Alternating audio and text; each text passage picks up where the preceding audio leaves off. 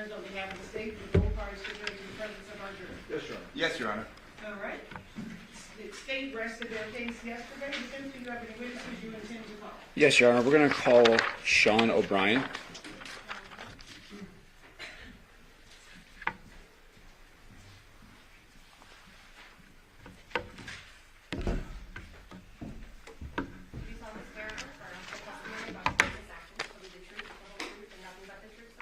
I do.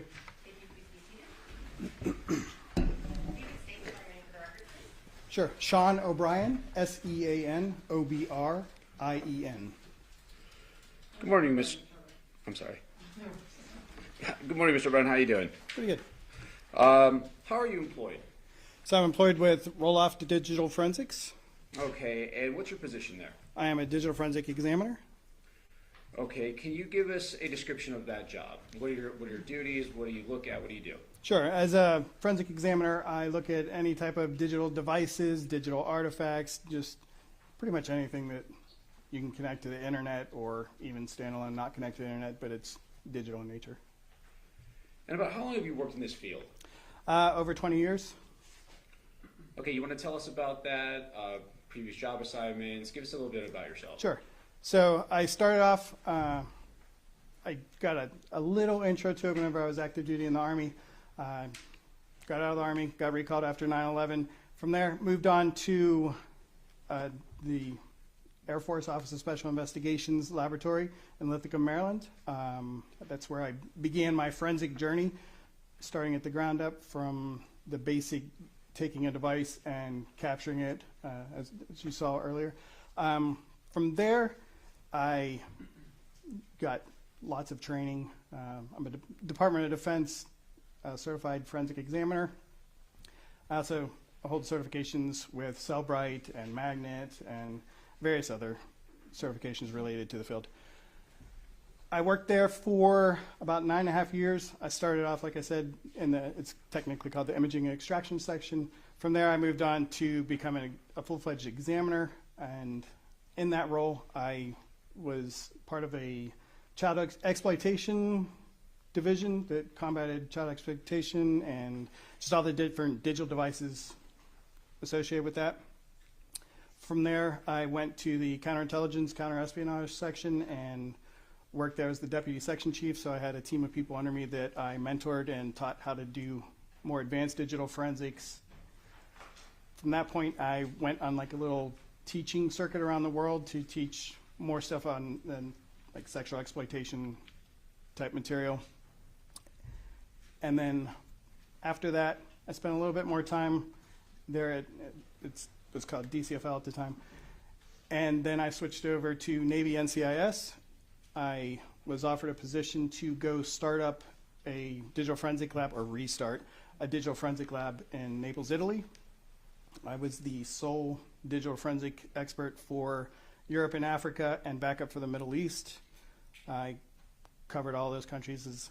As part of that duty, I also worked in hand and on location with essentially like the special forces of the military police for Italy, and worked in a lot of like terrorism cases and stuff like that with them. I also worked with NATO, establishing the baseline digital forensics standard operating procedures so that everybody in NATO would have a baseline, because you have a lot of different economics, like there's very wealthy countries in Europe and there's not so wealthy countries in Europe. So trying to teach them how to do forensics with the bare minimum, because a lot of the tools are extremely expensive, and just teaching them how to balance the cost versus that.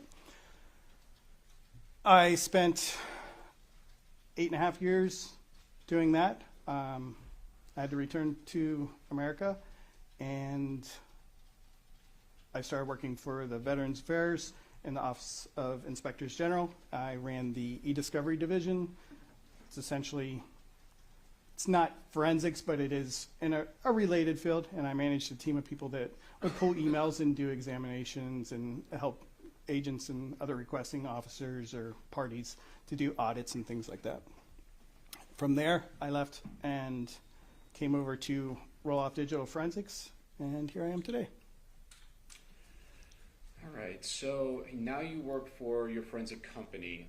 What are some of the programs or software that you use in your role at your current job? So my primary tools are some of the ones that you've seen here. Cellbrite and Magnet are probably the top two that I use. All right, and then what about any certifications on those programs? Any training on those programs specifically?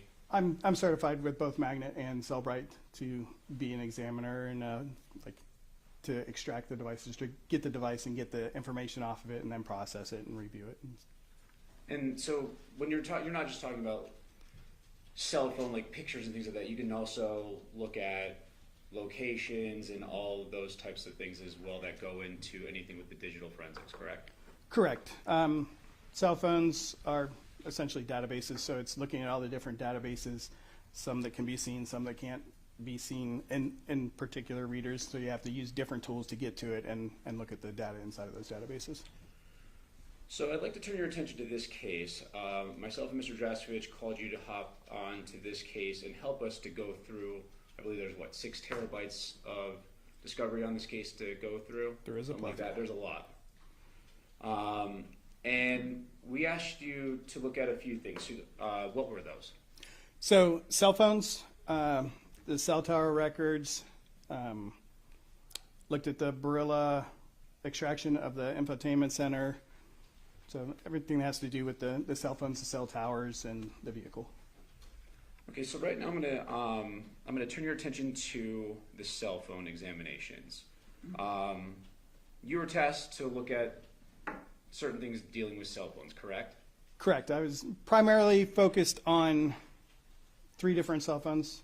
The cell phone of Devyn, Johnathan, and Devyn. And did you have an opinion on the accuracy of the information that was given to you? I mean, accuracy, it's the data that's on there.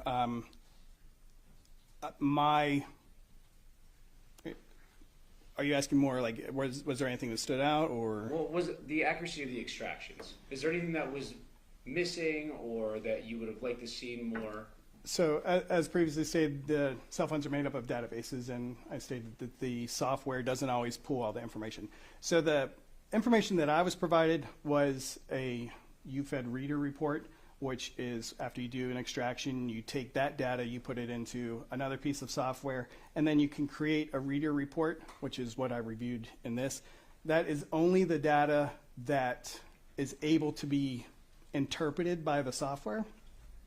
So I found it problematic because over my review and looking at everything, it's only, of all of the apps that are on the phone, the average between the 3 devices was only 3% of the data was displayed and presented with the databases backing it up.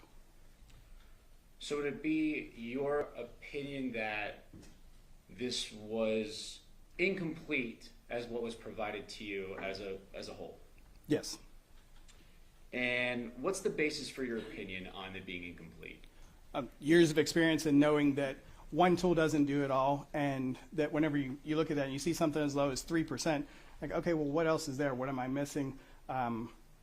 Personally, if I pull up Cellbrite, I'm looking through it, I don't work off of reader reports. It's a bad practice because, again, you don't have all the information. I typically use Cellbrite as an initial tool. It's very good. It's accurate. It's accepted all over the world. The data that it displays is great. The way that it displays it is great. But sometimes you're like, well, I want to know more about that. And if you're in a reader report, you can't go back to, say, a database that holds messages and be able to find out more information about those files and to look in the databases and see the different information. So not having that is problematic. And then I typically use other tools. So if there's a database I can't get into, I could run it against, throw it into Magnet, Axiom, and be able to pull that up and look at it in a different tool to try to verify information as well as see if there's any additional information that can be gleaned. If there's databases there that I can't get into, then I can pull it like DB browser or some other deconstructing tool that deconstructs the database so you can look at it in different manners. And I believe it was yesterday, Detective Campbell came in for the state and testified about UFD and I'd asked him some questions about UFDR. And could you kind of explain to the jury the difference between the terminology before we go any further? Sure. So, whenever you get a cell phone, if it's all right, I'd actually like to start prior to that, if that's Of possible. course. Okay, so whenever I've been to many crime scenes and was the person that collected the digital evidence and worked it all the way to trial, as you see today, the standard procedure is to get on site. What's this case? So first of all, you have to figure out what's your scope. What are you looking at? What do you have authority to look at? What type of evidence can you get? So first thing I do is I look after all the photos are taken, because that's the first thing that happens. The crime scene investigators come in, they take the pictures, and then we go in, we start doing a search. If I see anything that's digital in nature, I stop. If I don't have a camera on me, or there's another person that's assigned to take pictures, that person would come up, or I would come up, take a picture in the state that it's in the location that it's at. And then from there, once that's been categorized and like logged down, then you would take that, secure it from being connected to any networks, so turning off data, putting it in airplane mode as a bare minimum. From there, you would then, if you're not processing it on scene, you would put it in a bag, seal it, evidence tape, do all that, take it back to the lab, take it out, and then begin your extraction. So that, we're going to use a phone for this example. The phone that was collected, I would connect that to it's called UFED, and there is a UFED for PC, which is software that's on a laptop, and you can connect the phone up to it, and it starts extracting the data from the phone and puts it on there. There's also like mobile UFED devices that you can be in the field and on the crime scene and plug it in. So there's multiple ways to get that data through Cellbrite, and what that does is it builds a UFD.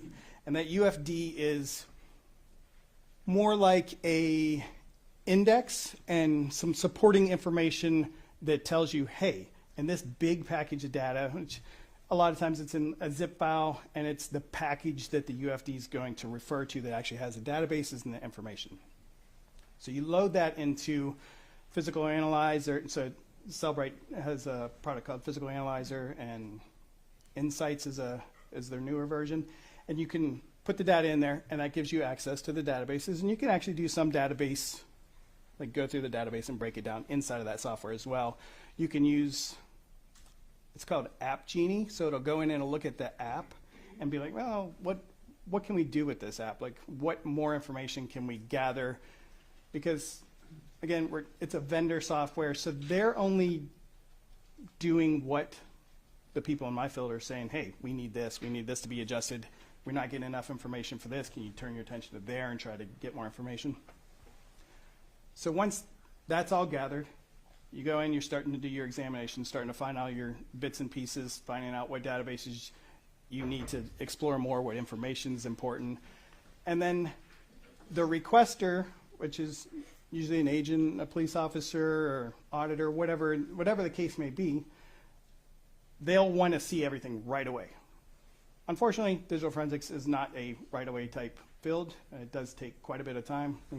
6 terabytes is a lot of time it takes to get through that. So they'll want something right away. You create a reader report, send it out to the requester. That way they have just a first look of like, oh yeah, that's my suspect. Oh yeah, this is a message they talked about. And you can start to get little bits and pieces. It keeps them happy while you're doing the more in-depth stuff. It also allows them to say, hey, I saw a message on this day, but I can't find anything else that's around there. So they reach back to me and say, hey, this date, I need to know more. So then I can hone it in and be able to say, on this date, at this time, looking at these different databases, I was able to determine this or to provide more information. And then from there, you write up a report, you put everything together, and then it goes back, the report goes back into evidence if it's an evidentiary report. Again, you're working off a copy of the data, so the phone's already been put away. You don't mess with that anymore. If the extraction, like you drop a hard drive or whatever and it stops working and you have to re-extract, you still have that. And one of the other things to touch on that, there's a verification. So I know earlier in the trial there was talk about a hash value being a fingerprint. Same thing, whenever it does the extraction, Cellbrite does a hash of the data and you're able to just click on verify hash value to make sure that you're looking at the same data that you were previously. So, in reviewing this and basing your opinion, what are we looking at here? So right here we're looking at this is the UFED reader report, and it has different data located there. So you'll see the file system, which is essentially the background of the phone, and it shows the different areas that databases are in. The one database that we'll look at in a little bit, or information that was supplied from that database, you can see I have typed out there the path that has the com.android.providers.telephony and the databases.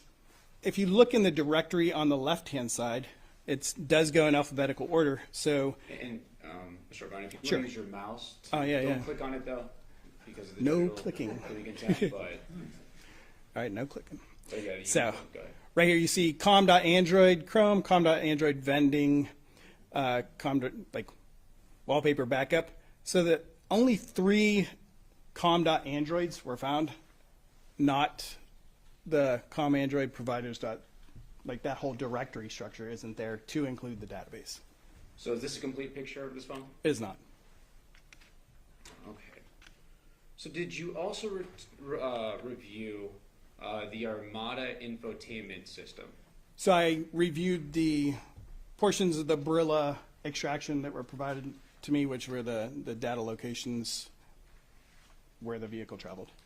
And so I'm thinking that we heard testimony about how Detective Campbell was told, or I'm sorry, it was Detective Good was able to go through and kind of ping along how I'm sorry, Detective Spangler, all these guys with these technology and phones, I apologize. Detective Spangler was able to go and follow the infotainment system where the car went, when it started, when it stopped. You saw that, correct? Correct.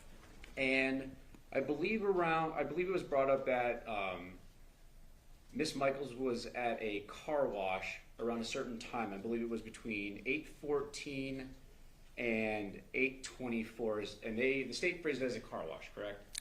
Yes. And we asked you to look at the points at this supposed car wash, and that's what we're looking at here. That is correct. Okay, and we see that the kind of the top half of it, it's the gas station, it's a convenience store, it's not just a car wash. But what did you do here?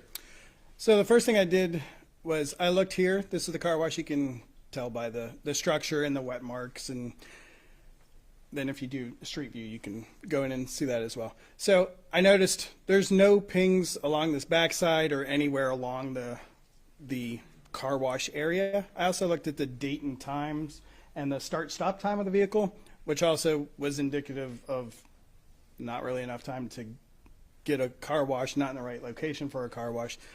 But it did show that there was activity under this canopy, which is where the gas pumps are, and is also where all the pins happen. The locations are all in the gas station area. Coming in from this side, going around into the area here, and then come out and leave that direction. And just as a side, you shut off your car when you get gas, right? Typically. Usually when you're at a car wash, you leave it on, you're sitting there listening to music. Or having to drive forward, yeah. Correct. Or neutral, let it go on its own.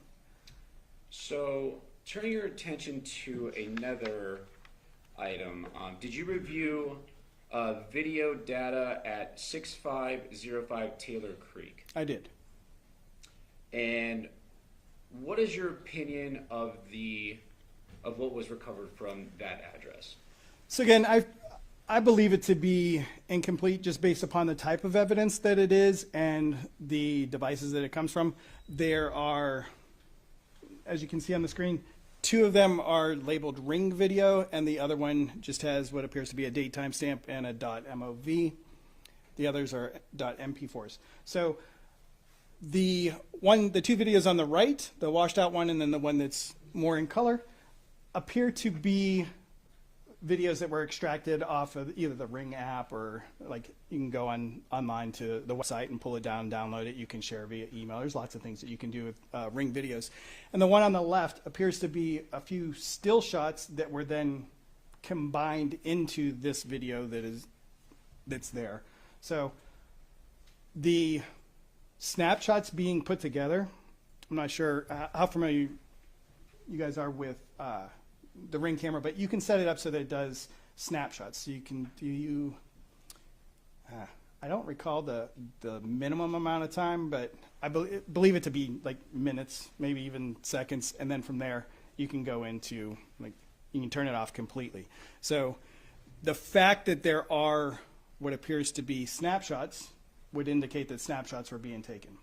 And if only 1 or 2 snapshots were taken of that area, and I believe this is the one where you can see the house up on the, or the vehicles on the top right? Yeah. It's this one. So in this area here is the area of interest. So if you're having a lot of snapshots in that area, you're going to be able to see things coming and going. So you would be able to refer to those snapshots. However, in this exhibit, I did not see multiple, well, there were multiple, but not a plethora, not a whole bunch of snapshots to look through. It was just, hey, we collected these 2 or 3 snapshots because we see the vehicle there, and then done. But there's so much more that could have been collected on that and more information.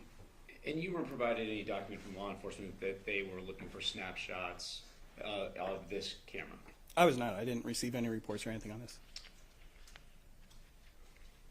Are you aware that any other videos that had been provided to you, anything else that you saw that was recorded except for what we saw here?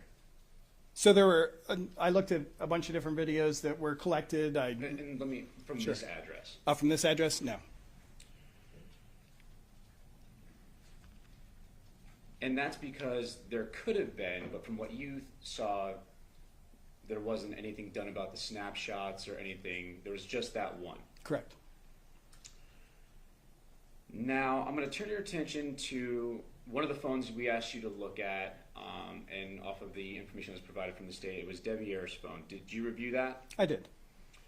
And I want to get to...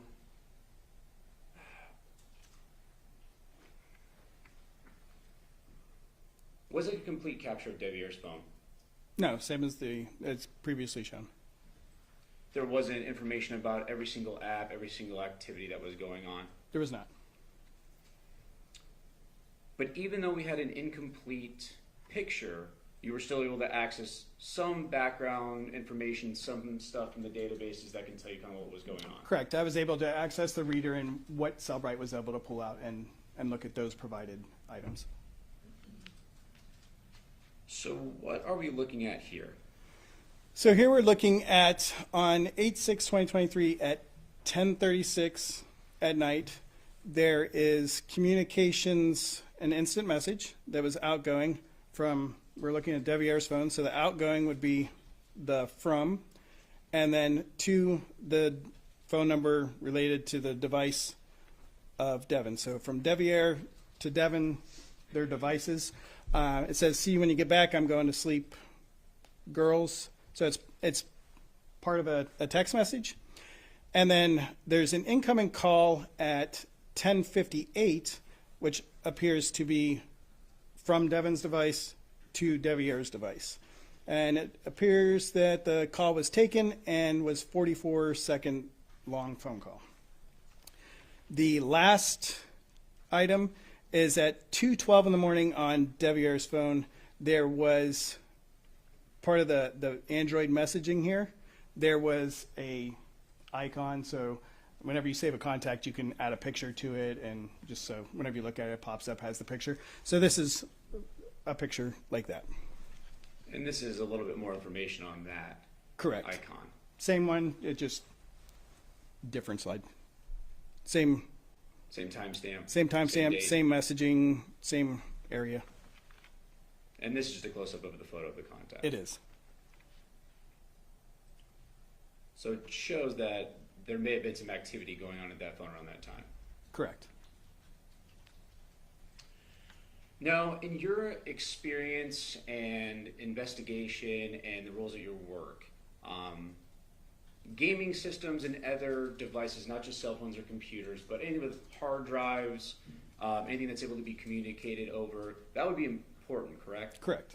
You would be collecting those things as you go through and see what's at the scene. Correct. Depending on what the crime is, depends on what you collect. In a murder case, you're going to collect pretty much everything you can. You can do some field assessments and be able to look and say, well, you know, this device is dead. It's one of the examples was a really old, like, Nokia bar phone from in the early days. And if you're dealing with a crime right now, there's no power to it. It's stuffed in a box in the back corner and like in a storage unit or something like that. You might not necessarily take it. I mean, you could, but it's more, all right, well, we know that's there if we ever have a need for it. But in general, if you're doing what's considered a major crime, which murder falls under, you're going to want to take as much digital evidence as you can until you start getting more information. Because in the beginning of an investigation, you don't really know what's going on. You're trying to collect anything that may have evidentiary value to later be examined, or if something comes about the investigation, you have that preserved. Correct. And even in this case, so there was an additional cell phone, I believe it was Devyn's cell phone, that was, okay, this is too old, the activity is too old, it's not really relevant to the specific focus point of this investigation. So again, collected as it should have been, reviewed, not relevant, set it to the side. So here's a picture. It's one of the exhibits that has been admitted for the jury to look at. Just looking at this picture, do you see anything here that of evidentiary value that would bring you to preserve some of the stuff? So I see two items in here that could potentially hold additional information. There is a Xbox on the... And I prepared it a little bit here just for you. So it appears to be an Xbox here and then a Nintendo Switch here. And the significance of that is that both of those devices you can chat with people. You can communicate. There's multiple ways that you can do that. One of them you'll see in a little bit, like Discord is a really big gamers app. A lot of people that use Xboxes also use Discord as a communication method if the game that they're playing or whatever doesn't have it embedded, or if they just want to save speed or data just to make things more efficient. But even in like a Nintendo Switch where you can switch out data cards to store things and add more games, or even Xboxes with hard drives to plug in for additional space, it can be just a normal hard drive. Those are things that you'd want to look at and see if they were there. Absolutely, and they connect to the internet and you can browse the internet as well, so potential for communications that way on top of chat applications. So going to other things that could have been looked at here, what are we looking at on this exhibit or this slide? So this is showing that the Discord app was purchased through the Play Store on Devier's phone, and it looks like 4/27/2023 is whenever it was installed. So it just shows that an additional chat application was on his phone that is also found on gaming systems. And Discord, I know you kind of briefly touched on it. I'll let you explain that because you're more well-versed in that. Can we just go through again for the jury what that is? One more time, please. What Discord is? So Discord, a chat application, you can have it on your phone. There's multiple places that you can hold that, and it allows you to communicate back and forth via voice or text.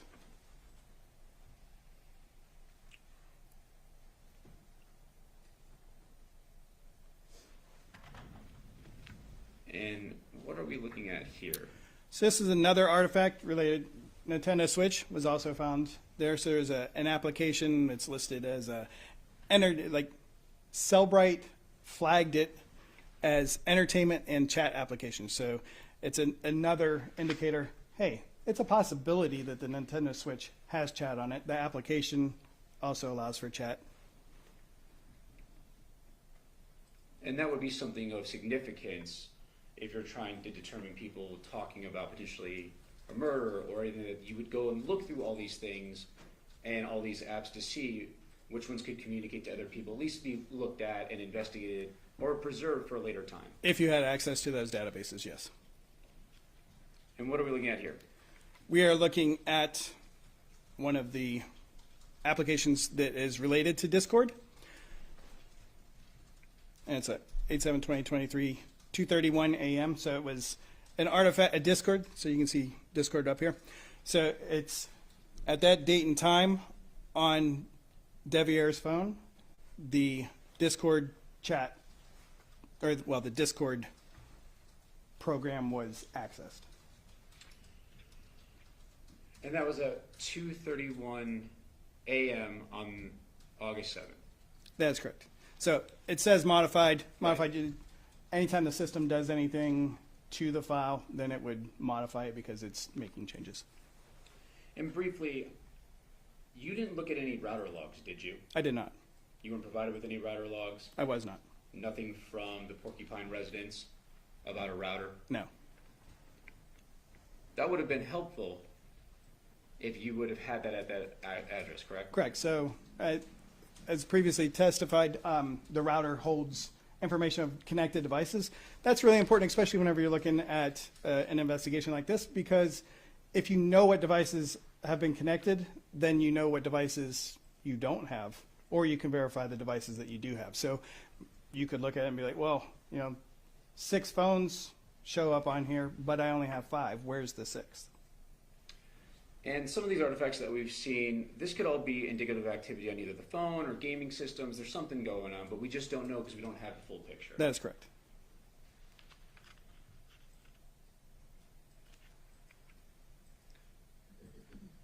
And now we're looking at slide 18 on our presentation for the jury. What are we looking at here? Oops. Okay, so you'll see in the next slide, it's the same slide as previously shown with the missing database. This lays it out a little bit more. So the native message here, which is found in this MMS-SMS database, which we've already shown is not located on the reader report, it has a message in it here that says headed there now. We don't have a to, a from, a date. We have no other information other than it was deleted, which let me clarify that also. So here you see like messages in white, and then you see it in red. The red indicates recovered deleted items. So if it's red or it has this little red X right here, it means that that item is deleted, but the software was able to pull that out of the database.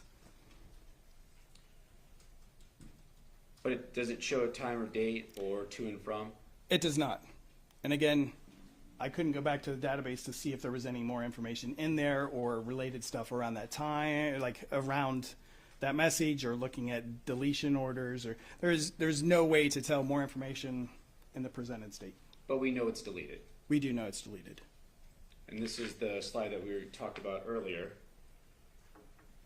Correct. And it's about the missing databases and the different types of files, the UFDs, UFDXs. So UFDX, I think that's a new term. New term for here. So if you have a UFD, it's the initial one, like I had stated about having a device, and you're looking at it's the UFD with the supporting data. If you take multiple devices, so in this case, if I was to take all 3 of the devices that I looked at, I throw them all into Physical Analyzer, I could create a UFDX, which is essentially multiple extractions put into one. So I can open that up, and by doing that, it loads all of the devices, and then I can run searches. Can you go back a slide? Of course. Sure. So up here, I can type in a search, and then if I click on this little down here, it will display each device that's loaded in and how many hits there are, and then you can select which device. You can select all, and then you can work your way through it and see where all that search term shows up across all of the devices. And just because we've heard all these terms and they've been thrown out between yourself and Detective Campbell, what is the most complete extraction that you would like to have had on this?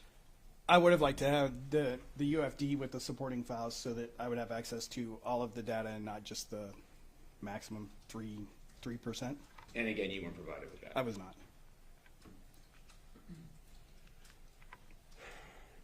Now, when we asked you to review, yesterday we heard from Detective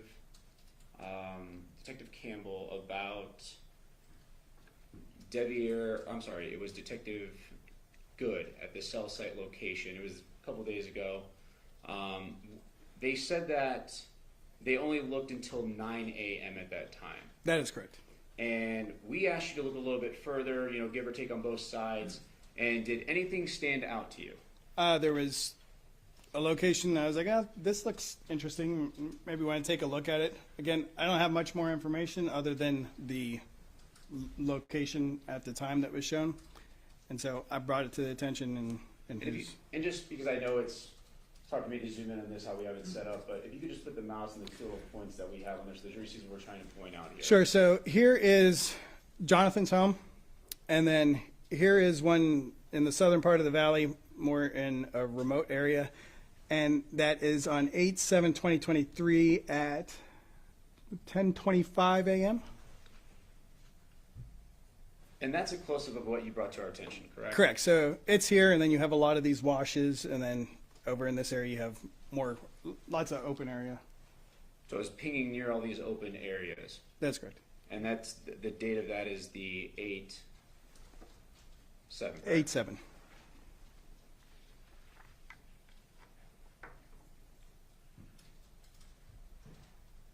In your review of this, and I know I've hit this a bunch, but this is not complete. It is not. There's more out there that could have been done. Absolutely. And some of the things that we've brought up, these are things that we would have liked to know more about, we just couldn't get into. Correct. That could have helped us. Correct. Court's indulgence.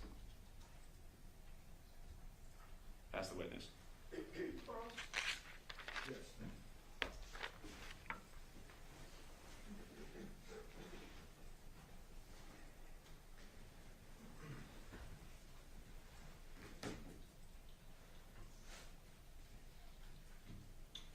Good morning, Mr. O'Brien. Good morning. We just met outside in the hallway. We did. Thank you for your military service, sir. Thank you. I have a few questions for you, not too much. I just received these items that were shown this morning. You would agree with that? Yes. So I'm just going to kind of go through a couple of the slides and try to make sense of, to clarify what we're actually seeing. Okay. So I'm going to start with the residential neighborhood, the slides you just put up. Mike, can I plug you that power comes back up? And you can click on it too if you need to just use it on here.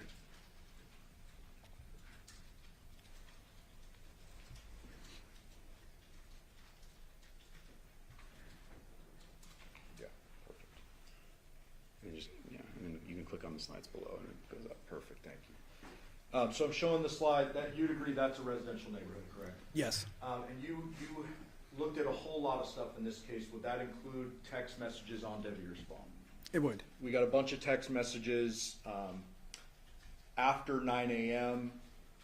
On August 7th of 2023 from Devyr's phone. Correct. And you'd agree with me there's text where he's talking with his boss and talking about a job and going to that job? Yes. Okay. And you'd agree this is a residential neighborhood, a newer one, kind of out at the tip of the valley? I would. Okay. And the location data is that you're looking at that caused you to testify that he was in this residential neighborhood was from the CDRs, not from the device. That is correct. So CDRs, as a reminder, those give a general approximation. They're not like the breadcrumbs from the Burla or the Google. It's not the GPS, guys. Got it. So you're not saying in any way to this jury that his location put him in any of these desert areas, correct? That is correct. Okay. You indicated earlier that you reviewed not only the DFLs, which were the actual phone extractions, but you also reviewed the CDRs and the Burla, correct? That is correct. Did you also review the Google, I did. the geofence stuff? Yes, I Okay. did. You would agree that there's nothing in any of those sources of information that shows Devyr's phone going toward or at the Paladura address between 10 p.m. on the 6th and 8 a.m. on the 7th? That is correct. Okay. You would agree that all of those things show the defendant's device, car, and everything at the Paladura address until 2:04 a.m.? That is correct. So the Google data is separate, and that was a geofence, Yes. right? And you're familiar with the steps and Google's privacy and I am. all that. obfuscated numbers and doing the 2-3 steps. Right.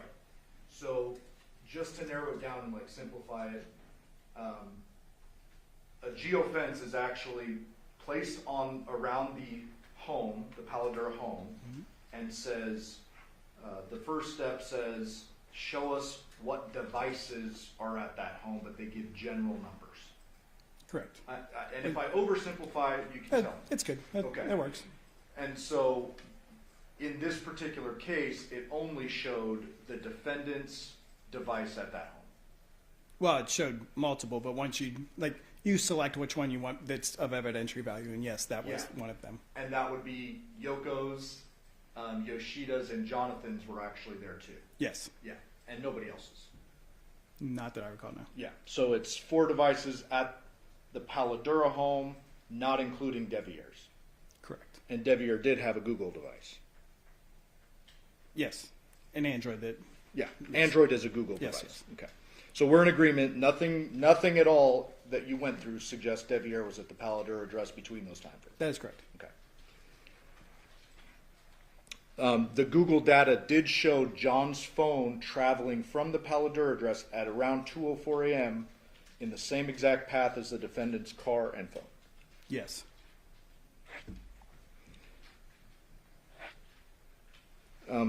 Real briefly on the car wash.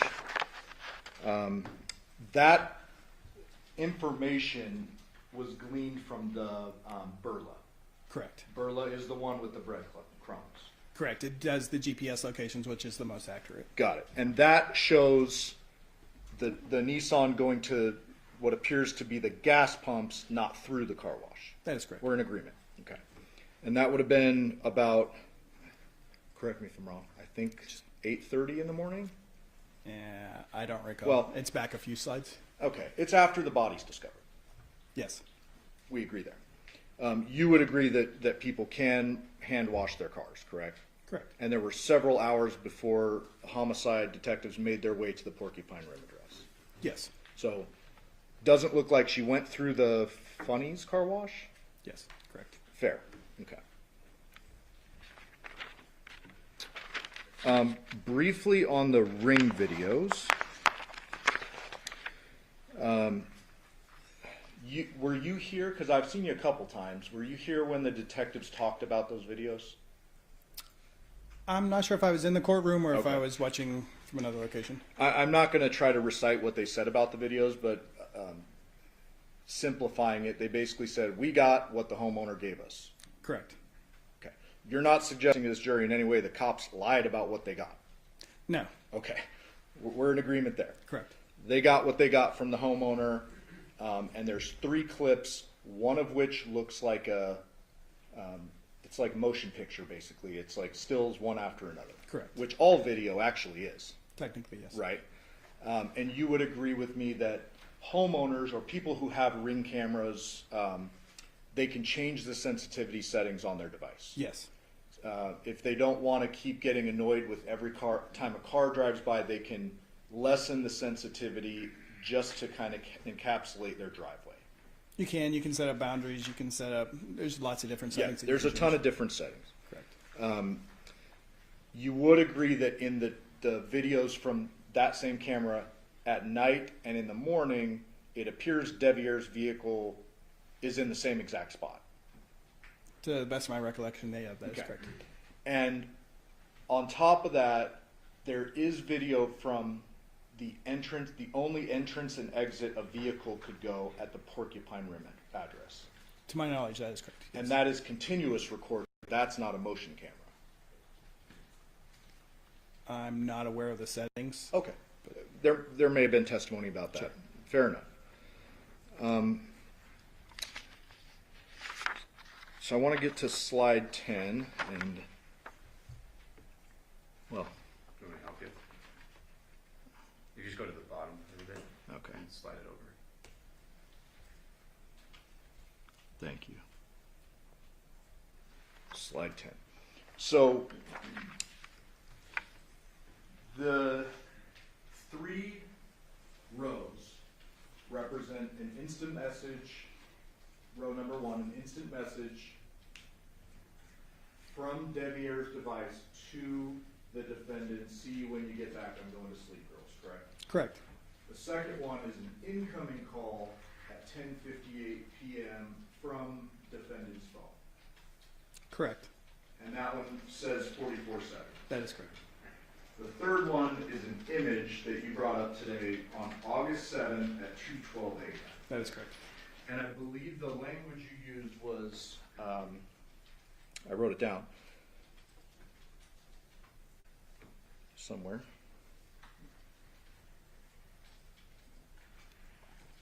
Did you say accessed? What, just tell us, what does this mean? Like this? So that particular picture, the PNG, was the device accessed that.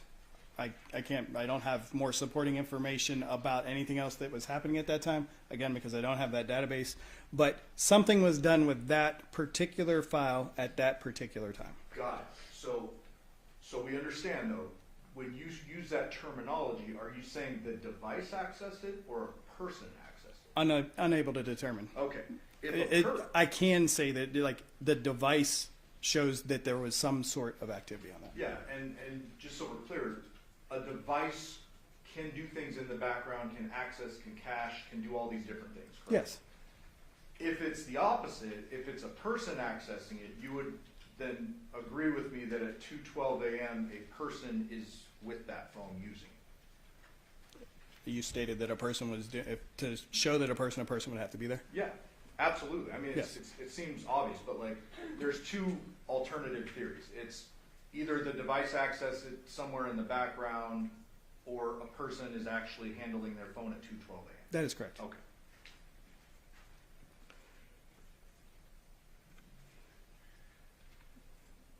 Go to the gaming system.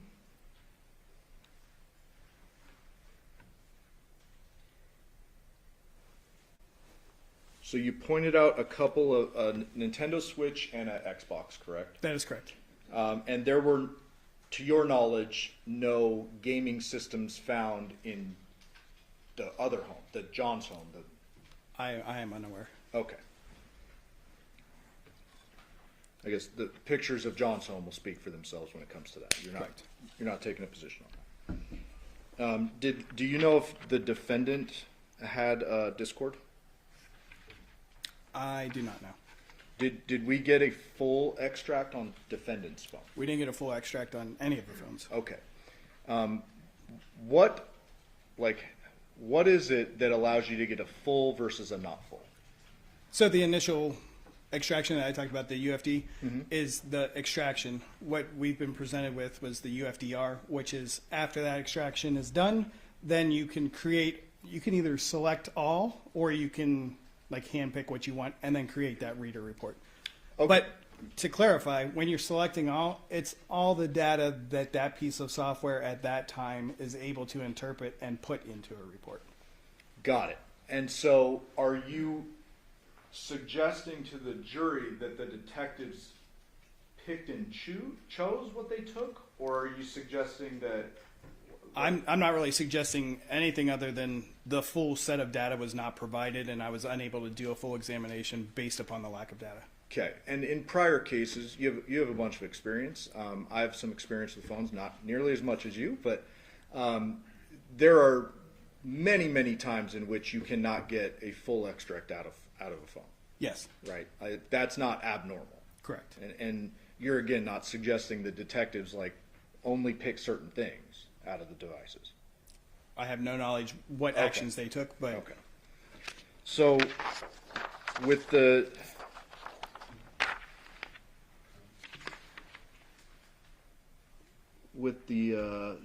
text here on slide 18. Okay. You said this is an artifact with no other information at all.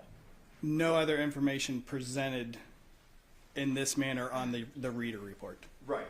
So you would agree that there are text messages, call history, all that from Devier's phone, because we've seen a bunch of them. Correct. Right. There's also that same type of information from the defendant's phone. Yes, all Right. the phones. Correct. Okay.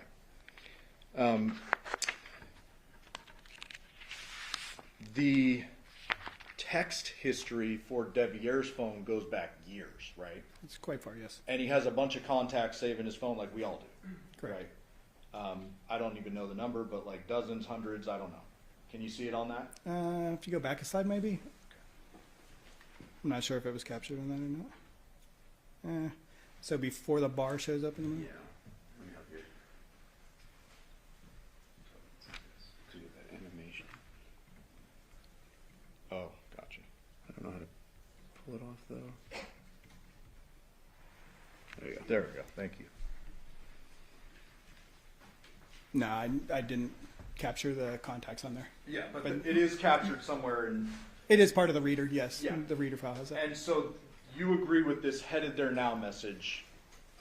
That could be to any number of people, years back, 5 years ago, 4 years, whatever it is. That is correct. Okay. But you got to bring it up because, I mean, it's something. But you would agree with me, I'm showing you admitted exhibit 666, that, oops, that with, It's not plugged exactly at the HDMI cord. gotcha. Can I approach? Yes. Does this appear to be to you one of the, or the text string that the parties admitted between Devier and defendant? That is correct, yes. And this shows a relationship text, 8523? 8-5 at 1 a.m. already adjusted from UTC. Yes. This next one is from voicemail to Devier, So voicemail being the owner of the phone. and it says, "Where the WTF are you?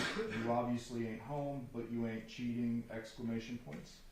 That is correct, I see that. And August 5th. 2023 at 4:02 a.m. Okay.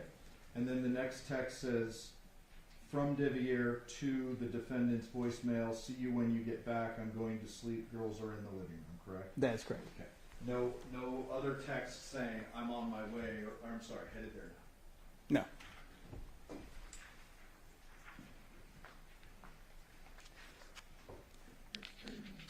The CDRs are completely separate from the device. That's the phone company keeping That is record. correct.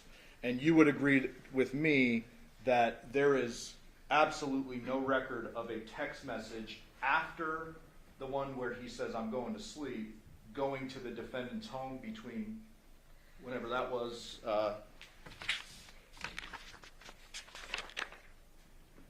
10:36:24 p.m. and 8 a.m. Can you repeat the initial question? The CDRs. Okay, we're- CDRs, Yeah, that is we're correct. away from the phone. Yep, that is correct. In the CDRs maintained by an outside source, the company, Yes. there is no incoming text to Devyn from Devier, no outgoing text from Devier to Devyn after that one at 10:36. Based on my review, no. So this headed there now text doesn't have anything to do with our time frame, based on the CDRs. Based on CDRs, I believe that is correct.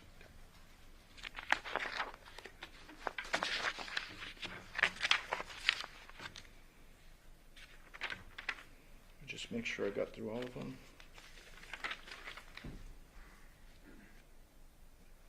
Yep, that's it. Thank you very much, sir. Sure. Follow up with Miranda?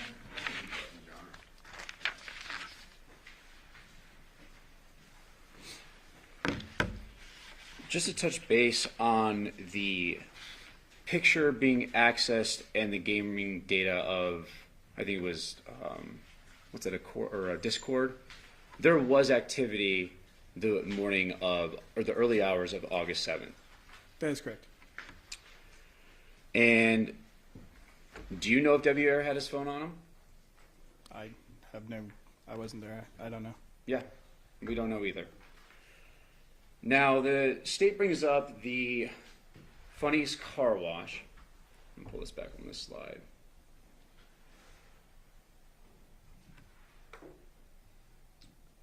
Now, he brought up the state, and I'm not trying to misstate, I'm just kind of summarizing, is about pulling in a potential hand wash of a car or something like that. You remember that question? Yes.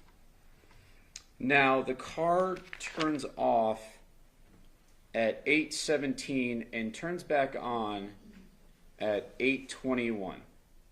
Does that sound about right? It does, yes. Nissan Armada is not a small car. It's not a Honda Civic. It's not a hatchback. It's a pretty big car. Correct? Just from your, I mean, you've seen them on the road. Yeah. It's a bigger SUV. It's not a small Correct. car. That's correct. So to hand wash a big SUV that they've made is super clean, that 4 minutes is pretty quick. Correct. To hand wash a car, not drive through a car wash, but to hand wash it at a gas station, unless there's, yeah, that's, doesn't seem to add up. Correct.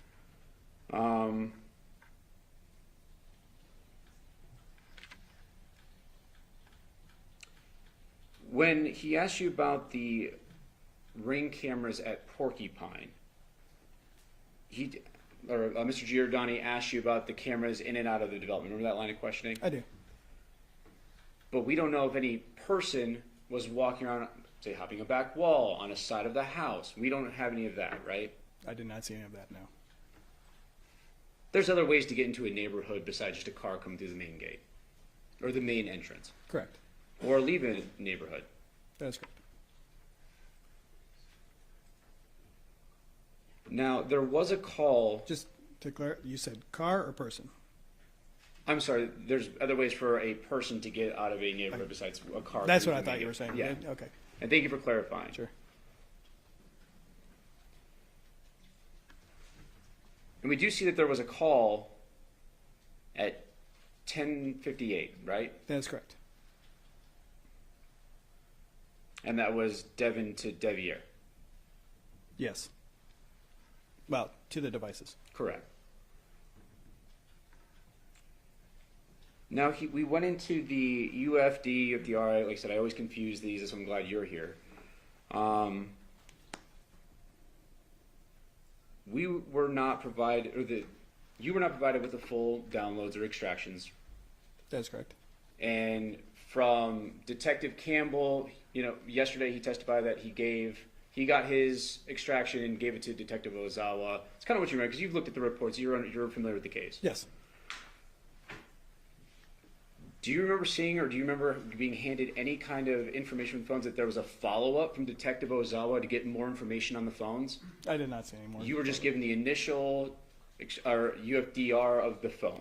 I have no idea when those, I can look up the time that it was created, but I don't know what order, if there were other extractions done. I have no further information other than I received these reader reports. So from what you received, it is just, I have this one download, and that seems to be the only thing that was done.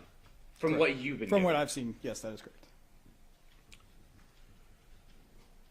Now the headed now text, it was deleted, wasn't it? It was. And we don't have a time. We do not. We don't know what that's in reference to. No.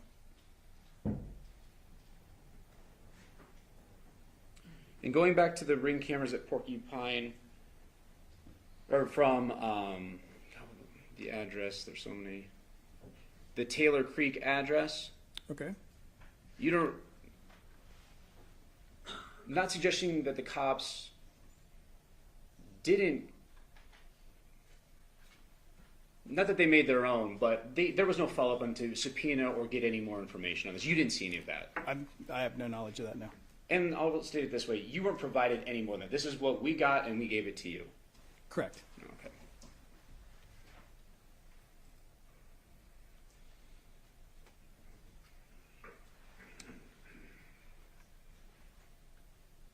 And just going back to this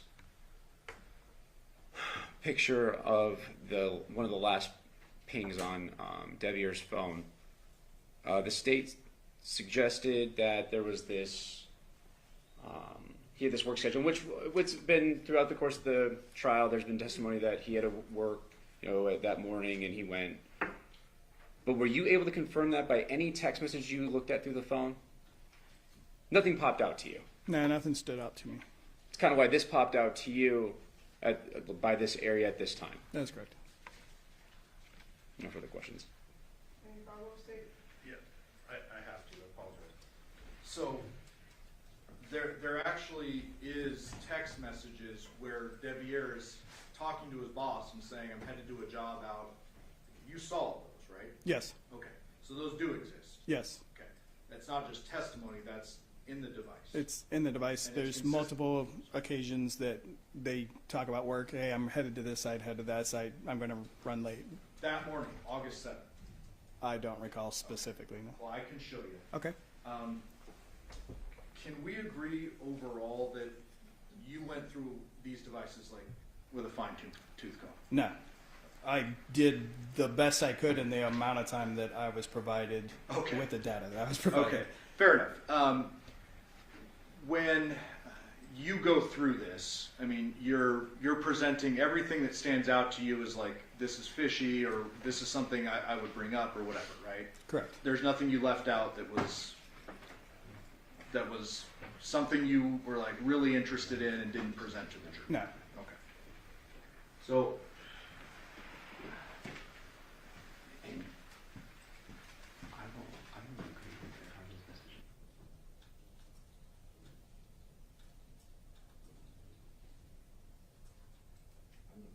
okay, so,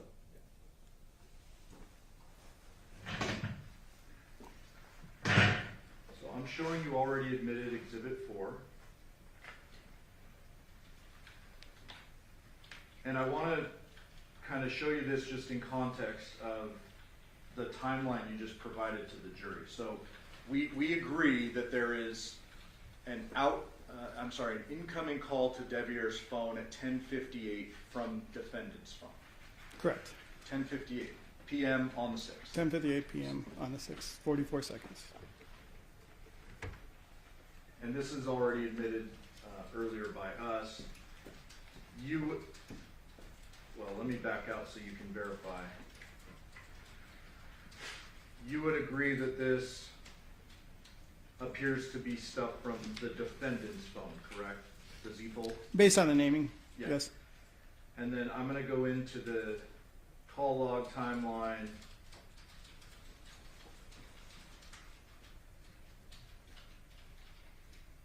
And you can see that 10:58 p.m. outgoing call from the defendant's device to Devier, correct? Do you see that? Yes. And then as it goes on, there appears to be a bunch of missed calls from Michael's home.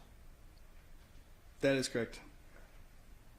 What's labeled as Michael's home?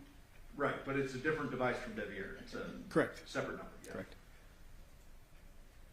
And some of those went to voicemail. Yes, that is correct. I believe 3, maybe 4. And you're aware we can recover those voicemails, and we in fact did. Absolutely.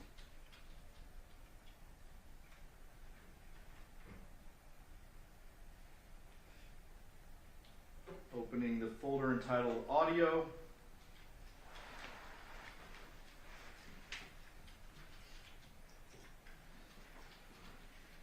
Do these appear to be the 3 recovered voicemails? Yes, it does. And these are after that 10:58 p.m. call from the defendant to Devier, correct? Correct. It appears to be about 11:13, 11:18, 11:21. And if I click on this, is that going to play the audio? I hope so.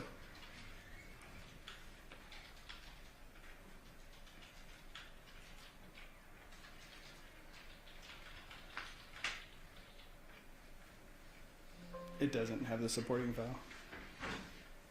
Yeah, I did this before, and I think I have to open it in a different one.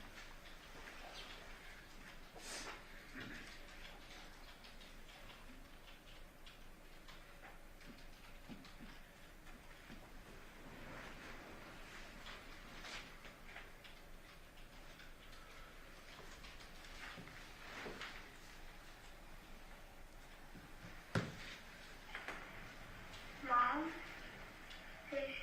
you answered this one a lot to me. I woke up in the middle of the night, Debbie was sleeping. She had quit. I turned her phone to now and wake her up. Please give me a call back. Did you hear that? I did. You familiar with that? I am. That's sounds to be a little girl's voice, It does. and she's saying, "Mom, Devier's asleep. I woke up in the middle of the night." Correct.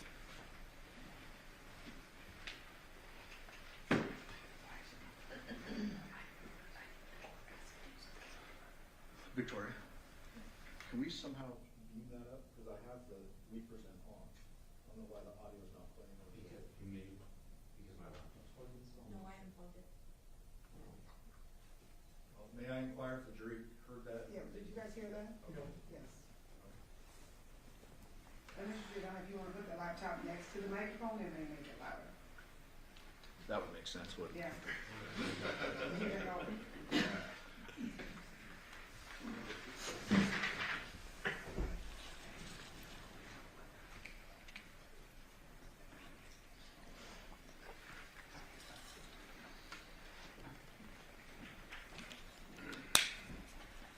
Mom, I've been waiting for you to come home, and I haven't seen you anywhere.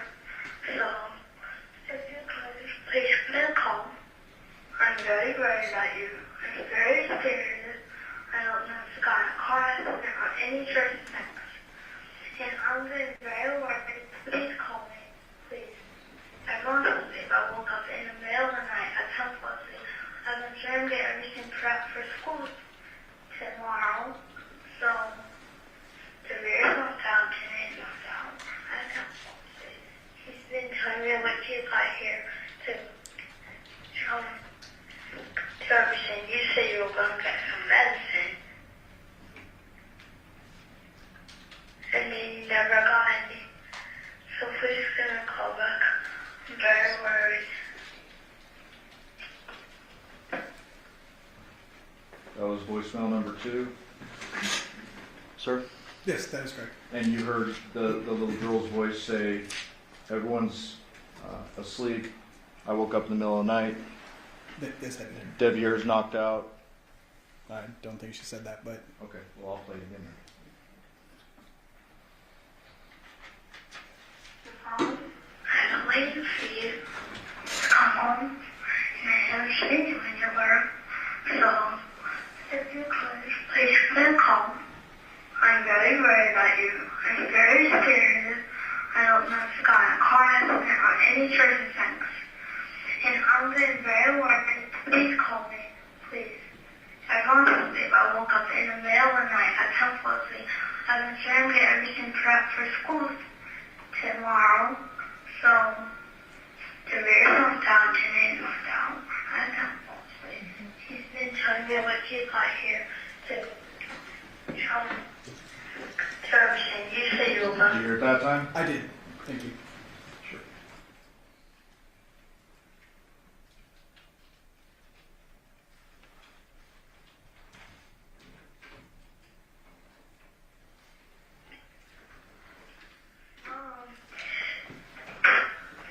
Mom, I've been waiting for you to come home. You never came home. I maybe don't come home and just never see me hear them, but I'm getting very worried. Please call me. I'm very worried. You know how you're worried about me sometimes? I'm kind of worried about you scared and everything. I'm really getting worried. I'm like, are you in a car accident or something? That's not worried. So please can you call back? I see a car in the neighborhood and it stops in front of our house. I'm not sure if it's you.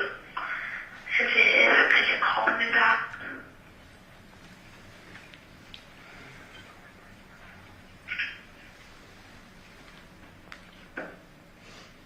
And that was voicemail number 3. That is correct. And then if we back out of that, we go to the report. That would have been, for the record, 11:13 p.m., 11:18 p.m., and 11:21 p.m. in that order, right? That is correct.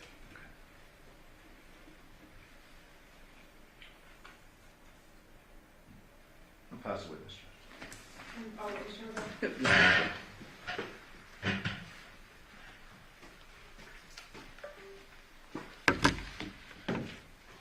Those messages were around 11 p.m. is what you recall. That's correct. there's activity on Devyn's phone around 2 a.m. That's Correct. On 8/7. That's correct. And on one of the voicemails, it talks about a car out front. Is that what you heard? Yes.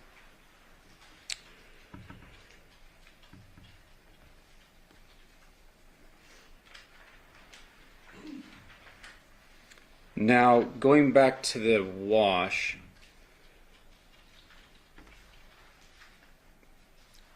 the state brought up about his work schedule.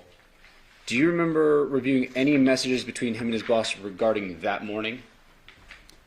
I really wasn't focused on anything that late. It was just over my review of like going through, like, oh, that's kind of weird.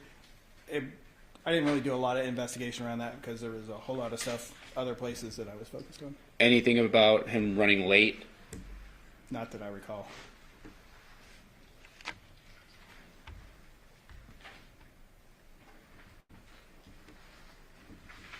And we saw those artifacts on the phone around 2 a.m. with the Discord and the photo. Correct. And we can't. The photo, yes. I'd have to see the Discord one again to verify that time. Pull it up. Looks like Discord was 2:31. Is that? Am I? Sorry, I have it's no not plugged reason in. to dispute I'm that. sorry.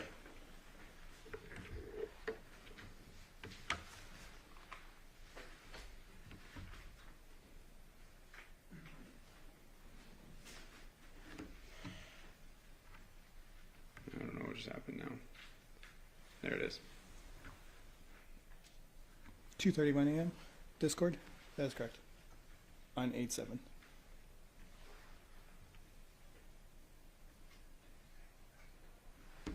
Court's indulgence. There are no further questions. Any follow-up statements? Okay, ladies and gentlemen, the jury have any questions for this witness? Okay, everybody's working on a full sheet of paper with your name and your jury number. Counsel could approach.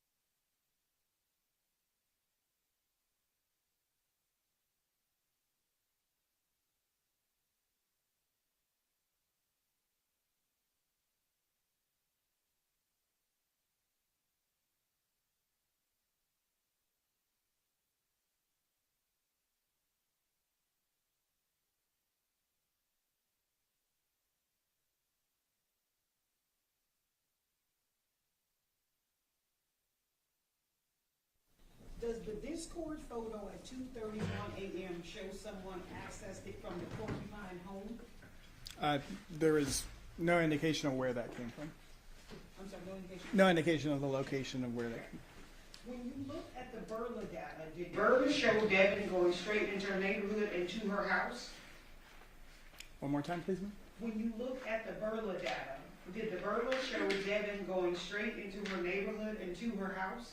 I believe I need further clarification, like what time frame, or if that could be clarified more. I have to read it directly Okay. as they look. Was there any stops in her neighborhood? None that stood out to me now. When using chat applications such as Discord or others, if the phone is set to show notifications, will this create activity records even if the phone is not being used?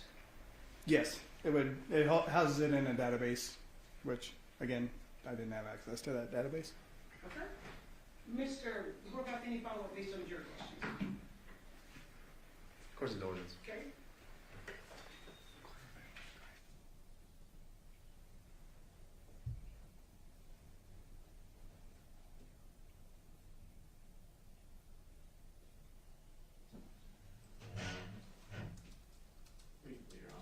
So the main question at 2:04 when the Armada leaves Paloderma or Paladura, goes to the pharmacy, correct? That's what you reviewed? Yes, that is correct. And then it goes straight home.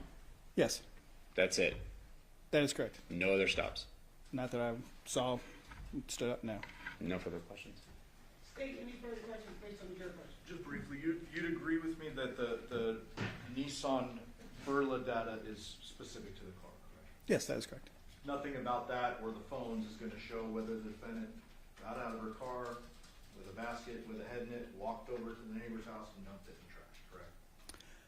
Potentially, Barilla could pull information about weight distribution and like, you know how if you're in your car and it says, hey, there's something in the back seat, make sure to check it. Potentially that could be there. I didn't see any, only information I got was location data. So human head weighs about 8 to 10 pounds, we agree? Sure, If a doctor testified to that, we can agree. sure. Are you saying that the Burla would show an 8-pound differential? Or, I'm not really sure. I mean, it's dependent on the car, so I don't know what the setting is on the car, but it's possible. okay. So you have nothing to suggest that the defendant's car stopped anywhere else? That's correct. We've already talked about CVS and then, Yeah. correct. And she can, whatever she did after she got out of the car, you have no evidence of that? That's correct. Thank you. Pass it. Any follow-up, Nico? Just real quick, in cars, seatbelts, in the newer cars, this car looks like it's a newer car. Sometimes when someone is less weight, you know, it says buckle the seatbelt or they shouldn't be there. You've seen those at mornings, right? That's correct. Do we know if this car had this? I don't know. I was not Didn't have provided a full- information. And then just like the car, if you don't have your cell phone on it, you can't track that person if it's that person's phone if they're supposed to have it on them. Say one more time, please. You can't track a person by their phone if they don't have their phone on them. That's correct. Thank you. No further questions. Any follow-up, State? No, thank you. Do ladies and gentlemen, do you have any further questions for this witness? Okay, seeing no response, you are excused. Thank you very much for your testimony here today. Thank you, ma'am. All right, ladies and gentlemen, we are going to take one brief recess for the morning. During this recess, you must not discuss or communicate with anyone, including fellow jurors, in any way regarding this case or its narrative, either by voice, phone, email, text, internet, or other means of communication or social media. You must not read, watch, listen, to news or media accounts or commentary about this case. You must not do any research, such as consulting dictionaries, using the internet, or using reference materials. You must not make any investigation, test, or theory of the case, recreate any aspect of the case, or in any other way investigate or learn about the case of your own. You must inform or express anything regarding this case so it's responsible to you. Ladies and gentlemen, 10:25 will be a recess to 10:40. All rise for the jury.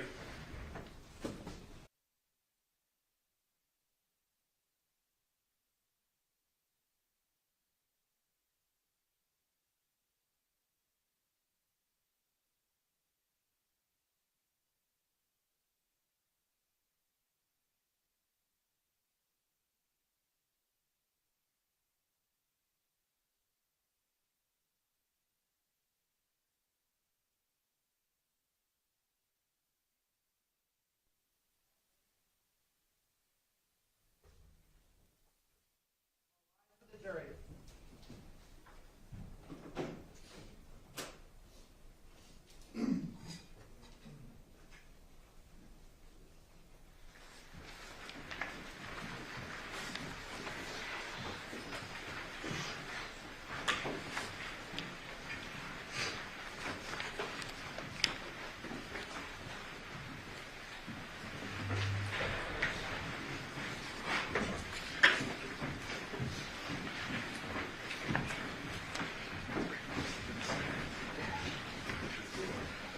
Please be seated. Your Honor, the jury's all present and accounted for.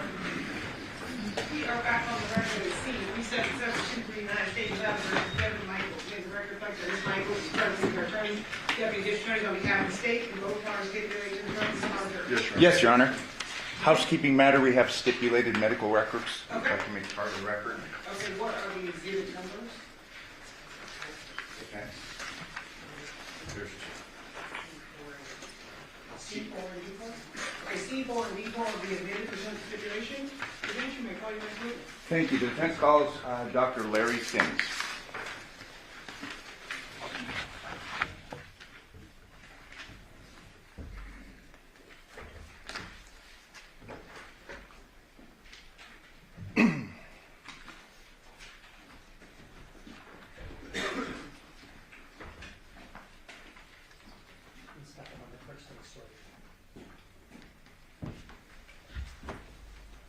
Do you solemnly swear or affirm the testimony you're about to give in this action to be the truth, the whole truth, Yes, I do. And you can be seated. And state and spell your name for the record, please. My first name is Larry, spelled L-A-R-Y. My last name is Sims, spelled S-I-M-M-S. Thank you. Dr. Sims, if you could tell us a bit about yourself, beginning with your education. Well, I graduated from high school in 1970. I graduated from college in 1974. I went to medical school at Oklahoma State University and graduated from there in 1978.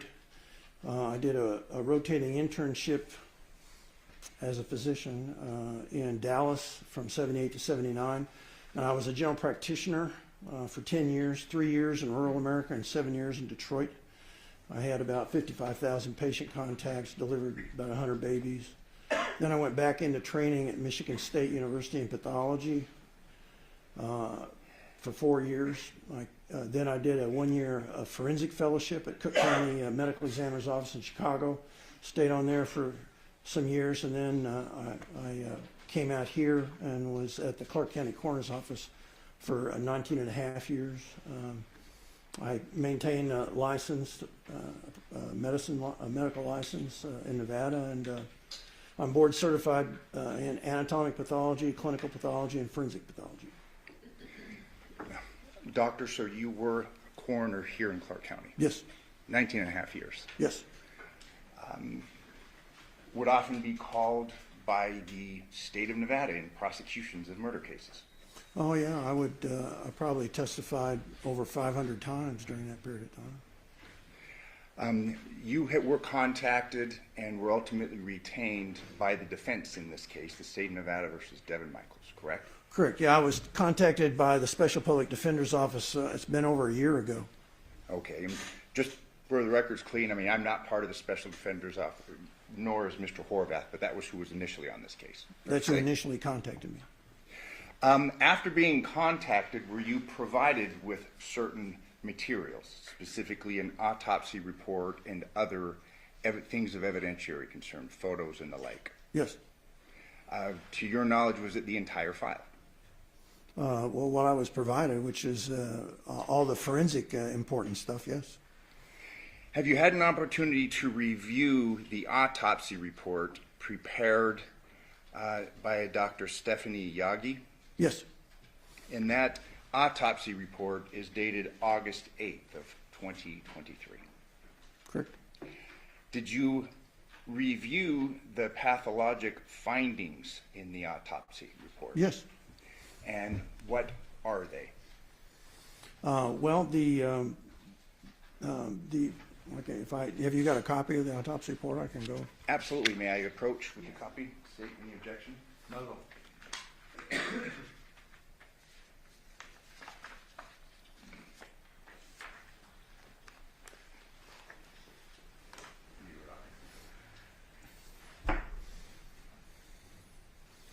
So the main two findings is she classified the death as homicidal violence, and then she noted that he had a fatty liver.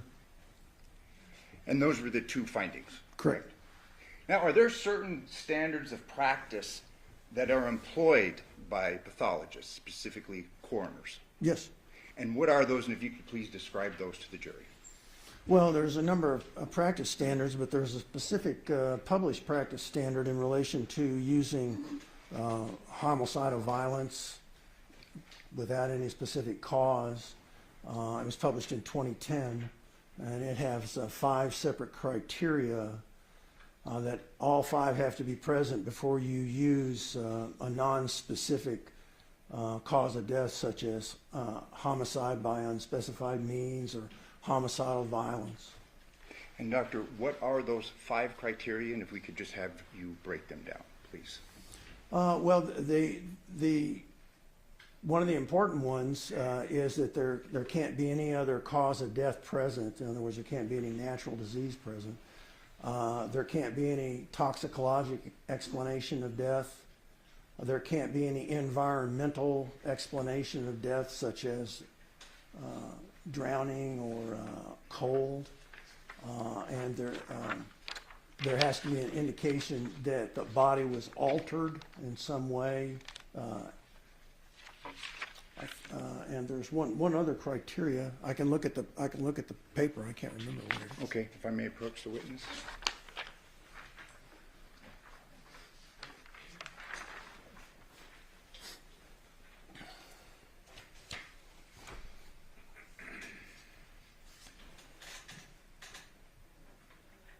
And then a specific cause of death can't be brought out of the whole entire data set, which means all the findings that are available.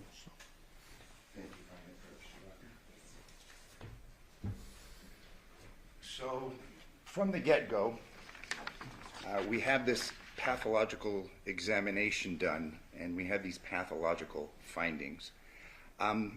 The first being homicidal violence. And you had discussed these 5 criteria. Let's focus on 2 of them, specifically no atomic cause of death. How was that a concern, and how did this examination and this opinion not follow the standard practice?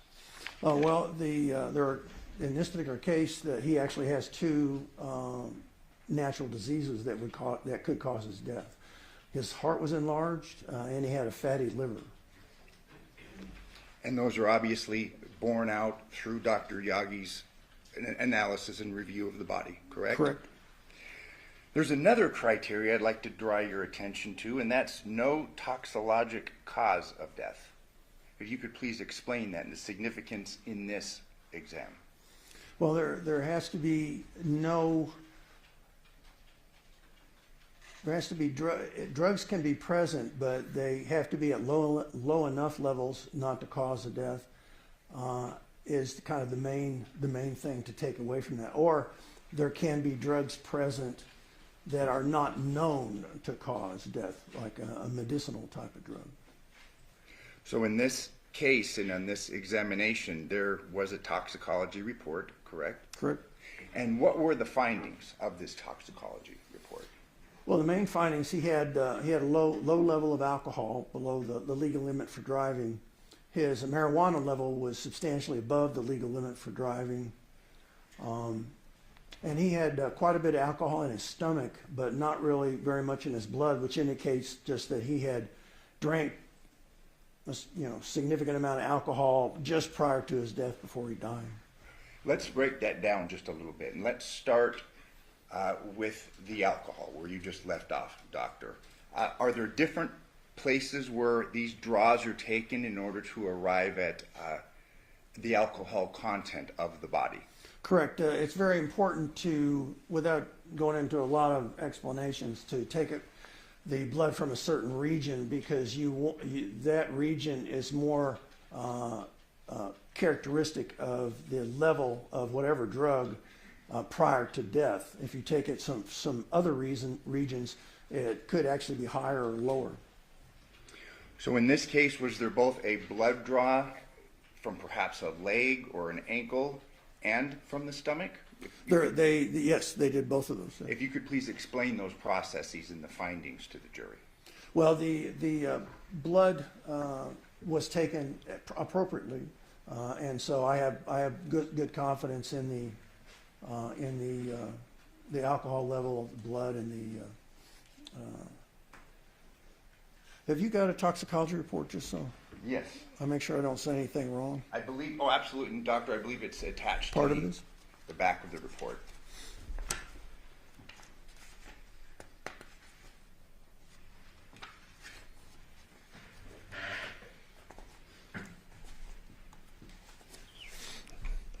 So the alcohol and marijuana was done on peripheral blood, which is the appropriate thing. They also took urine and gastric fluid, and they did take heart blood, and they did measure the GHB level in the heart blood rather than the peripheral blood, which is not a good thing to do. It should have been done on the peripheral blood. Those are the main things. And focusing in on the alcohol content, you had testified that in the blood it was not particularly high, correct? Correct. But then you made reference to the alcohol in the stomach.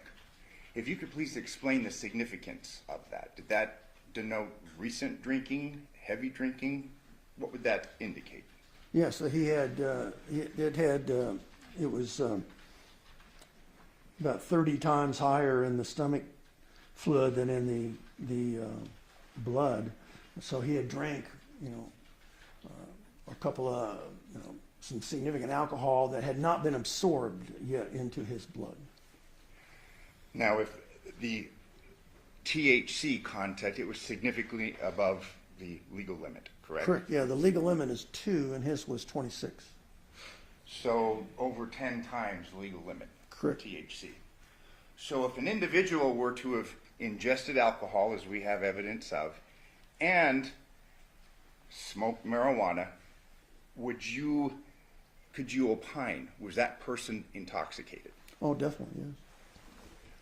If we had heard testimony that this person had gone to sleep or shouldn't be driving, a family member was concerned about him driving, would that be consistent with the findings of this pathological report? Yes.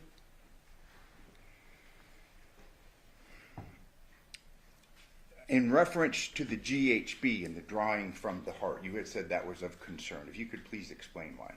Well, because heart blood is notorious for being inaccurate as far as true level of the antemortem prior to death level. I'm not saying it's completely inaccurate, but it would be better to do that on the peripheral blood, which is what the other toxicology was done on, than the heart blood. But even given that, the DHB level wasn't into any significant toxic range. Turning your attention back to the findings concerning cause of death, manner of death, and specifically the standards of practice, these 5 criteria. Is it fair to say that homicidal violence is an incorrect designation? Yes. What should it have been? The practice standards are clear about this. If those 5 criteria aren't met, then you classify the death as undetermined. As we've covered cause of death, manner of death, it states homicide. Is that incorrect? Correct. Yes, it's not correct, no. What should it have been? It should also be undetermined. So based upon the science, the examination of the body, fair to say that this was an inaccurate pathological conclusion, homicidal violence. Yes. Finally, I'd like to address there's an issue concerning obviously a missing head. Fair to say that complicates matters. Definitely. And how so?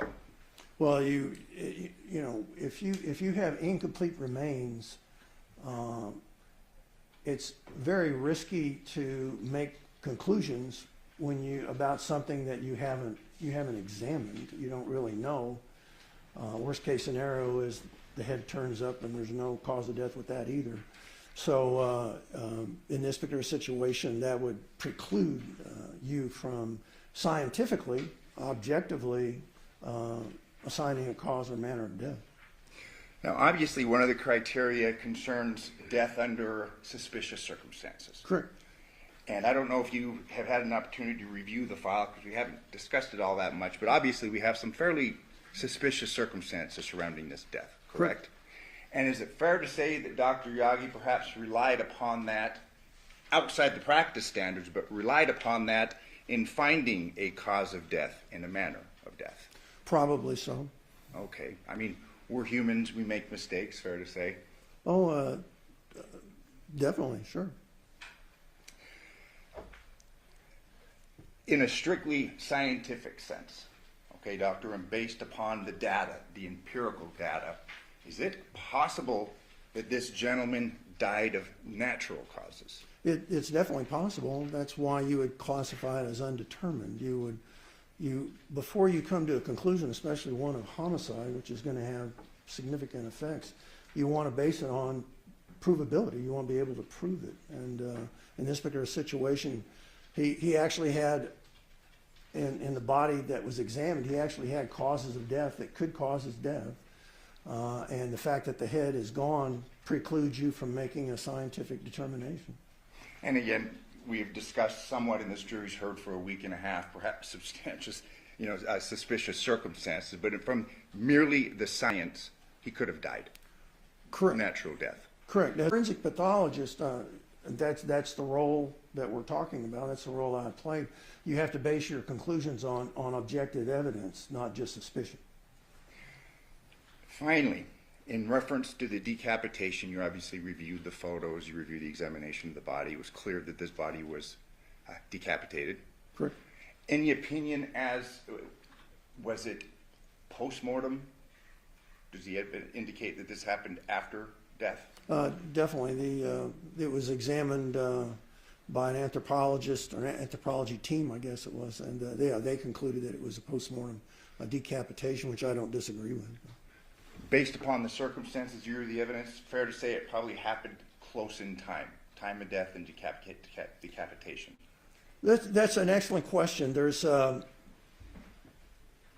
It might be very, very difficult to say that. There's no doubt that the blood was still liquid, but that would be liquid for a number of hours. So it's more likely that it was, but as far as being able to objectively prove it, you'd have to do a substantial number of kind of uncommon tests to do that. And in reviewing Dr. Yaga's report, in fact, she enlisted an anthropologist to do further analysis on C2 and C3, correct? The findings of that anthropologist was that the head was severed using two instruments, correct? Correct. A handheld knife and a mechanical powered saw. Correct. Do you take issue with those findings? Well, after reviewing all the pictures and looking at them, there was an area in the skin that had, in my experience, the characteristics of a chainsaw. But it was only in an area of the skin, which that would be enough for me to be concerned that was part of what was used. A chainsaw. Correct. So while we have the anthropological findings on the bone, did you view any follow-up evaluation or analysis on the skin that you're referring to? No. In reference to this idea concerning the cause, the undetermined cause of death, and we have a post-mortem decapitation and the time of death, we had agreed that it's fairly close in time. You'd made reference to the blood, and there's been several questions last week asked concerning witnesses and this idea of cast-off. Would you anticipate there having been cast-off given the evidence that you reviewed? Oh, especially if there was a motorized weapon used, yeah, you would expect substantial cast-off also on the people or the person that did it. So will you expect, based upon your evaluation of the evidence, for that person to be covered with blood? Well, there would be a lot of blood splatter, yes. Okay. We had heard testimony concerning, bodies are dissected in the morgue. There's not a great deal of cast-off. We're obviously talking about different circumstances here, correct? Yes, that would be different circumstances, yes. Here, we're not talking about a refrigerated body. Correct. Here, we're not talking about a specialized instrument that may be used, let's say, in a coroner's office to dissect a body. Yeah, we don't use chainsaws, but so no, that's a whole different thing. So. Okay. There had been questions asked concerning the arteries, carotid arteries, and you'll agree with me, the anatomy of the neck is fairly complex in reference to a decapitation. Yes. I mean, we have obviously the muscle system, we have the vascular system, we have the spinal cord with all the vertebrae. We've heard are complex and quite strong. Correct. We have the thick ligaments, cartilage. Can you give an opinion as to would it be difficult to effectuate a decapitation? Oh, yes. Especially if you're just using a handheld knife, would be very, very difficult. And in this case, we've made reference to a handheld knife and a mechanical powered saw. Again, it's an undertaking. Correct. We would expect to see cast-off and blood, correct? Correct. Would you expect to find cast-off blood at the scene where this had occurred? Wherever it occurred, yes. Unless somebody cleaned it up or something. But yeah, you would, during using a motorized type thing, you would expect a large amount of blood splatter. So we're not talking about a morgue, we're talking about perhaps in a bedroom, correct? Correct. Yeah, I've never even considered a morgue anything near a scene of a crime like that.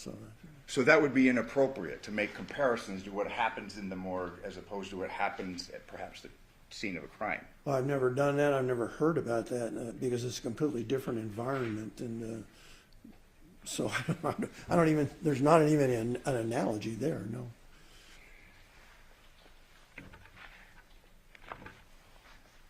We could have the court's indulgence just one moment.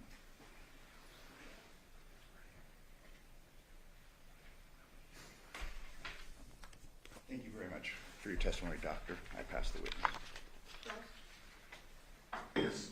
How are you, Dr. Sims? I'm okay. How about yourself? Good.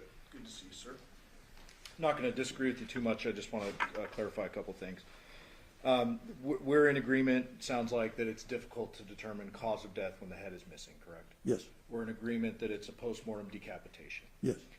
We're in agreement you weren't at the scene. Nobody here was at the scene. Well, maybe except one person, right? That is. Yeah, I definitely was not at the scene. No. Yeah. So you don't know if someone covered it up while they're doing the sawing with the knife or the saw. We can agree there. That's a good point, and I was not at the scene, nor did I. I've never visited the scene, Yeah. And so no, I don't know that. Fair enough. And you mentioned cleanup. Goes without saying. You can't say whether the person may have gotten blood on them, took a shower, any of that. That's correct. Use chemicals to clean up or anything like that. That's correct. Okay. Are you familiar with the term hesitation marks? Yes. What does that mean? So those are primarily in relation to sharp force injury, and they can occur in somebody trying to kill themselves or when they're going to kill somebody else. And it's a mark where you're considering making a cut and you become afraid, or there's some reason that you don't, and so you leave just a superficial injury. And you mentioned some of the cuts to the back of John's neck. Correct. You're not telling this jury that it was, in fact, a chainsaw used, correct? No, I just talked about one area that was that I picked out, seeing the photographs, that was concerning to me. Sure. But you'd agree there are hesitation marks. Definitely. It looks like somebody who went to do it was like, oh my God, I can't believe I'm doing this kind of thing. Definitely. There were multiple hesitation marks, yes. And with regard to the tools, that was sent out to a forensic anthropologist, and there's tool mark experts, et cetera, right? Correct. Yeah, that is a specialized type of analysis, and I thought they did a pretty good job. Okay, and that was going to be my next question. Are you calling into question Dr. Burns and her associates' work? No, I read it. They took very good photographs. They made the proper, in my opinion, the proper descriptive statements. So if that report would have came back to me, I would have adopted the report. Sure. And it's a report. You didn't prepare a report, I've been told, in this case. No, I didn't. I was never asked to prepare a memorandum or an email or anything about anything. I was just the reason I was originally contacted with this from the Special Public Defenders. They were puzzled about the cause of death. They didn't quite understand it. So. We are in agreement that the decapitation is not the cause of death. That is correct. You would agree with me? We've had cases together before back in the day. You would agree with me that a single blow to the head with a large blunt object can kill a man? Yes, it can. And you've probably seen lots of those cases. Blunt force injury is a common mechanism of death, yes. And there is a difference between the terms homicide and murder, correct? Definitely. Homicide is a medical legal definition, and you know it better than me. I think it's death at the hands of another. Correct. It basically talks about a mechanism. Murder is a legal conclusion, because there can be justified homicides. Sure. Or unjust. Murder is an unjustified homicide. Right. Gotcha. My point is you're talking about whether or not it's a homicide. You're taking issue with Dr. Yagi's terminology. Based on the published practice standards, it did not follow that. I wouldn't have came to this conclusion at all. Okay, fair enough. And I'm not arguing with you about that. I'm just trying to say, you're not saying to this jury that John was not murdered. I don't know. Okay. Murder can be proven by other means, not just your narrow medical legal determination. Oh, definitely it can. The jury can come to whatever conclusion they, based on all the data. Yeah, phones, video, even confessions. Correct? Murder and homicide, two different things. Correct. Pass the witness. Thank you, sir. Any follow-up, Mr. Dressler? Yes. Suffice it to say that based upon the evidence available, you could not say this person died of a blow to the head, could you? No. That would be reckless. Yes. There would be no evidentiary basis for that, so I wouldn't say that. Something I'd like to address on my redirect of you is we've heard from other witnesses involved in the investigation of this case that this was the first time that they'd investigated, been involved with a case involving a beheading. Okay. Have you had experience with beheadings? Yes. Multiple? As far as just in the general term of dismemberment, it's probably around 24 out of my whole career since doing forensic cases starting in 1991. So. Thank you. Finally, a follow-up question that I'd like to address, and if you don't have any specialized knowledge concerning this, we completely understand, but there's been some discussion of chloramine, the mixing of bleach and ammonia. It was referred to in the autopsy report concerning smoking body, things like that. First of all, can you give testimony concerning chloramine? No, I don't. That's a criminalist. A criminalist gives testimony about that. I mean, I've definitely been in cases involved in that, and they've talked to me about it. I mean, I can tell you what they told me, but I have an independent. That's not something that I include in my reports or in my estimations because there's somebody that are better experienced and better knowledgeable than I am. So you have no opinion as to how long this chloramine may exist? Let's say you put bleach and ammonia together, it's on a body. No time frame, how long that will be? Nothing. Can't give any testimony concerning that. No, I mean you can tell that it caused discolorations in the skin from a pathologist's point of view, but I don't have any opinion about that. No. Thank you, doctor. I have no further questions. Any follow-up statement? No, thank you. Ladies and gentlemen, do you have any questions for this witness? You can write a question on a full sheet of paper with your name and your jury number.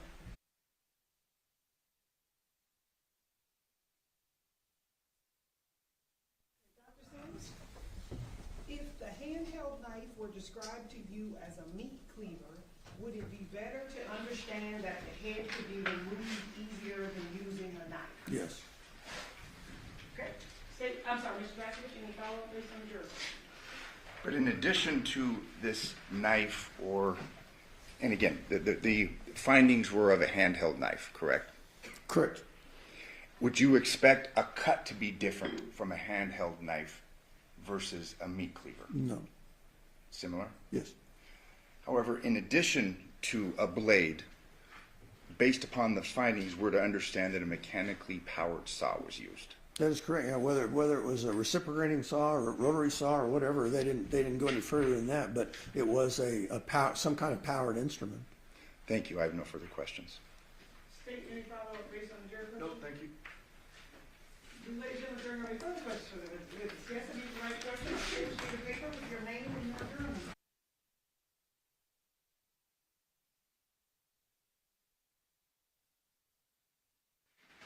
Okay, Dr. Sims, is it a regular practice for the medical examiner to call in a criminologist when chemicals are used?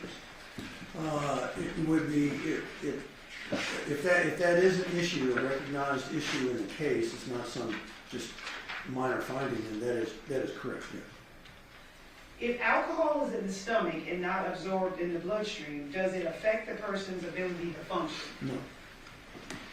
When you talk about natural causes, would you expect to see physical signs of a heart attack or cardiac enzymes? That's a very excellent question. Because there was no microscopic analysis of the heart. There was no microscopic analysis of the liver. to actually fully assess the amount of pathology and whether there was something acute or longer, which should have been done in this particular case. In terms of the liver, if fatty liver disease progresses, would you expect to see signs of jaundice or bad enzyme levels? That's also an excellent question. So in his particular case, it had not progressed to cirrhosis as yet, but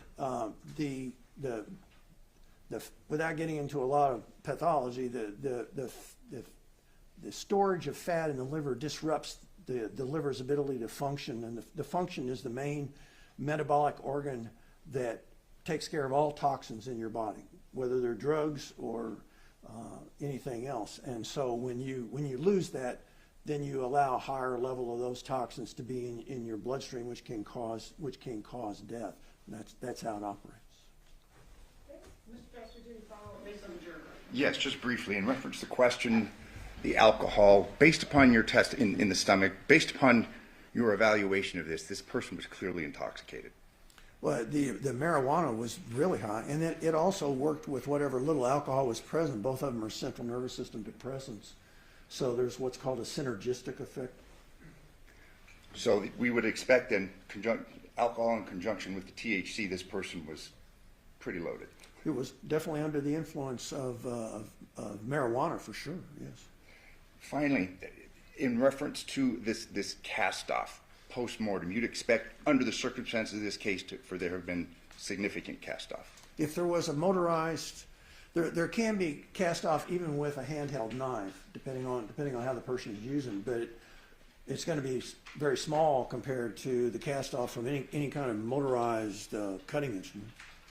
Thank you. I have no further questions. Any follow-up statement? No, thank you. Do the ladies and gentlemen of the jury have any further questions for this witness? Okay, seeing no response, sir, you are excused. Thank you very much for your testimony here today. Thank you.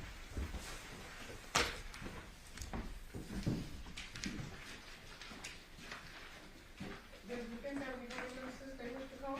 We have no further witnesses that we are going to call. We are going to arrest. However, we do have a housekeeping matter. Did we get those other exhibits? She's not here right now. Okay. We'll stipulate. We'll stipulate the defense rests. Okay, what are the exhibit numbers? E4 through N4 are going to be a good pursuit stipulation. The defense will rest at this time. Do you have any rebuttal? No, thank you, Your Honor. All right, ladies and gentlemen of the jury, we have now reached the conclusion of evidence in this case. We have now reached the portion of the case where I'm going to read you the instructions on the law that applies to this case. You guys are the fact finders, so it's very important that you understand what I'm reading to you. So we're going to give you your own packet so you can follow along as I read them to you, just in case I read too fast and you guys, we don't want you to miss it again.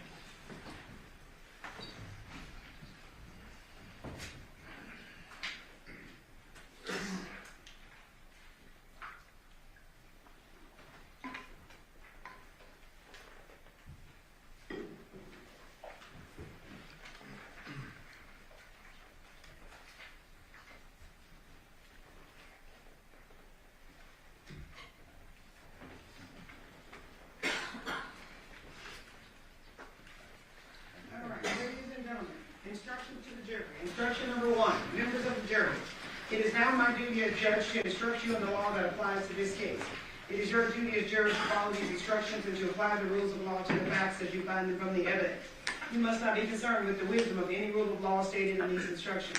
Regardless of any opinion you may have as to what the law ought to be, it would be a violation of your oath to base a verdict upon any other view of the law than that given in the instructions of this court. Instruction number 2. If in these instructions any rule, direction, or idea is repeated or stated in different ways, no emphasis thereon is intended by me, and none may be inferred by you. For that reason, you are not to single out any certain sentence or any individual point of instruction and ignore the others, but you are to consider all the instructions as a whole and regard each in the light of all the others. The order in which the instructions are given has no significance as to their relative importance. Instruction number 3, a third amended indictment is but a formal method of accusing a person of a crime and is not of itself any evidence of her guilt. In this case, it is charged in a third amended indictment that on or about the 7th day of August 2023, the defendant committed the offense of murder with use of a deadly weapon. Count 1, murder with use of a deadly weapon. did willfully, unlawfully, feloniously, and with malice aforethought kill Johnathan Willette, a human being, with the use of a deadly weapon, to wit, a wooden stick and or other unknown object, by striking the said Johnathan Willette with the said wooden stick or other unknown object, and or through other means, the said killing having been 1, willful, deliberate, premeditated, and or 2, committed during the perpetration or attempted perpetration of a robbery. It is the duty of the jury to apply the rules of law contained in these instructions to the facts of the case and determine whether or not the defendant is guilty of the offense charged. Instruction number 4. In this case, the defendant is accused in the third amended indictment alleging an open charge of murder. This charge includes and encompasses murder of the first degree and murder of the second degree. The jury must decide if the defendant is guilty of any offense, and if so, of which offense. Instruction number 5. Murder is the unlawful killing of a human being with malice aforethought, whether express or implied. The unlawful killing may be effected by any of the various means by which death may be occasioned. Instruction number 6. Malice aforethought means the intentional doing of a wrongful act without legal cause or excuse, or what the law considers adequate provocation. The condition of mind described as malice aforethought may arise not alone from anger, hatred, revenge, or from particular ill will, spite, or grudge toward the person killed, but may result from an unjustifiable or unlawful motive or purpose to injure another, which proceeds from a heart fatally bent on mischief or with reckless disregard of consequences and social duty. Malice aforethought does not imply deliberation or the lapse of any considerable time between the malicious intention to injure another and the actual execution of the intent, but denotes rather an unlawful purpose and design in contradistinction to accident and mischance. Instruction number 7. Express malice is that deliberate intention unlawfully to take away the life of a fellow creature, which is manifested by external circumstances capable of proof. Malice may be implied when no considerable provocation appears, or when all the circumstances of the killing show an abandoned and malignant heart. Instruction number 8. The prosecution is not required to present direct evidence of a defendant's state of mind as it existed during the commission of a crime, and the jury may infer the existence of a particular state of mind from the circumstances disclosed by the evidence. Instruction number 9. Murder of the first degree is murder which is perpetrated by means of any kind of willful, deliberate, and premeditated killing. All 3 elements, willfulness, deliberation, and premeditation, must be proven beyond a reasonable doubt before an accused can be convicted of first-degree murder. Instruction number 10. Willfulness is the intent to kill. There need be no appreciable space of time between formation of the intent to kill and the act of the killing.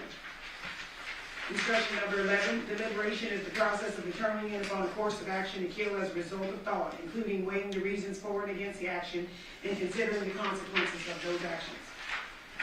Instruction number 12. A deliberate determination may be arrived at in a short period of time, but in all cases, determination must not be formed in passion, or if formed in passion, it must be carried out after there has been time for the passion to subside and deliberation to occur.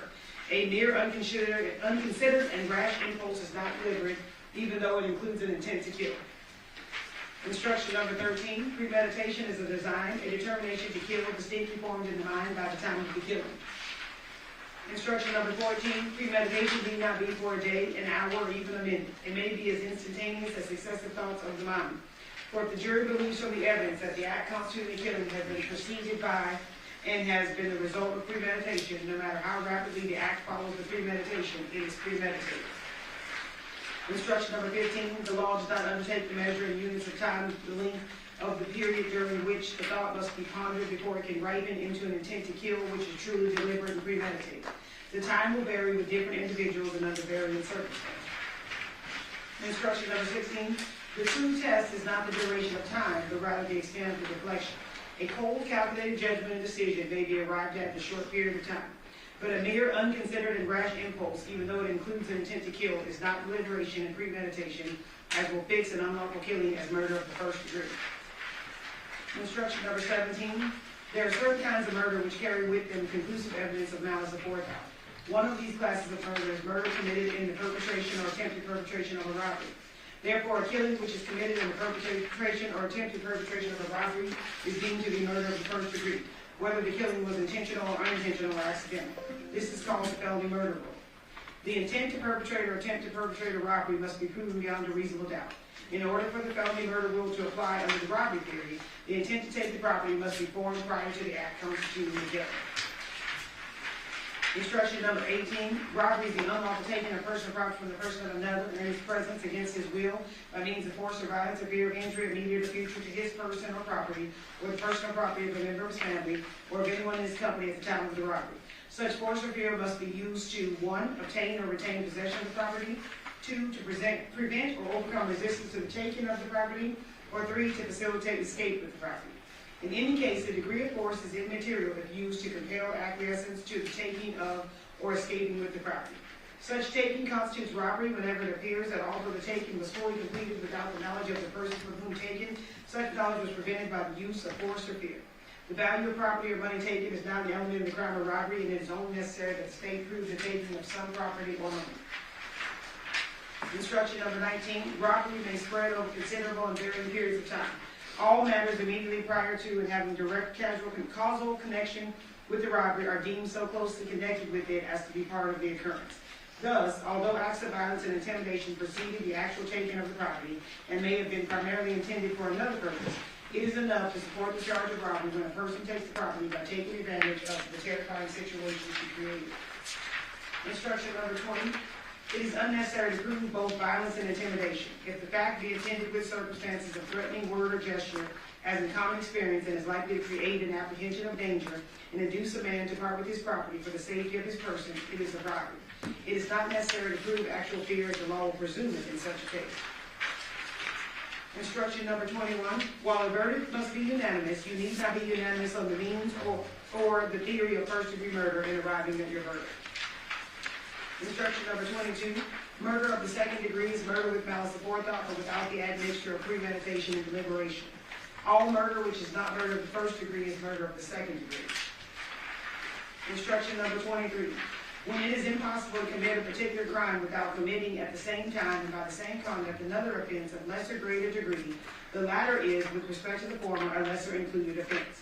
If you are not satisfied beyond a reasonable doubt that the defendant is guilty of the offense charged, she may, however, be found guilty of any lesser included offense, if the evidence is sufficient to establish her guilt of such lesser offense beyond a reasonable doubt. The offense of murder, which actually charges the defendant with first-degree murder, necessarily includes the lesser offense of second-degree murder. If you are convinced beyond a reasonable doubt that the crime of murder has been committed by the defendant, but you have a reasonable doubt whether such murder was of the first or second degree, you must give the defendant the benefit of that doubt and return a verdict of murder of the second degree. Voluntary manslaughter is a lesser included offense of both first and second degree murder. Thus, you may only return a verdict of voluntary manslaughter if you first rule out both first and second degree murder. Instruction number 24. Voluntary manslaughter is the unlawful killing of a human being without malice aforethought and without deliberation or premeditation. It is the killing upon a sudden quarrel or heat of passion caused by a provocation sufficient to make the passion irresistible. The provocation required for voluntary manslaughter must either consist of a serious and highly provoking injury inflicted upon the person killing, sufficient to excite an irresistible passion in a reasonable person, or an attempt by the person killed to commit a serious personal injury on the person killed. For the sudden violent impulse of passion to be irresistible, resulting in a killing, which is voluntary manslaughter, there must have been an interval between the assault or provocation and the killing sufficient for the voice of reason and humanity to be heard, or if there should appear to have been sufficient time for a cool head to prevail and the voice of reason to be heard, the killing shall be attributed to deliberate revenge and determined by you to be murdered. The law assigns no fixed period of time for such an interval, but leaves its determination to the jury under the facts and circumstances of the case. Instruction number 25. The heat of passion which will reduce a homicide to voluntary manslaughter must be such an irresistible passion as naturally would be aroused in the mind of an ordinarily reasonable person in the same circumstances. A defendant is not permitted to set up his own standard of conduct and to justify or excuse himself because his passions were aroused unless the circumstances in which he was placed and the facts that confronted him were such as also would have aroused the irresistible passion of the ordinarily reasonable man and likewise situated. The basic inquiry is whether or not at the time of the killing the reason of the accused was obscured or disturbed by passion to such an extent as to cause the ordinarily reasonable person of average disposition to act rashly or without deliberation or reflection, and from such passion rather than from judgment. Instruction number 26. You are instructed that if you find the defendant guilty of murder or voluntary manslaughter, you must also determine whether or not a deadly weapon was used in the commission of this crime. If you find beyond a reasonable doubt that a deadly weapon was used in the commission of such an offense, then you shall return the appropriate guilty verdict reflecting the use of a deadly weapon. If, however, you find that a deadly weapon was not used in the commission of such an offense, but you find that it was committed, then you shall return the appropriate guilty verdict reflecting that a deadly weapon was not used. Instruction number 27. A deadly weapon is any instrument which, if used in the ordinary manner contemplated by its design and construction, will or is likely to cause substantial bodily harm or death, or any weapon or device, instrument, material, or substance which, under the circumstances in which it is used, attempted to be used, or threatened to be used, is readily capable of causing substantial bodily harm or death. Instruction number 28. The state is not required to have recovered the deadly weapon used in an alleged crime or to produce the deadly weapon in court at trial to establish that a deadly weapon was used in the commission of the crime. Instruction number 29. To constitute the crime charged, there must exist a union or joint operation of an act forbidden by law and an intent to do the act. The intent with which an act is done is shown by the facts and circumstances surrounding the case. Do not confuse intent with motive. Motive is what prompts a person to act. Intent refers only to the state of mind with which the act is done. Motive is not an element of the crime charge, and the state is not required to prove a motive on the part of the defendant in order to convict. However, you may consider evidence of motive or lack of motive as a circumstance in the case. Instruction number 30. The defendant is presumed innocent until the contrary is proved. This presumption places upon the state the burden of proving beyond a reasonable doubt every element of the crime charge and that the defendant is the person who committed the offense. A reasonable doubt is one based on reason. It is not mere possible doubt, but is such a doubt as would govern or control a person in the more weighty affairs of life. If the minds of the jurors, after the entire comparison and consideration of all the evidence, are in such a condition that they can say they feel an abiding conviction of the truth of the charge, there is not a reasonable doubt. Doubt to be reasonable must be actual, not mere possibility or speculation. If you have a reasonable doubt as to the guilt of the defendant, she is entitled to a verdict of not guilty. Instruction number 31. The evidence which you are to consider in this case consists of the testimony of the witnesses, the exhibits, and any facts admitted or agreed to by counsel. There are two types of evidence, direct and circumstantial. Direct evidence is the testimony of a person who claims to have personal knowledge of the commission of the crime which has been charged, such as an eyewitness. Circumstantial evidence is the proof of a chain of facts and circumstances which tend to show whether the defendant is guilty or not guilty. The law makes no distinction between the weight to be given either direct or circumstantial evidence. Therefore, all the evidence in the case, including the circumstantial evidence, should be considered by you in arriving at your verdict. Statements, arguments, and opinions of counsel are not evidence in this case. However, if the attorney stipulates to the existence of a fact, you must accept the stipulation as evidence and regard that fact as proof. You must not speculate to be true any insinuation suggested by a question asked or witness. A question is not evidence and may be considered only as it supplies meaning to the answer. You must disregard any evidence to which an objection was sustained by the court and any evidence ordered stricken by the court. Anything you may have seen or heard outside the courtroom is not evidence and must also be disregarded.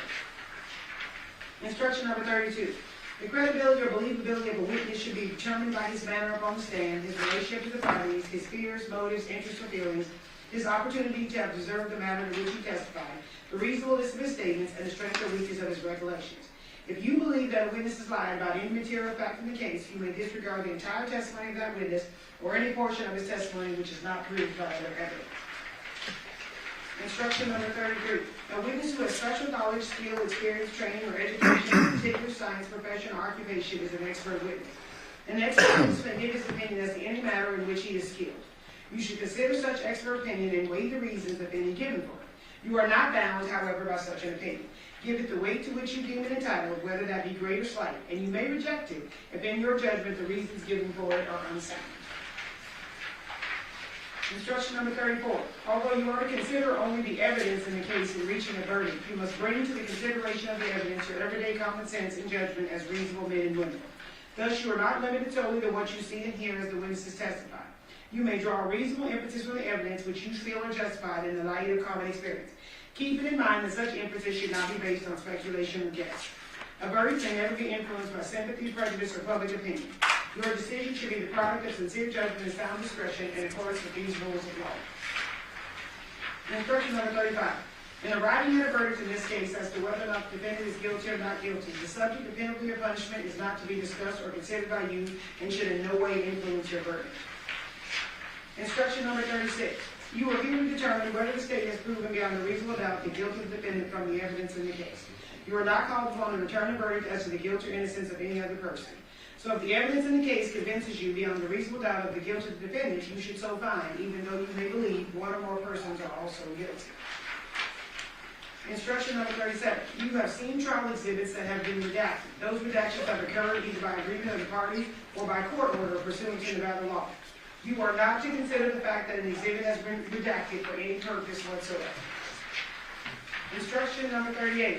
It is a constitutional right of a defendant in a criminal trial that she may not be compelled to testify.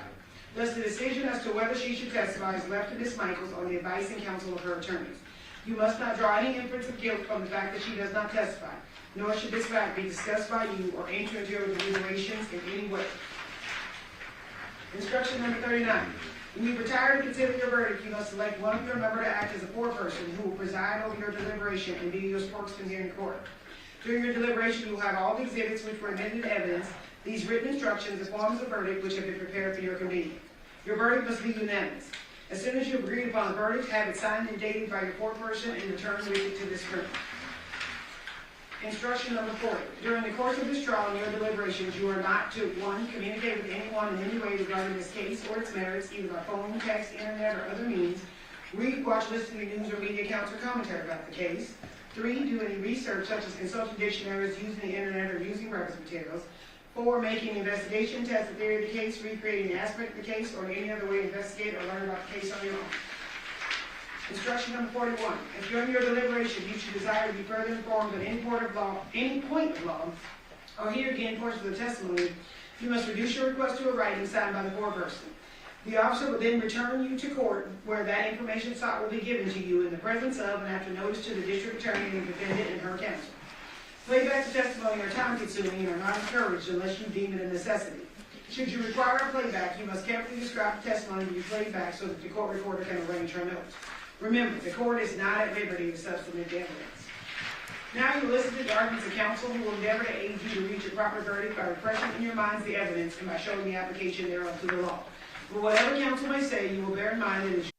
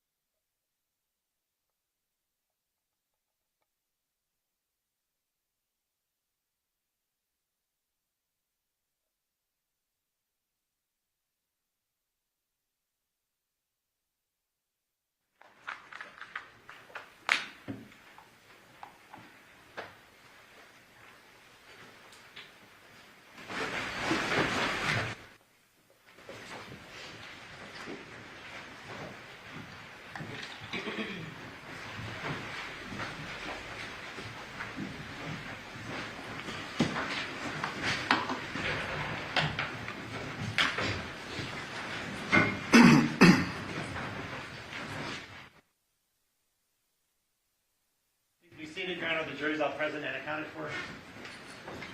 We are back on the record at C-377239, State of Nevada versus Devyn Michaels. May the record reflect that Ms. Michaels is present with her attorney, deputy district attorneys on behalf of the state, and both parties stipulate to the presence of our jury. Yes, Your Honor. Yes, Your Honor. All right. Ladies and gentlemen, we have now reached the portion of trial where closing arguments will be given. Since the state has the burden of proof, the state will get to begin and close the closing argument. State, are you prepared to give your closing argument? Yes, Your Honor. All right, whenever you're ready.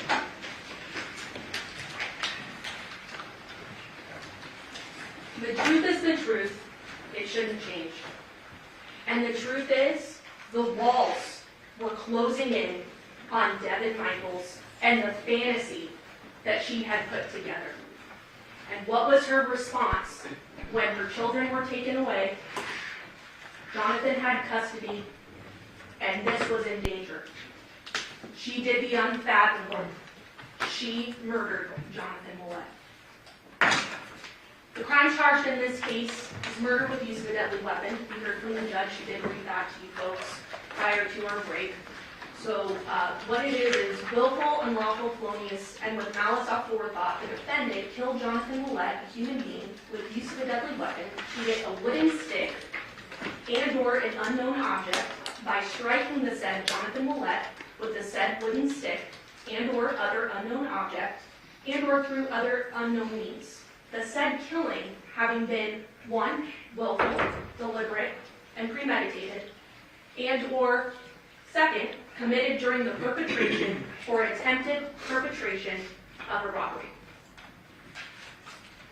Let's start with the easy one, the deadly weapon. You heard from the defendant that she hit Johnathan Willette with a stick, and he died. So this is clearly showing that that stick that she described to you is a deadly weapon because it resulted in the death of Johnathan Willette. Now I want to point out something very important that's in your instructions, and it's not something to gloss over. The state is not required to have recovered the deadly weapon used in the crime in this case. So keep that in the back of your mind that we are not required to do that. However, we have the confession from the defendant that that is what she used. So that being said, you'll have your verdict form when you go back to deliberate. So I think it's helpful to sort of walk through that. So based on knowing that there was a deadly weapon used beyond reasonable doubt, we're able then to eliminate guilty of first degree without the use of a deadly weapon, and also guilty of second-degree murder, and guilty of voluntary manslaughter. So all that we are left are those charges with use of a deadly weapon. Let's talk about murder. Your instructions tell you that murder is the unlawful killing of a human being with malice aforethought. Whether express or implied, the unlawful killing may be effected by any of the various means by which death may be achieved. So let's talk about malice aforethought. What does that mean? That is the intentional doing of a wrongful act. So I don't think anyone is going to get up here and say that this was not a brutal first-degree murder. Knowing that, defendant's actions were not voluntary manslaughter. Voluntary manslaughter is the unlawful killing of a human being without malice aforethought, and without deliberation or premeditation. It is a killing upon a sudden quarrel or heat of passion caused by a provocation sufficient to make the passion irresistible. That is not what we have in this case. The defendant said in her statement to the police, told the police, that she was giving Johnathan a back massage while he was laying face down on his bed. She was next to him. She got up off the bed, made the conscious decision to then walk over to that fireplace that we all saw, grab what she described as a candlestick, an object, right? Walks over, makes a conscious decision to then walk over, goes to the bed, and while Johnathan is still face down, with his head facing away from her, as she told us, she took that stick and bashed the victim in the head. He had no clue that this was coming. Conscious decisions every step of the way. His body goes limp. This is not voluntary manslaughter. The instruction also tells you if there should appear to have been sufficient time for a cool head to prevail and the voice of reason to be heard, the killing shall be attributed to deliberate revenge and determined by you to be murder. The defendant did mention that the victim, Johnathan Willette, had rubbed on her leg. And then she kind of just shooed it off. It was like, okay. And then, after that, he seemed happy, right? His face was turned away, thought he was getting more of a massage. But instead, the defendant made those conscious decisions that I just went over and bashed him in the head. This is not voluntary manslaughter. So that being said, when you go back to deliberate, you'll have this form again. We've already crossed off the ones that don't apply, so let's cross off the other one. voluntary manslaughter with use of a deadly weapon, because no one's going to get up here with reasonableness and say that this was voluntary manslaughter. So then what are we left with? First-degree murder. You were instructed that murder of the first degree is murder which is perpetrated by means of any kind of willful, deliberate, and premeditated killing. What are those three elements? Willfulness, deliberation, and premeditation. And I do have a graphic photo here, so I just want to warn everyone, including in the gallery, that there will be a graphic photo. This is first-degree murder. What is willfulness? Willfulness is the intent to kill. There needs to be no appreciable space of time between formation of the intent to kill and the act of killing. What is deliberation? Deliberation is the process of determining upon a course of action to kill as a result of thought, including weighing the reasons for and against the action and considering the consequences of those actions. This is very important, and I am going to spend some time on this. A deliberate determination may be arrived at in a short period of time. The best way to illustrate this is the stoplight example. So all of us drive to work, we're on our way to work, and there's a stoplight. Sometimes that stoplight turns yellow. And when it's yellow, you're making some conscious decisions at that point, right? Either you're taking the decision to press on the brakes, but during that you're deciding, well, is someone going to rear end me, right? If I just stop on my brakes, right? Is my coffee that I just bought from Starbucks going to fly all over the car, then I'm not going to have coffee at work if I slam on my brakes? Is my purse going to fly off the seat, and I'm already running late for work, so how am I going to have time to put all the items back in my purse so I can walk into work? If I press on the brakes, I'm going to then potentially be late for work. And I've already been written up a couple of times, so this may be the time I'm fired. All of this is going on in your head when you're faced with that yellow light. You're also thinking, well, I obviously can't press on my brakes, right? So I'm going to have to blow through this light. But what are you thinking about when you're going, making the decision to run that yellow light that's about to turn red? You're hoping there's no cop, right? You're hoping that a motorcycle doesn't come out from nowhere and you hurt someone.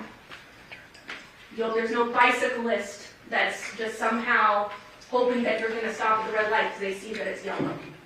All of these are conscious decisions that you're weighing, and that is all deliberation in a short period of time. We do it every day.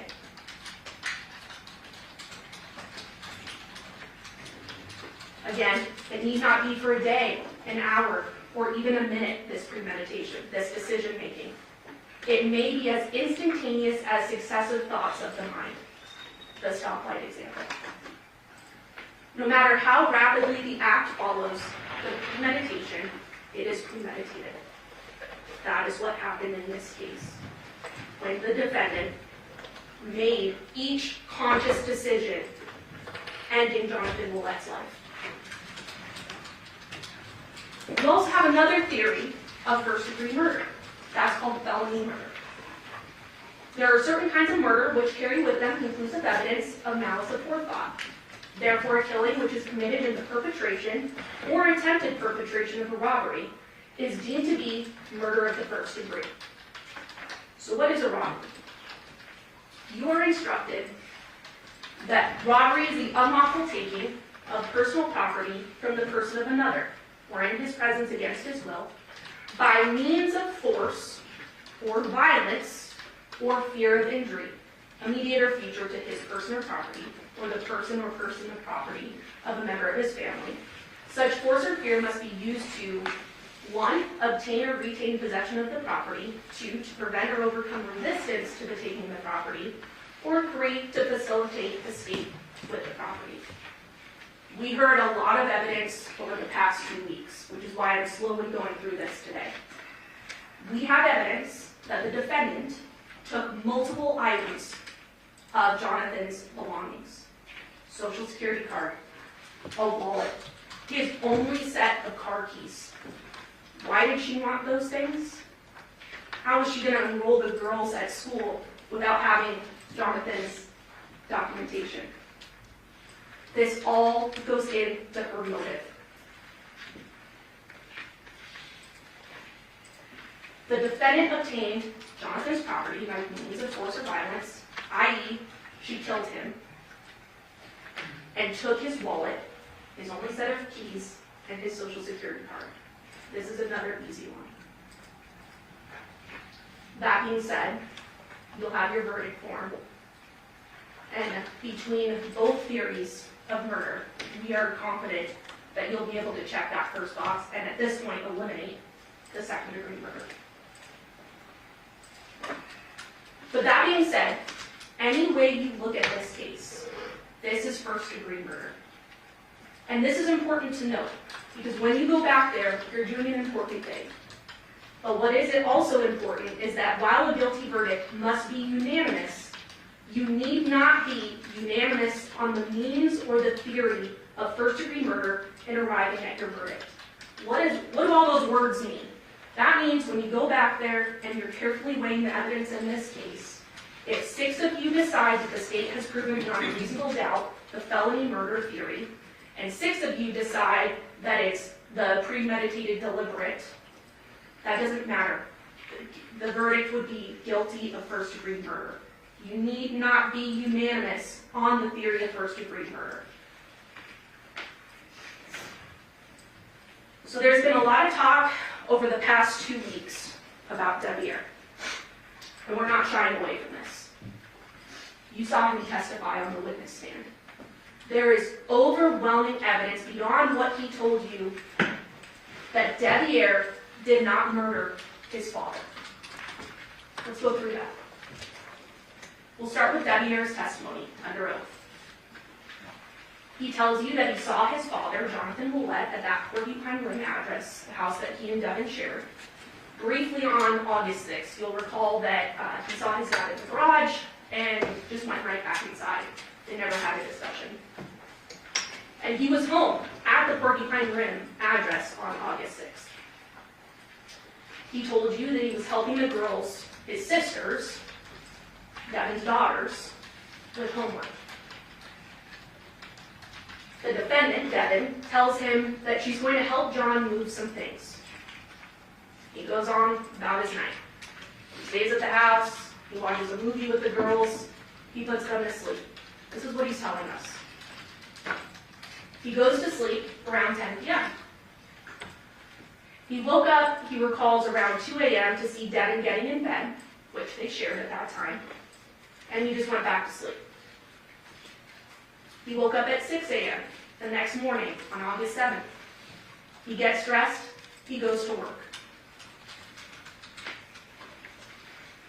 Even if you don't want to take his word for it, which we believe you should, we also have other evidence to corroborate what Devyn told you.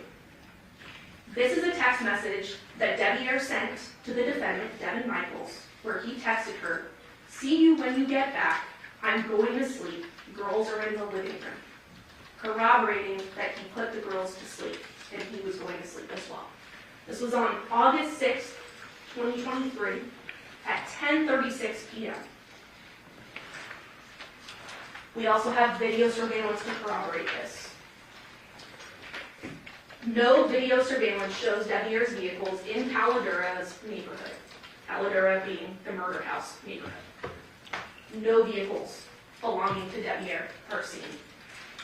And we spent a lot of time going through that video surveillance on that lengthier day of trial, showing you that there is no indication that Devyn's vehicles are in that neighborhood on the night of the murder. There's no video surveillance showing Devyn's vehicles entering or exiting Porcupine Rim neighborhood, the neighborhood he lives in with Devyn. Remember that fixed camera? There was no indication that his vehicles left that evening or entered. for that matter. Devier's vehicle was in the same position overnight. You recall there was sort of that catty corner home that had that footage showing the daytime and the nighttime, and the van, Devier's van, remaining in the same position, to a T. There's also no video surveillance showing Devier jumping a back wall to get in another vehicle. There is no evidence of that. What we do have is Devier leaving in his work van at 7:31 a.m. on August 7th, because that's what happened. We also have the CDR mapping, which also rules Devier out, beyond his work. If you recall, there was that Detective Good testified pretty in depth. He had color-coded the different phones so that you could see with ease which phones were popping up at which times. You recall Devier's was green. We see green popping up at that Porcupine Rim Street, which is his home, throughout the night, and more importantly, during the time period of the murder, which we'll talk about later, because we are able to narrow that down. At no point do we see Devier at the murder house the night of the murder, and even more importantly, during the murder. Again, I explained this, I just want to show it. This is that footage of the nighttime. We see, if you recall, up in that top right-hand corner, we see the victim's truck, Johnathan Willette's truck. We also see right next to it, Devier's work van. This is the night of August 6th. This is the next morning of August 7th. There's that same work van, Devier's work van, in the same position. Nighttime, daytime, nighttime, daytime. Never changing. Physics also ruled Devier out. A lot of discussion about how he jumped a back wall, he took the road that's one house over that, not the road, but the little dirt path, right, to get all the way across town. 7.5 hours? No. That's not common sense. I also think it's important to highlight Devier and the defendant's relationship, Devyn's relationship. Devyn is a master manipulator, and that is shown through the evidence. This is a woman in her late 30s that decided to begin a sexual relationship with her 19-year-old stepson, who had just lost his virginity.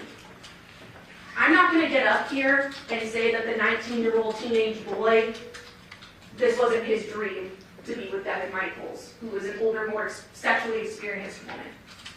But what I am going to say is that the defendant is the one running the show here. This was her fantasy, and he went along with it. For a while, though. Because remember, he tried to move away to California on multiple occasions, and somehow she was able to spin her web and bring him back. The most glaring portion being when she uses a supposed pregnancy against Devier to bring him back to Las Vegas. When she threatened him, I will have this baby and tell everyone whose baby it is if you don't move back to Las Vegas. So what does young Devier do?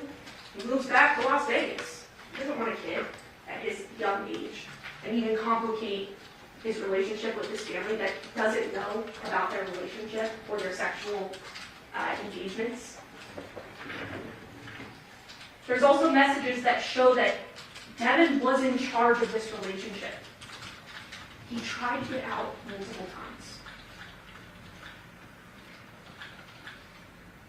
So now that we've talked about this could not be Devier, let's talk about who's on trial today. Devyn Michaels, the defendant, and how there is overwhelming evidence that she committed first-degree murder. I'm going to go over a roadmap of all the different evidence that you heard in the past 2 weeks and sum it up as much as I can. We'll start with Yoko and Yoshida's testimony, Devyn's inconsistent statements, so her own words, the scene, the DNA, the burlap, which we heard about today again, CDR mapping, video surveillance, the phone contents, and we'll also talk about the custody case and those witnesses we heard yesterday. I think it's very important to start with the timeline because, as Mr. Giordani said, this one's a wild ride and we have to buckle up. So let me start with the timeline here. The timeline starts August 6th of 2023. Devyn, John, the girls, they're all shopping for the girls' first day of school. At 8 p.m., Devyn arrives at the murder house in her vehicle, and Yoko confirms this. At 8:42 p.m., Devyn, the defendant, and John drive to Devyn's home. At 9:40 p.m., Devyn and John drive back toward the murder home. 10:04 p.m., Devyn and John they get to Chevron. They're there for a few minutes, as we saw. And then return back to the Paladura neighborhood at 10:12 p.m. And that's even confirmed by Yoko saying that she saw Devyn and John, and that's when John began to prepare a meal for himself. At 11 p.m., a person places something in the Nissan Armada, Devyn's Nissan Armada, moves the Armada in front of the murder house.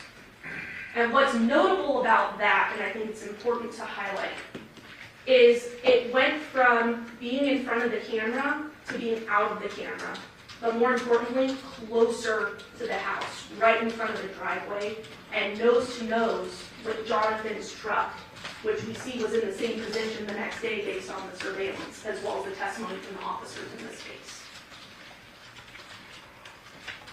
We then turn to August 7th, 2023. At 1 a.m., Yoko runs into Devyn for about 15 minutes or so. At 2:04 a.m., Devyn leaves the murder home in her Nissan Armada. At 2:39, she's at that CVS drive-thru that we saw the surveillance video for. And then at 8:40 a.m., there is that 911 call from Johnathan's mother when she discovers her son dead. We can then safely say on this timeline that the murder that Devyn committed occurred between 10:12 p.m. and 2:04 a.m. So knowing this time frame, we're able to look at the corroborating evidence. Let's start with Yoshida's testimony. The day before the murder on August 6th, he sees Devyn at the murder house. And more importantly, he also saw her vehicle at Paladura. We heard from Yoko. Again, around 8 p.m., Devyn arrives at Paladura in her Nissan Armada. Devyn and John then leave in John's truck. Around 10 p.m., Devyn and John return to Paladura. Yoko sees them. After seeing them, she goes upstairs. At 1 a.m., she goes back downstairs. She runs into Devyn, and what did she describe to you? Devyn looks surprised. Why? Importantly, Yoko also says that the light was on in John's room. Of course, you also heard that the way the bed was situated, you would have to walk into the room, down, and go around to actually see the bed. But regardless, she sees that the light is on in the room. Devyn tells her that John started drinking and went to bed. Yoko told you that she didn't hear anything from John's room. The light was on. Didn't really think anything of it. And that she and Devyn talked and washed dishes for about 15 minutes. Because that's when Devyn told her that Johnathan, the next morning, was going to meet her with the girls, and they were going to go ahead and go enroll the girls at school and take them to school. She confirmed to you that there were only 4 people at the home. Yoko, Yoshida, Devyn, and the victim, Johnathan. At 1:15, she goes upstairs. She goes to sleep after having that conversation with Devyn. Around 2 a.m., she wakes to the dogs barking in the backyard. And if you'll remember, that was abnormal. The dogs, when John was asleep or at night in general, were not in the backyard. So why were they in the backyard barking? She also heard a thud. She then goes back to sleep. At 8 a.m., she goes downstairs, sees John's truck is outside, which is a little weird because Devyn had told her that the plan was for him to already be gone by that time in the morning to go enroll the girls. So her antennas were up a little bit. She calls him, calls John, he doesn't pick up. Prepares her coffee, goes back upstairs. She called him again, no answer. So now her senses are heightened even more. So she goes back downstairs. She looks around John's room, couldn't see him, because again, the bed is sort of around that corner, as you saw in the photos. She then goes upstairs again. After going upstairs, again, feeling even more heightened concern, she goes back downstairs. And it's at this point she goes deeper into John's lower room, a makeshift bedroom. She sees the doggy door is down, and the dogs are still outside. Abnormal. She saw inside the garage door was half open, the one leading into the garage. Abnormal. The big garage door was open as well, as you all saw in the photos. It had an opening there. Abnormal. So then she investigates more. She goes to his bed, and she sees John wrapped in a blanket. She opens the blanket, and she saw feet. She then goes around to the other side of the bed and sees the amount of blood that's on the other side. Goes upstairs, tells Yoshida, they call 911.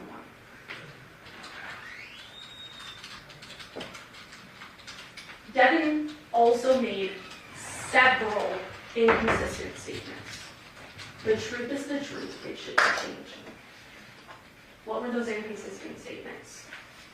The first one, Johnathan's engagement ring. If you recall in interview 1, Devyn tells the officers, we threw his engagement ring in the trash last night. Okay. Interview 2, threw away John's engagement ring. We kind of made a joke of it, 2 points, threw it in the trash type thing. So it should be in the trash, right?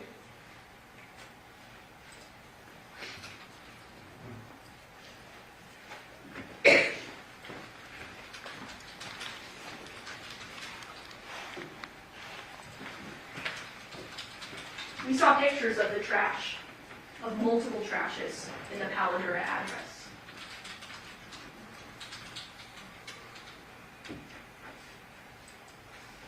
Not just one, but multiple. 1, 2, 3, 4, 5. None of them containing a ring that were searched by officers. Ladies and gentlemen, there was no ring that was thrown in the trash. Inconsistency 2. Her marriage to Devyn. We learned from interview number 2 that this was a marriage of convenience, not intimacy, which we know is not true based on other evidence in the case. Interview number 3. Her marriage to Devyn is just on paper. Rings aren't significant. Me and Dev haven't been intimate in years. That's not true. Inconsistency 3. The gun safe.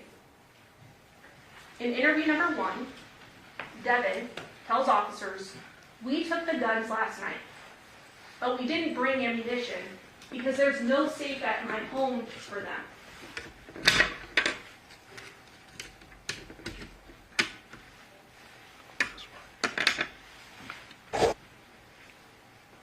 Ladies and gentlemen, we saw pictures of a safe.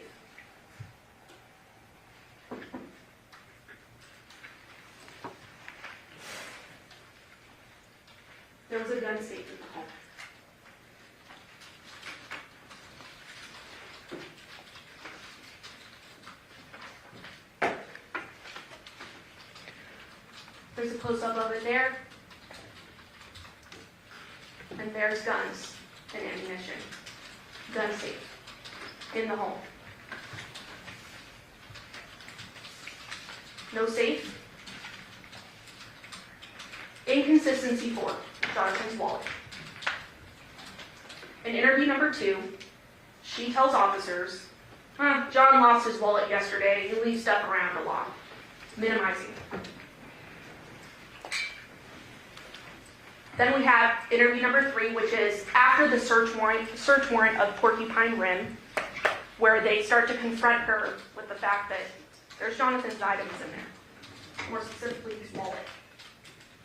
She tells them, at first, nothing of John's is in my house. John's wallet wasn't at his house, so do you know where it is? No, sir.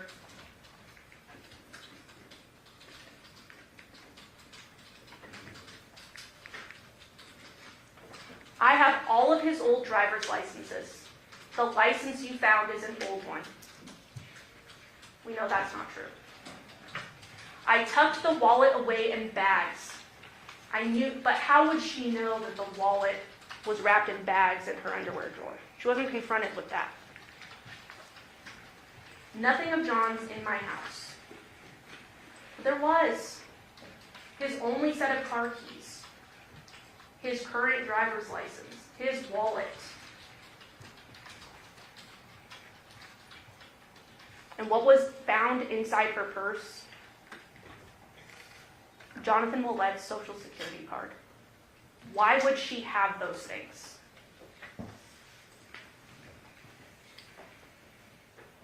But nothing of John's at her house.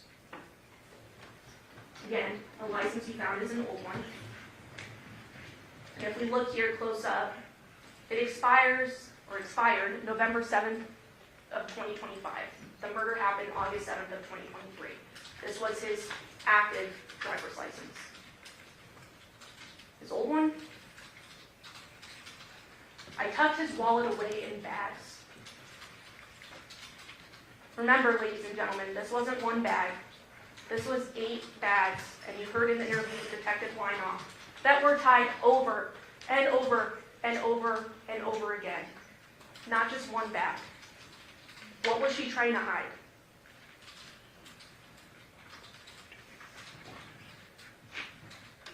Also, how would she know? Inconsistency 5. Where was John? In interview 1, she tells officers that John was in the garage, awake, smoking when she left. He was smoking when Yoko came down. But remember, Yoko said Devyn told her John was sleeping off his alcohol. So which one is true? She says she said goodbye to him, pushed out a box under the garage, went out the front door. Then the next interview, last thing she did with John was pop his back. He went to smoke. She talked to Yoko. She finished loading. He told her what to take, and that was it. All inconsistent. And not the same story.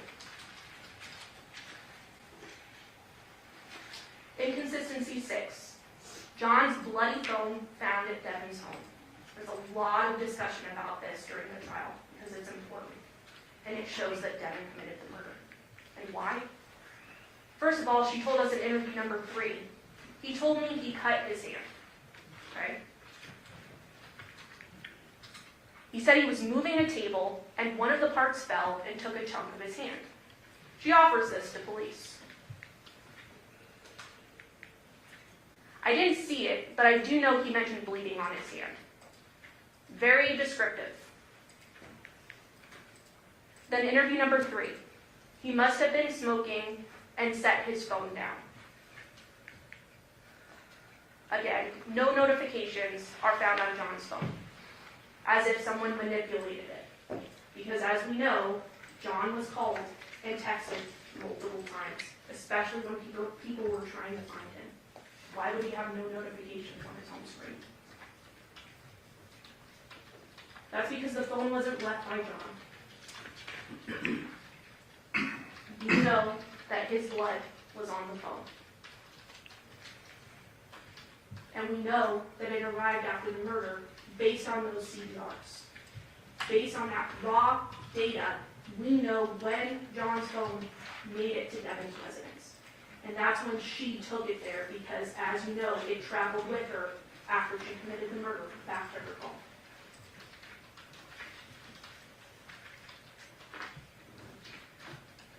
This is also an important one. She tells detectives that it was dark in the room and she couldn't see when she committed the murder. In interview 4, we finally get her confession. She hit him. And that's when we get the details. But she tells us that she couldn't really see what she grabbed off the fireplace because it was dark, but she could see him breathing. She tells the detectives, because they're a little confused by that statement, because she can't describe the object in her very hand, but she's able to see Johnathan breathing. She tells him, well, your eyes can adjust.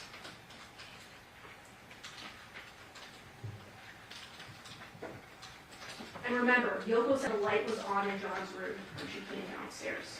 It wasn't off. It's also important to note that he was wearing boxers. He had his boxer briefs on, she tells the police. And we know that's not true. The boxers were found at the foot, next to the side of the bed, as shown right here.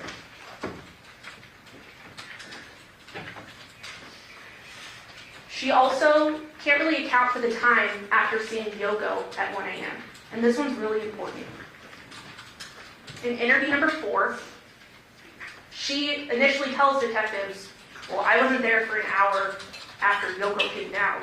That's not true. But then she's confronted that no, there is evidence that you were in fact there until 2:04 in the morning. So detectives trying to solve this case for the family is asking, what were you doing? What were you doing in that time frame? She remembers every detail before. She remembers every detail after. You heard the interview. But she doesn't remember this time frame. Why? Because she did it. She was decapitating Johnathan. I can't remember. I remember talking to Yoko, getting my stuff, leaving, going to the pharmacy, and going home. But she doesn't remember the time frame that she was decapitating Johnathan. Why?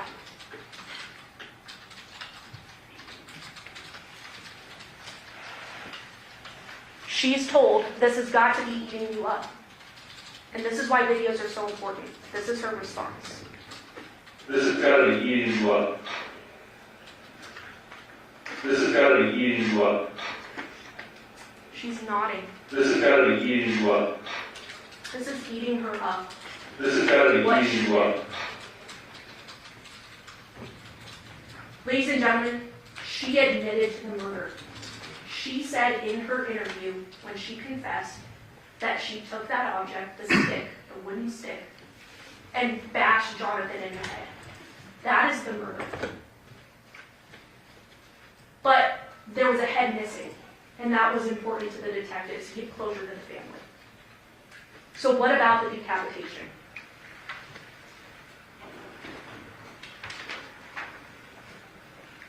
Well, you have to have something for the outer 4 minutes where it's being murdered. That you were in the house. That's it. That's the only time you don't remember. I didn't know I was there that long. It doesn't matter if you know. It doesn't say I don't remember being there that long. I know I left. Okay, so is it possible you did it? You don't remember? Yes, sir. It is very possible. Okay. Yes, sir. It's very possible. The scene does not lie. Defendant can lie, but the scene can't. So what's the hard evidence as well, in addition to her statements that are inconsistent, other than the confession?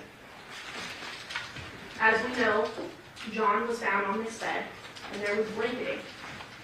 And we also noticed that there were 2 blood spots specifically on that sheet that he was wrapped in. one on one side and one on the other, as you can see in that right-hand photo. She rolled him to the edge of the bed to complete the decapitation after she had realized she murdered him by hitting him, as evidenced by the 2 blood spots that we see there. In that last interview as well, there was a drawing, there was a diagram, there was a sort of a back and forth a little bit with the defense talking about that the detective was the one drawing, but I will leave it up to you to sort of see how that was going down. Devyn drew that line there, and the detective told her multiple times, correct me if I'm wrong, is this where you were, where the X is? Yes, that's where I was. She drew him in the exact position she left him in. There's some truth. The DNA can't lie. We heard that Johnathan's cell phone was found at Devyn's house during that search warrant of the Porcupine Run residence. And we heard from CSA Nicole Merriam, who testified twice, that she swabbed that blood spot right there on the phone, and the testing revealed presumptive positive for blood. It also revealed Johnathan's blood.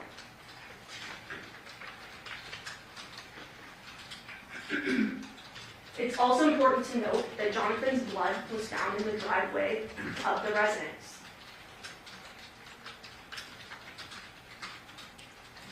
We have that marker A, which you can see there, the blood spots with the cone. And we also have marker B, which was that Johnathan's bed frame, where they saw those droplets of blood. All Johnathan's blood. It also is interesting where these blood spots are, because they're in the driveway in the same exact place Devyn would have walked to go back to her vehicle to drive home, as we know occurred at 2:04 in the morning.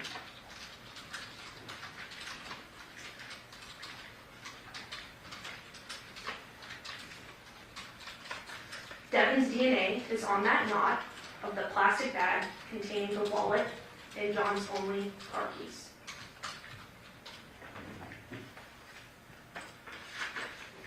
They also tested inside and outside of the wallet, including all the pocket openings. So the inside of the wallet also contained Devyn's DNA. This wasn't Johnathan dropping it in a bag. Why would Devyn's DNA be inside the wallet?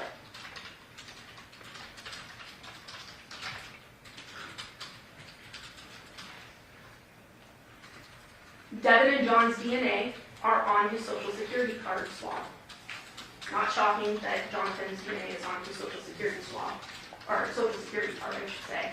But remember, this is Devyn's bag. You see her wearing it in the surveillance video with the chevron. She also described it to police during one of her interviews. And what's found inside is that Social Security card belonging to Johnathan Willette. And not only is it found, but it's found with the defendant's DNA on it. She handled it. She wanted to enroll the girls at school and knew that she needed documentation because the father of the children was dead.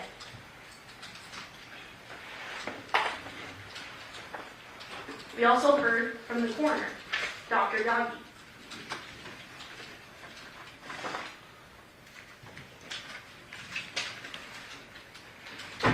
The cause of death, homicidal violence. The manner of death, homicide. The internal exam, and this is important, decapitation occurred post-mortem.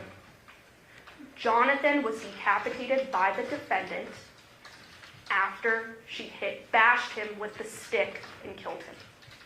Based on the science. No one's disputing that. Not even Dr. Sims today.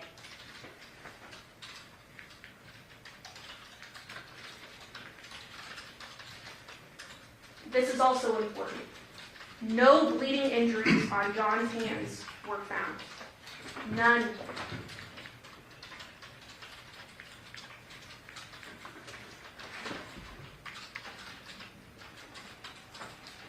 She did discuss slippage, which she explained what that was, where, after death, the skin tends to shed a bit in different areas. But again, no bleeding injuries on John's hands. Then we had testimony from Dr. Burns, who passed around those cool exhibits. Cass, I should say. And she explained that there were 2 implements used to decapitate the victim. As you can see in the picture there, this is her annotated version showing that there were 2 implements that were in fact used.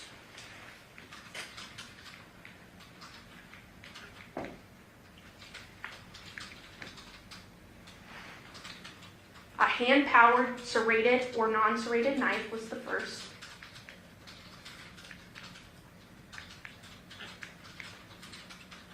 Then a mechanically powered saw, because it's very difficult to cut through human bone. Not only did Dr. Yagi and Dr. Sims agree today, but also Dr. Burns told you that the impacts that she saw on the neck were consistent with post-mortem dismemberment. Johnathan's head was decapitated after he was murdered.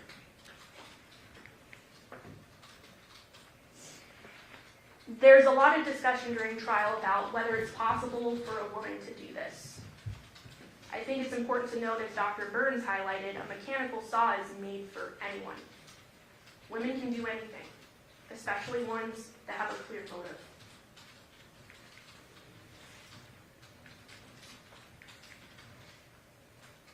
Moving on to the burla. Where was Devyn's vehicle during all of this? Her Nissan Armada shows she's at Palo Duro during the time of the murder. We have at 11:05 p.m., there's that short activation that we saw on the burla, which I'll go ahead and play for you. And it is not very long. It's at 11:05 p.m. on that August 6th, 2023, which is corroborated by the video surveillance where we see her vehicle moving up right in front of the driveway of Palo Duro, nose to nose with Johnathan.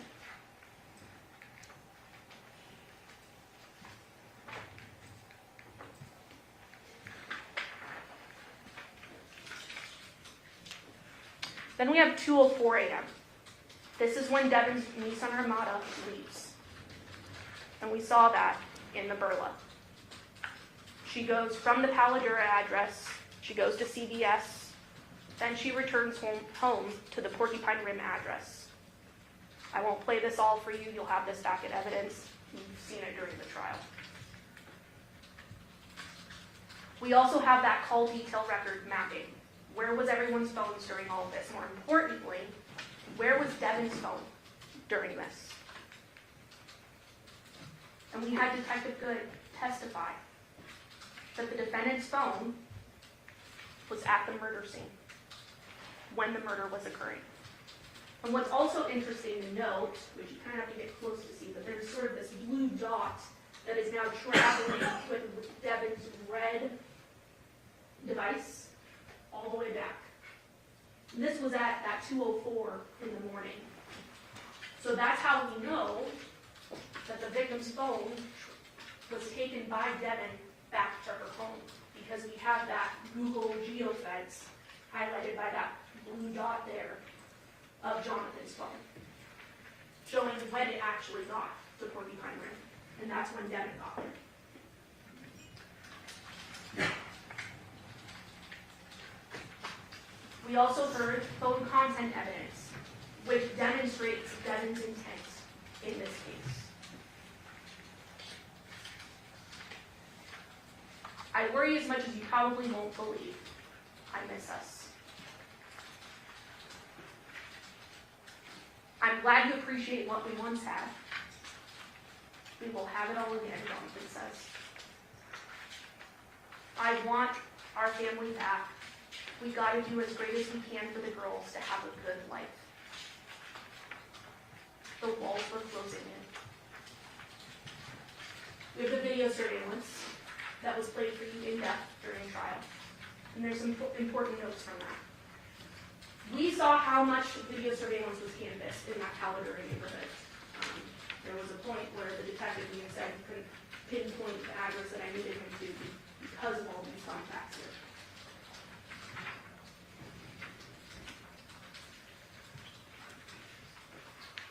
Then we have that next door residence to the murder house, that 2696 Paladura Drive. Again, next door. And this is that video I talked about earlier where we do see the Nissan activated and we see it move in front of the driveway of the murder home, 2698 Paladura. We also see in this vantage point of the video when Devyn and the victim returned home from that trip from Chevron. When they were coming from Porcupine Rim, stopped at the Chevron, got some items, then came back, and we actually saw those shadows of two figures, which would be Devyn and Johnathan, getting out of his truck to go inside of the Paladura residence. This camera gives us that as well. And again, 11:05 p.m., we get that activation, and we see that the Nissan Armada is moved up closer to the residence. Why would she want to move it closer to the residence? She's concealing her crime.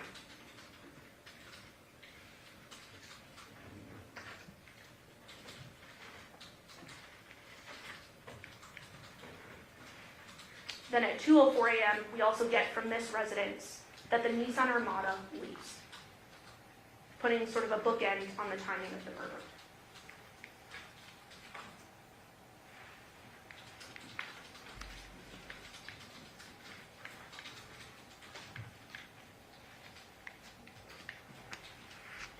We then have the video surveillance from the Chevron.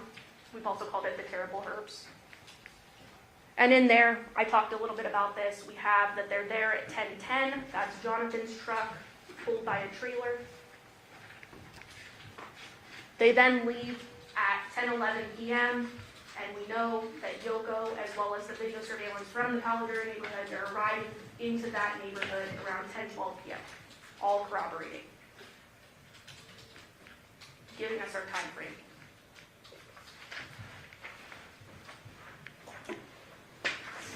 We have the video from the CVS pharmacy, the drive-thru, 2:28 a.m. on August 7th of 2023. This is after the murder, where she's at CVS. Again, giving us a time frame.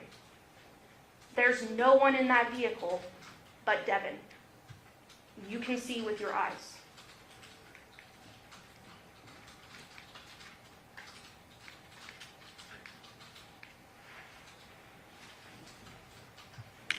We then have the 6621 Gray Juniper surveillance video camera from Devyn's neighborhood. This is that one that was fixed where you could see the only entrance and exit of the Porcupine Rim neighborhood, and it was constantly running. We were able to see different things from that. Remember, it was 3 minutes slow to real time, but accurate. At 8:57 p.m., we have John's truck entering the neighborhood. And this is on August 6th. Then at 9:29 p.m., John's truck leaving the neighborhood, further corroborating the timeline.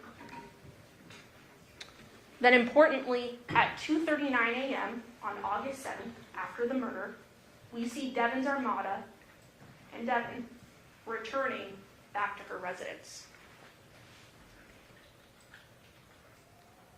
At no point was Devyn or Devier's work truck or that sedan seen entering or exiting. Very important.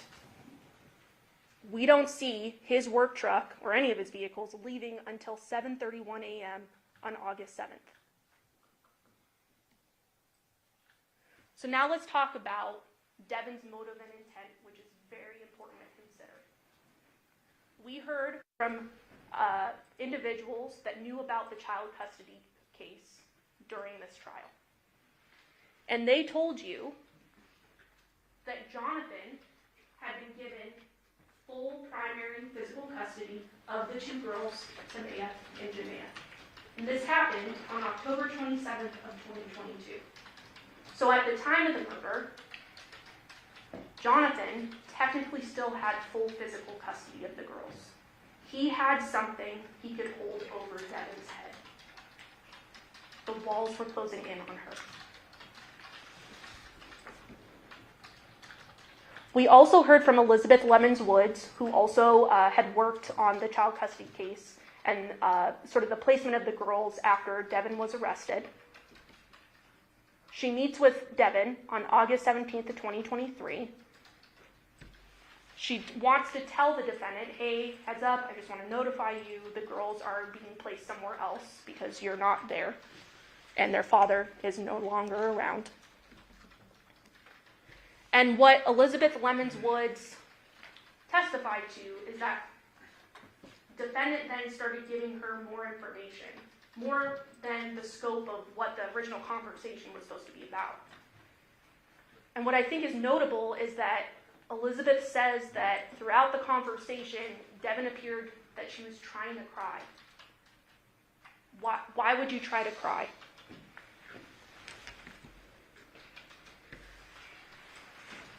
Devyn said during this same conversation, she had to do it. She had to do it.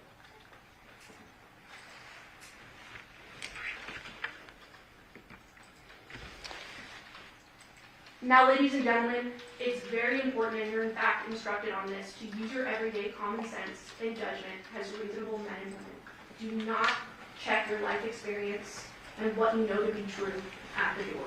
Bring that with you when you deliberate. The evidence in this case is overwhelming.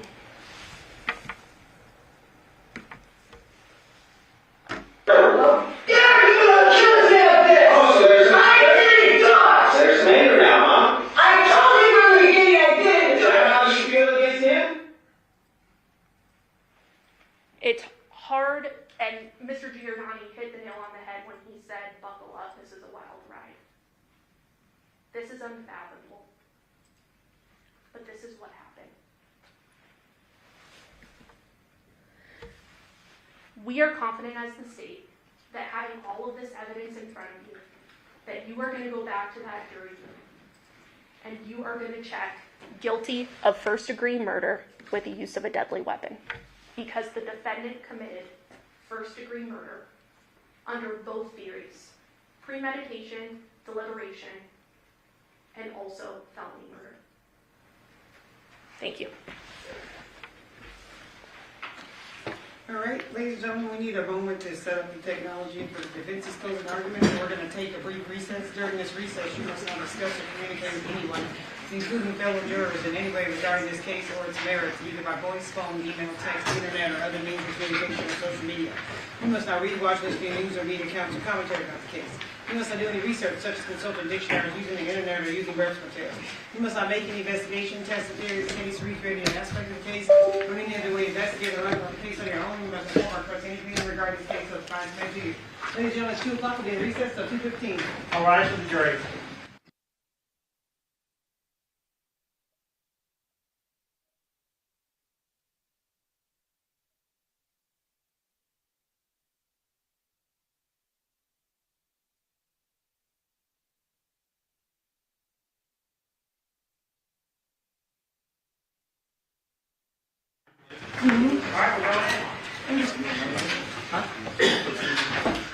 All rise for the jury.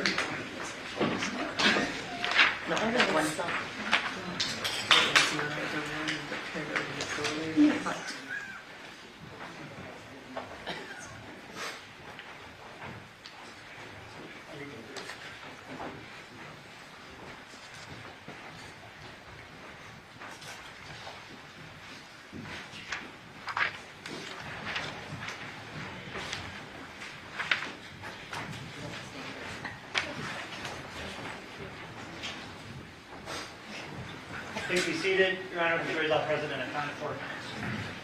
We are going to go back on the record and see 377239 State Development versus Devyn Michaels. Waive the record, reflect that Ms. Michaels is present with her attorneys, deputy district attorneys on behalf of the state. We both parties speaking in the presence of our jury. Yes, sir. Yes, Your Honor. Okay, Mr. Justice, are you prepared for your closing argument? Yes, Your Honor. Thank Whenever you're ready. Thank you.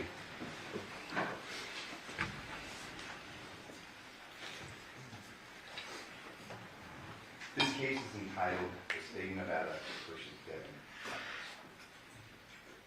Proof beyond a reasonable doubt is the highest standard in the American justice system. It shows an adoption of a belief that we took from the old common law from England, that it's better to let 10 guilty men go free than to wrongfully convict an innocent person. I would also submit to you that it shows a belief and an understanding from the Founding Fathers that very few people have the resources, the opportunity, or the ability to prove their innocence. You've seen that through the course of this trial. You have officers come in, collect evidence, and officers are people. I'm not going to stand before you and say this officer's a bad person. We talked about it through jury selection. But officers make mistakes. People are subject to biases, to confirmation bias, where they reach a conclusion first and then kind of work backwards. And I would submit to you that that is what happened in this case. And our Founding Fathers understood that. And that's why they placed the burden upon the state, and the state alone, to prove its case, each and every element of its case, beyond a reasonable doubt. I'd like to talk a few minutes about the jury instructions. We had a few technical difficulties, but you all have the same packet.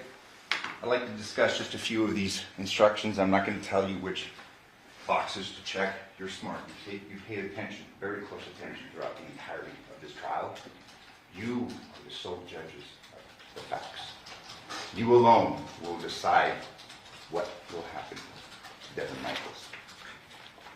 Instruction number 3 talks about murder with use of a deadly weapon, and that's what the state wants you to convict her of, first degree with use. But the pleading document is telling. Instruction 3, it states, murder with use of a deadly weapon.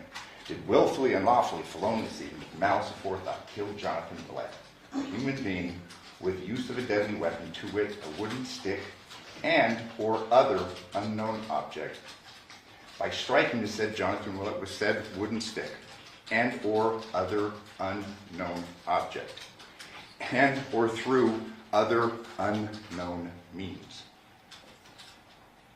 And then it lays out the mental state. It has to be deliberate, premeditated, or, of all things, committed during the perpetration or attempted perpetration of a robbery. The following instructions in this packet lay out, after you've assumed that Devyn has killed somebody, her mental states. Instructions 6 through 16 talk about all the different mental states required. That's after you've determined that this person did the killing. There's even a number of instructions concerning robbery. It's instructions 17 through 20. You see, in the state of Nevada, we have what's called this felony murder rule. It's a shortcut. It's maybe basically getting to the shortest distance between 2 points to convict her of first-degree murder. There are, however, other instructions that I would like to spend a little more time on. And again, you are the sole judges of facts. You will review these instructions. But unlike us, who had this case for some time, this case is new. You were introduced to this case when we all met and began talking at the beginning of last week. There is an instruction concerning expert testimony, instruction 33. Please look at that. There's a common sense instruction. And I'm going to flip to that. It's kind of telling. Both parties generally point to this idea of common sense. Again, shows the wisdom. Instruction number 34. Although you are to consider only the evidence in the case in reaching a verdict, you must bring to the consideration of the evidence your everyday common sense and judgment as reasonable men and women. Thus, you are not limited solely to what you see and hear as the witnesses testify. You may draw reasonable inferences from the evidence which you feel are justified in light of common experience, keeping in mind that such inferences should not be based on speculation or guess.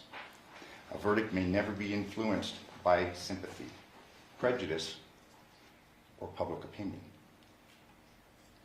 Your decision should be the product of sincere judgment and sound discretion in accordance with these rules of law. As I go through my comments, and trust me, I'm going to leave things out. It's inherent in the process. Please use your common sense. You've taken good notes and you've paid attention. Please review the exhibits and don't take my word or that of the state of Nevada. Reach your own conclusions. Review the evidence. There is an instruction that I think is of paramount importance in this case, and it's instruction 32. It concerns the credibility or the believability of a witness should be determined by his manner upon the stand, his relationships to the parties, his fears, motives, interests, or feelings, his opportunity to observe the matter to which he testified, the reasonableness of his statements, and the strength or weaknesses of his recollections. If you believe that a witness has lied about any material fact in the case, you may disregard the entire testimony of that witness or any portion of his testimony which is not proved by other evidence. I read this instruction to you with Devyn in mind. We started this case talking about motivations. Motivations dictate actions. Devyn is not on trial. This case is not going to be, well, did we prove our case against Devyn better than they proved their case against Devyn? Devyn is the only person that's on trial. We have gone through the evidence in good faith, and I'm going to discuss that a little bit with you today in my summation, that there is evidence to believe that Devyn committed this crime. But you don't have to believe that to acquit my client. But I would submit to you that you should take that into consideration. The ultimate determination that you will make is the sole judgment of the facts is whether the state has proven this case beyond a reasonable doubt.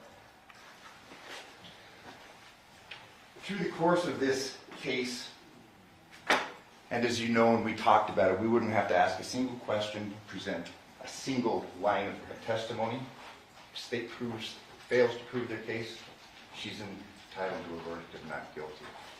But as this evidence has unfolded, I would urge you to see that perhaps the detectives in this case, the Henderson Police Department, were basically trying to choose the shortest distance between 2 points. Hey, we knew, and we all know, and we're not making issue that she was with him on the night in question.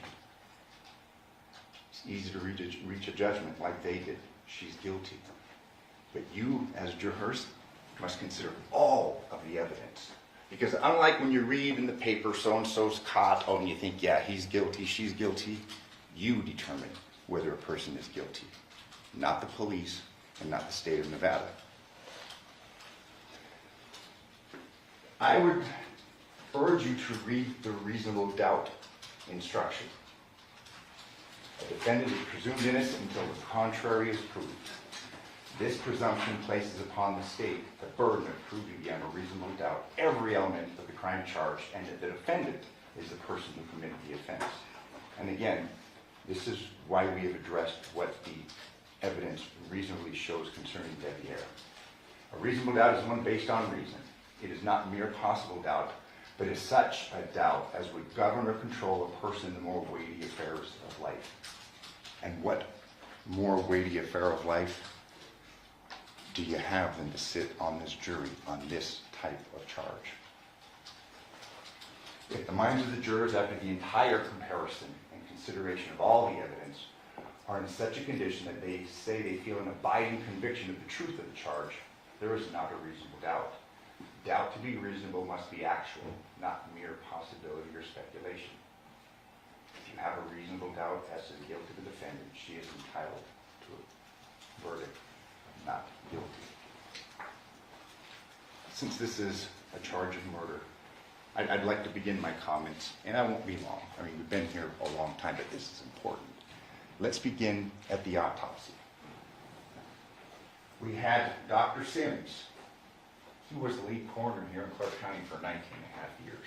You heard his testimony. It wasn't much of a cross because he didn't say much to be disagreed with. We did, however, hear from Dr. Yagi. Do you recall the question that was posed to her? Would you agree with me that a decapitation is difficult to effectuate? Remember her answer? I don't know, I've never done one. We heard from Dr. Sims that yes, it would be difficult. It takes a lot. It's involved. Dr. Yagi missed the tattoos. It was in the report. We had Oriental John. That kind of goes to the weight that you should give her testimony and the thoroughness of her examination of the body. The state's relying upon Dr. Yagi's statement, her testimony that there was no injury on the hand.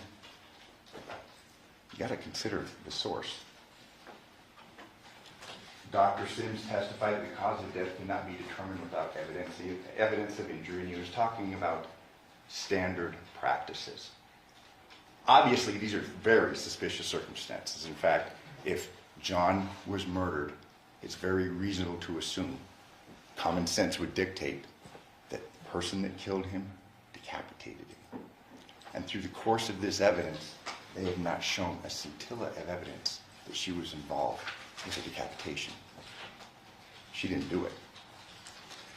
Determination of homicidal violence cannot be used when in large part that fatty liver or drugs and alcohol are present. He was talking basically about the industry standards, what experts in this field collectively agreed upon. And we saw a variation in this case from Dr. Yagi. In this case, we did have a combination of all three. You heard the testimony about 20 times the level of THC, alcohol in the body. 0.02 was the alcohol in the blood, but Dr. Sims testified that that, in conjunction with this high level of THC, would cause a person to be intoxicated. That's important in this case because you will hear testimony concerning her concern, Devyn's concern about not letting him drive. As you recall, we went through all those texts beginning back in 2018 concerning Yoko's concern. And again, I don't want to speak ill of the dead, and it was no showing of disrespect towards her, but it was an ongoing concern that she had. She didn't want her son driving drunk, and that concern was shared by Devyn. She had his key. She took the key to the house. That's not evidence that she committed a murder. This is extremely important, and there's been a great deal of issue made concerning this video evidence. As you recall, through the course of Devier's testimony, I read it to you at the beginning of the trial and read it to him, where basically we had a detective, it was the 12th of September, telling him, you're under the radar. We're here to clear you. I mean, when you look at the radar, when you look at this net that was cast, it has so many holes in it. The state would have you believe that both homes were under 24-hour surveillance. It's just not true. The evidence of Detective Lippisch and the other detectives showed that. The state expects you to accept representations made by Detective Lippisch regarding the true time of the videos from this residence, and I want to start there. This concerns the state's timeline, which I would tell you flies in the face of common sense, but it's important to take into account how this evidence was gathered. You recall the list of times or the videos that were shown? He supposedly didn't, it was on a neighbor's cell phone. We saw no logs. We saw no indication of the veracity or the accuracy of those times. The state's basing this idea that she's pulling up in front of the Paladura residence and is somehow moving her car at 11:04 to avoid detection. You have to take this detective at his word. And again, I'm not necessarily saying he's lying, but he did a sloppy job of collecting that evidence. And this is the video evidence that I'm referring to.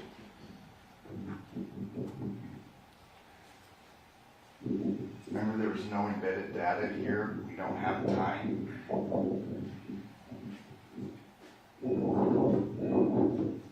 He would have you believe that the vehicle is moved at 11:04. We don't know what time this is occurring. We do know that the vehicle perhaps was moved from the Burla, but we don't know the sequence of events.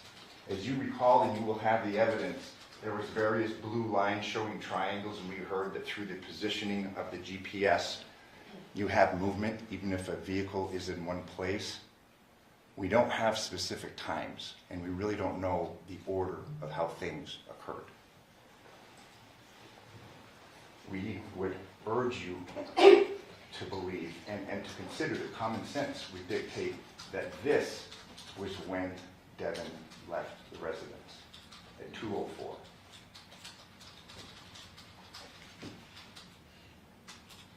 There's going to be a close-up here. You'll have a computer screen. Zoom in on it.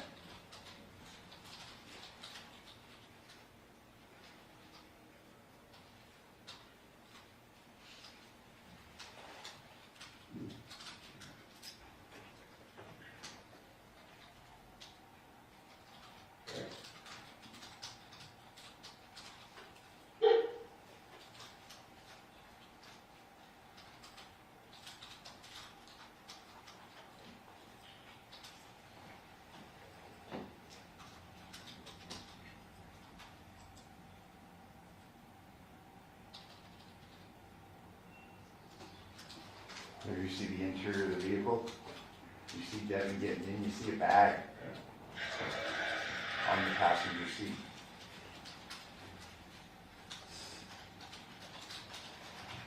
And she leaves. Please pay close attention. And again, not that I'm trying to tell you to do, but we've had this case for a much longer time than you have. Look at the video evidence from 6505 Taylor Creek. Detective Lippish testified several times that he could only speak to items that he canvassed for, but he was happy to testify concerning other detectives who went unnamed that collected this evidence.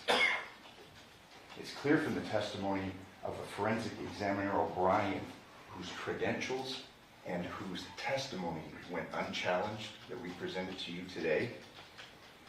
He testified that one of the three videos was compiled from a series of screenshots, which the Ring camera is set to capture by default in the absence of video activity. Where are the other screenshots? They only gave us 3. I'm not going to stand here and point the finger and say that this was done in bad faith. It was done out of sloppiness. Why weren't subpoenas issued? Why don't we get the complete record? This woman is on trial for murder. We heard nothing concerning them going to the third-party providers, Ring, Google, other parties. No, they're relying upon the cooperation of neighbors who are living their own lives and who very well may be indifferent to the gravity of this situation. Didn't give us the full picture, and that was the video that had constant, I mean, you got a good scene into or a good view of the residence. It's incomplete. We just have these 3.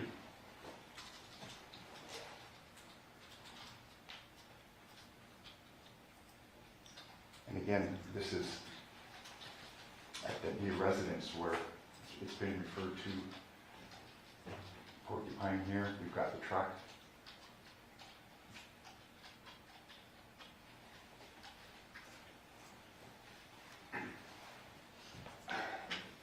You know, there's been an argument made that Devyn had to have been in the home the whole time. Based on what? Because the entrance to the neighborhood with the continuous camera doesn't show a vehicle. There's other ways to leave that residence. There's a walkway next to one house away. There's over the fence. This is something that's been discarded by the state, but again, I would submit to you that it goes to what Devyn is thinking. It goes to her innocence.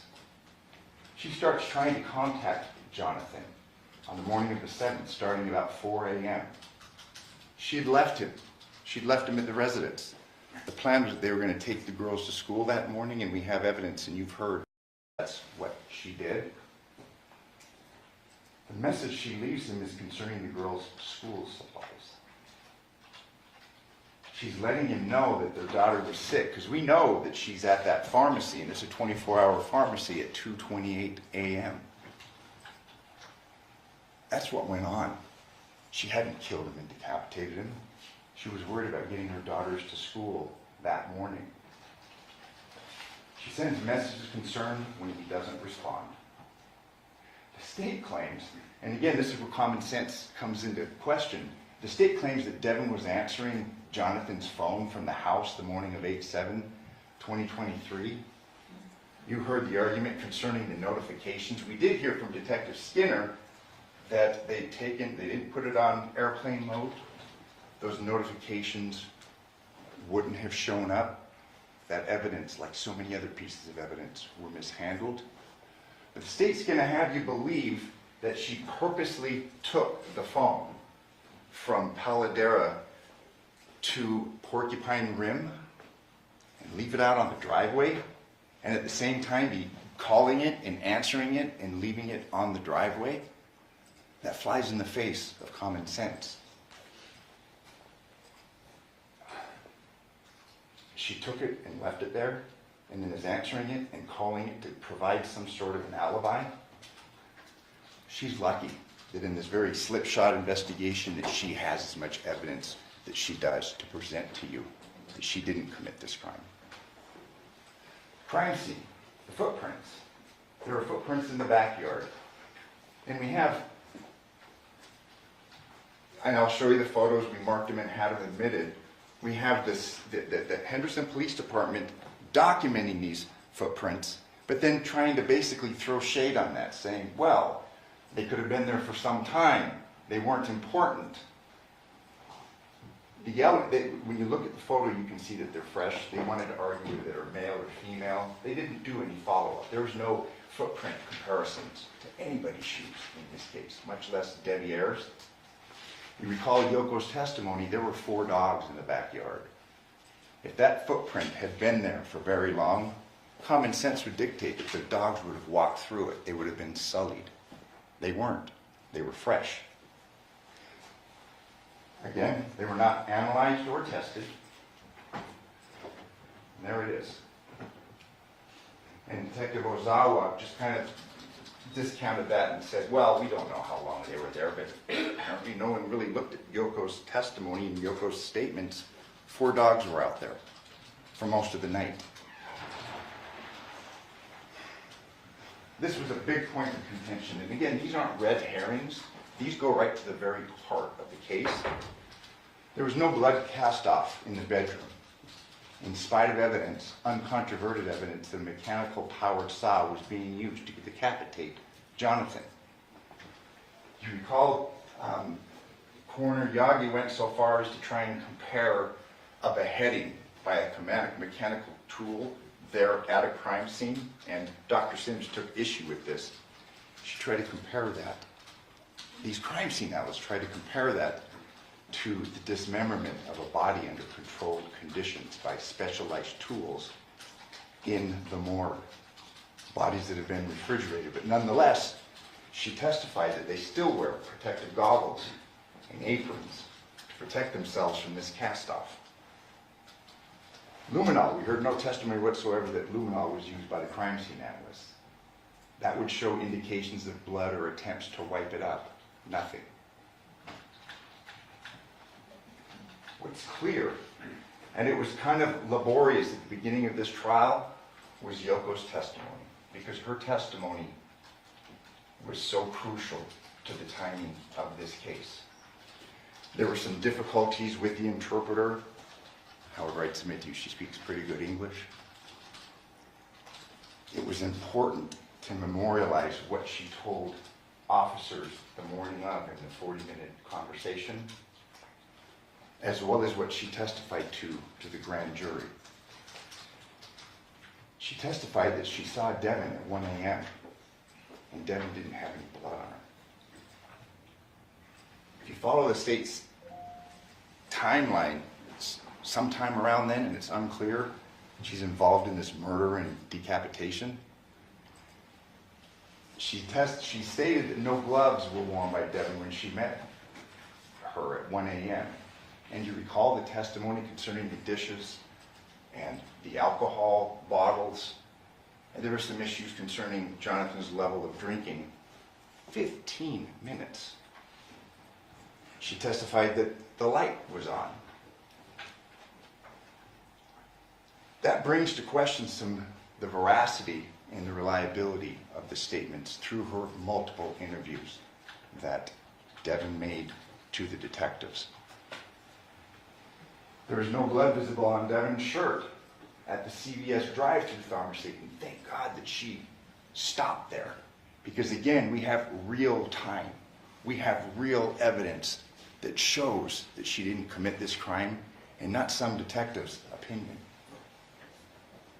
There's another issue concerning this, the mixture of ammonia, bleach, the stench. Remember that? We heard that the first responders, that they said that the smell got worse the longer they were there. If we're to believe the state's timeline, this is smoking for 9 hours. That flies in the face of common sense. Ammonia evaporates quickly, and again, your common experiences. The state never, and one of you posed a question to Dr. Sims. Again, it's the state and the state alone that bears this burden. Where was the expert to talk about that? That was important. This case was out of the ordinary. It's clearly gruesome, but because it's gruesome doesn't make that woman guilty. It isn't evidence that she committed this crime. Here we are, 2:27 in the 24-hour pharmacy, and you'll have this. Look at her.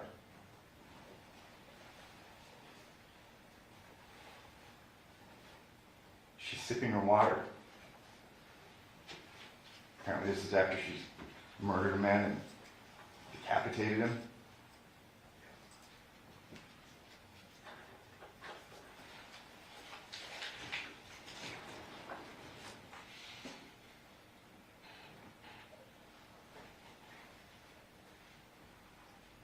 She's reaching out of the vehicle. No marks, no blood, nothing. And Sims testified that this would have been messy.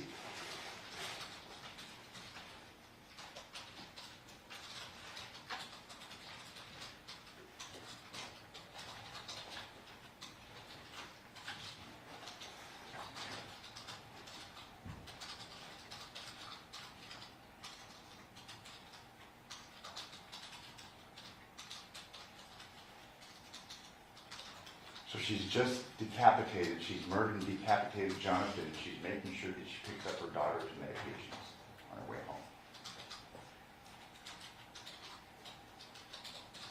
There was a very good question that was asked concerning, was there any stops? There wasn't. Her vehicle didn't go to any isolated areas, to any trash bins.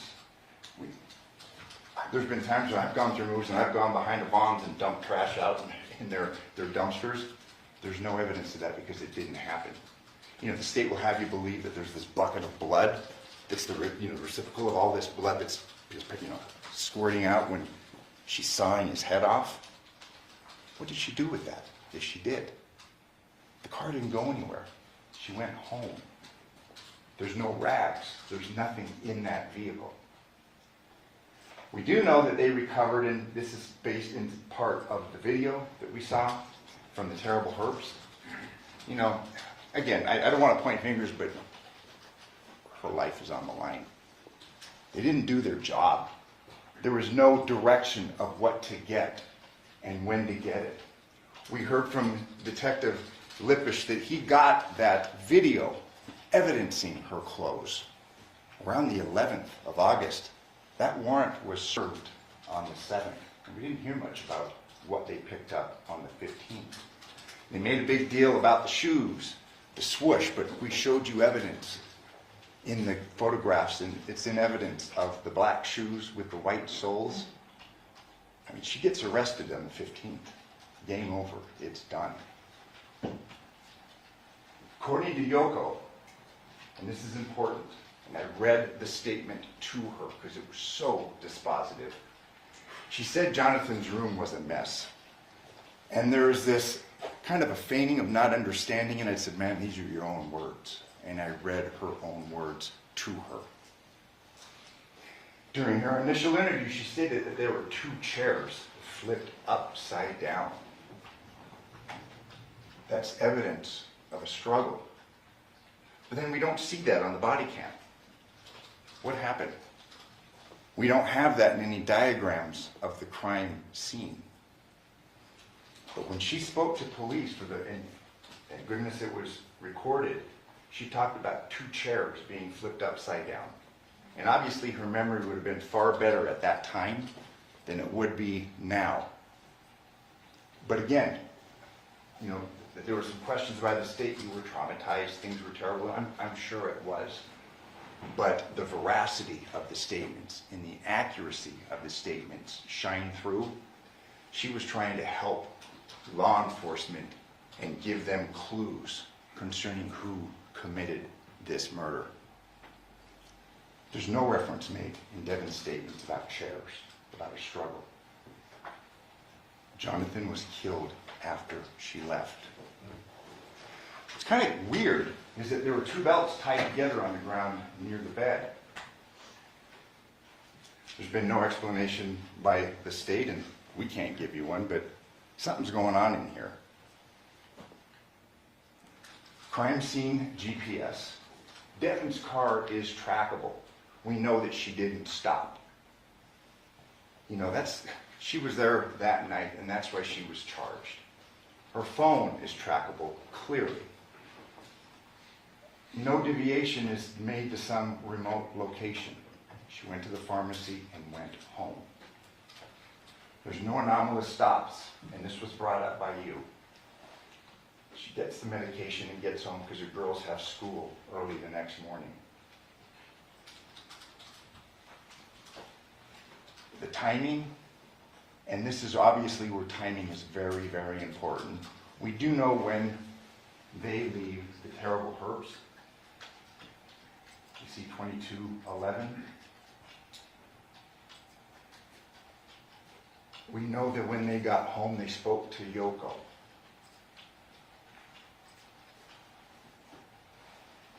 We don't know how long they spoke, but do you recall Yoko's testimony? Her words were, it was a very good day. She'd known for months that they were getting together. They were trying to unite the family. And you know what? No union is perfect. Hey, we all know that. There are ups and downs, but she and Johnathan had a union. The state in their first closing, they're going to get a second one, try and paint her as this devious, manipulative, conniving temptress. But think about that. The flip side, a 19-year-old. When we talk about motive, what drives a person to murder, is it not passion of a young man? His first love? His first love that's coming to an end when dad's coming in and moving him, the dad that he said was never there for him. It's kind of an archetype. The father that's killed by his son. I mean, it's in, I believe it's Isaiah 38:18. We've got these Greek stories of it, Oedipus. I mean, there's various variations of that, but it's an archetype. Saturn. It's known, and it's as old as the human condition.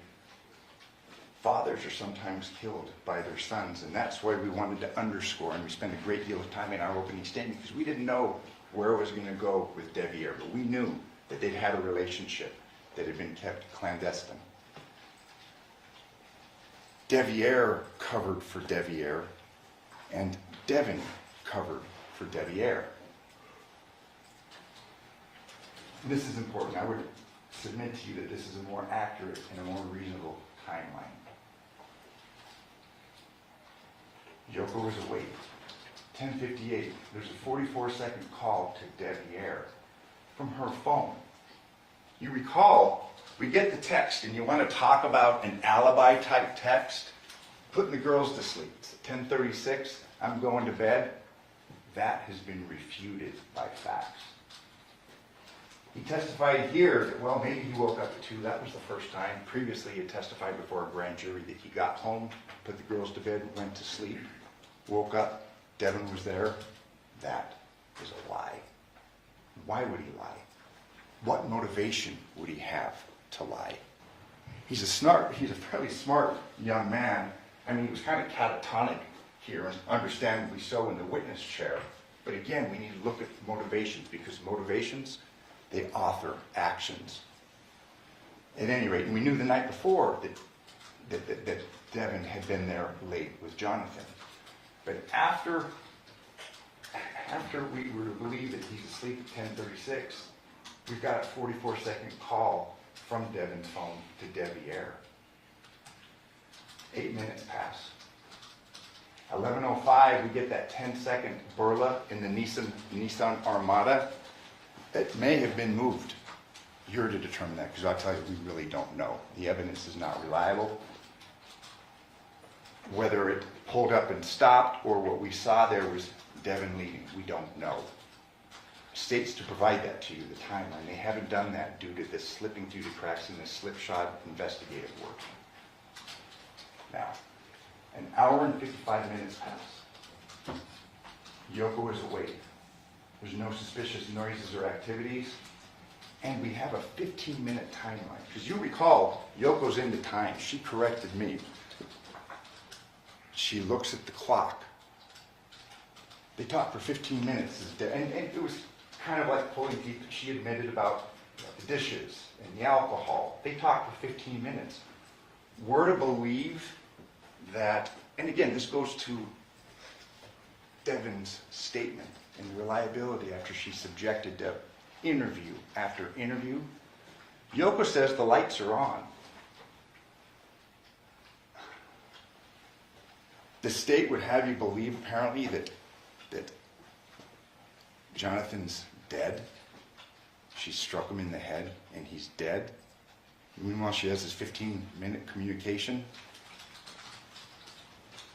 Again, no blood, gloves, chemical smell, any of that on Devyn. At 1:15, Yoko goes back upstairs. And you recall yesterday, that was kind of rebutted Lena's testimony. They kept hitting her with that hour and 4 minutes. That's why you don't talk to the police. That's why you have a right to remain silent. One thing that we have learned is don't talk to the cops, especially if you're the target, because they're going to take what you say and they're going to twist it. Yoko was equivocal in her testimony when she testified before us. This time, and she's just testified once before a grand jury, she's equivocal. She was awake the whole time. She looked at YouTube. She went to sleep. It's equivocal. But at 2 a.m., for the first time here, she says she hears the bang. And I think we had the prosecutor bang his hand. She'd never talked about that before. But still, may have happened. 2:04, Devyn's leaving. Maybe it was the door closing. We don't know. That's her testimony. But you have to evaluate her testimony. But again, this is really kind of shedding light on this timeline. She previously testified that she heard dogs at 3 a.m. She brought it up 3 times during her police interview. Apparently she felt it was noteworthy, and she testified to that September 14th before the grand jury. Yeah, the dogs are barking. It's 3 a.m. Someone's put the dogs outside. The facts, taken as a whole, and not this little piece here and this little piece there, show that this murder, and you know, it's silly to say a murder didn't occur. Obviously it did. It happened after Devyn left. The facts, taken as a whole, bear that out. Again, you've heard, and it's uncontroverted, Devyn leaves at 2:04. You know, what's of note is that presumably Yoko went to sleep after she went upstairs. Part of her testimony previously is that she was awake during this whole time. Where's the testimony of a mechanical powered saw? It happened. It's more reasonable to believe that that happened after 3 a.m. We don't know when it happened. She didn't do it. The dogs were outside barking. Somebody's in that house. Somebody has killed Johnathan and somebody is cutting his head off. Again, what kind of passion does that take? Not an on-again, off-again relationship that Devyn had with him. It's a person that's enraged. You know, we all watch the TV, the police stories. They talk about stabbings are personal versus a shooting. What's it going to take to cut a head off? And what kind of anger and what kind of resentment is that going to cause to for someone to do that? You know, there's been a great deal of argument made and points attempted to be scored that Devyn did that because she'd do anything to get her kids. It was uncontroverted that regardless of what was going on with the family workers, she had those girls from May 27th on. She had them all summer. And when we talk about motivations, we know that Johnathan was moving in. There was talk of marriage. And, you know, they want you to believe that the rings weren't there. Look at this investigation. Look at the photographs of the trash cans. I believe one was Exhibit 68. We have no evidence and nothing to show that they emptied that. And no, why would they take a picture or preserve a ring? They didn't preserve anything else in those trash cans. It's easy for them to come in years later and say, I didn't see a ring, there was no notations, and they'd go through hundreds of crime scenes. When they were there, you know, when Miss Wilson was there, they were looking for weapons. They were looking for evidence of a murder. They weren't looking for rings, and they're asking you to convict her on this shoddy police work and have you believe that Devyn's lying about these rings when there is no indication that they were looking for rings. This is the state's only evidence that she committed this murder and this decapitation. Because you got to put them together. Common sense would dictate whoever did one did the other. The interviews of Devyn Michaels. I'm going to focus on the third interview. And then have you guys ever had a sexual relationship? Yeah, we had. Okay. But it's not there now? No, I can't even have sex now. This is important. This isn't something that Devyn is making up. You have her medical records. The time, 12/5/22, vaginal hysterectomy. She's had surgery. She's not having sex. She's telling the detectives the truth.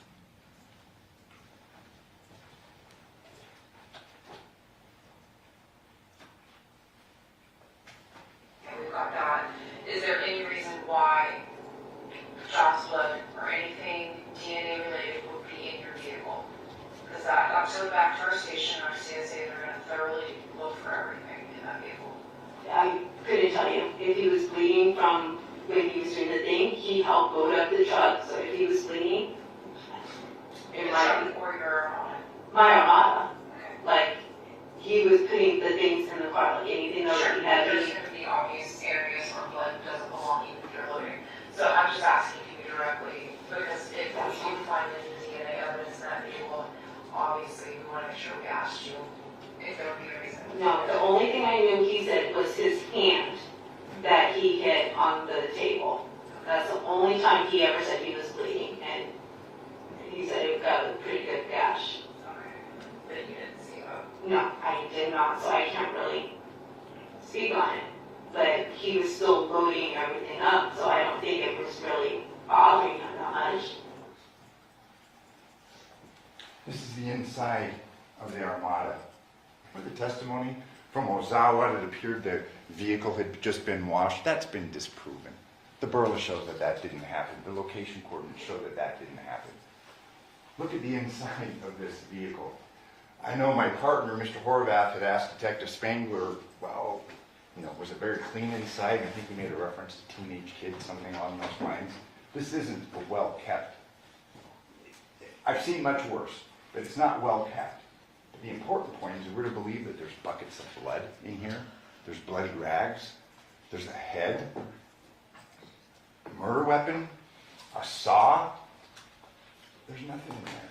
They sealed this vehicle and they took it off. If you're to believe that she murdered and decapitated Johnathan, you're to believe, common sense would dictate that there's going to be some indicia of a crime in here. You're taking buckets of blood because they weren't at that residence. This made reference, and again, nobody understood the significance at the time.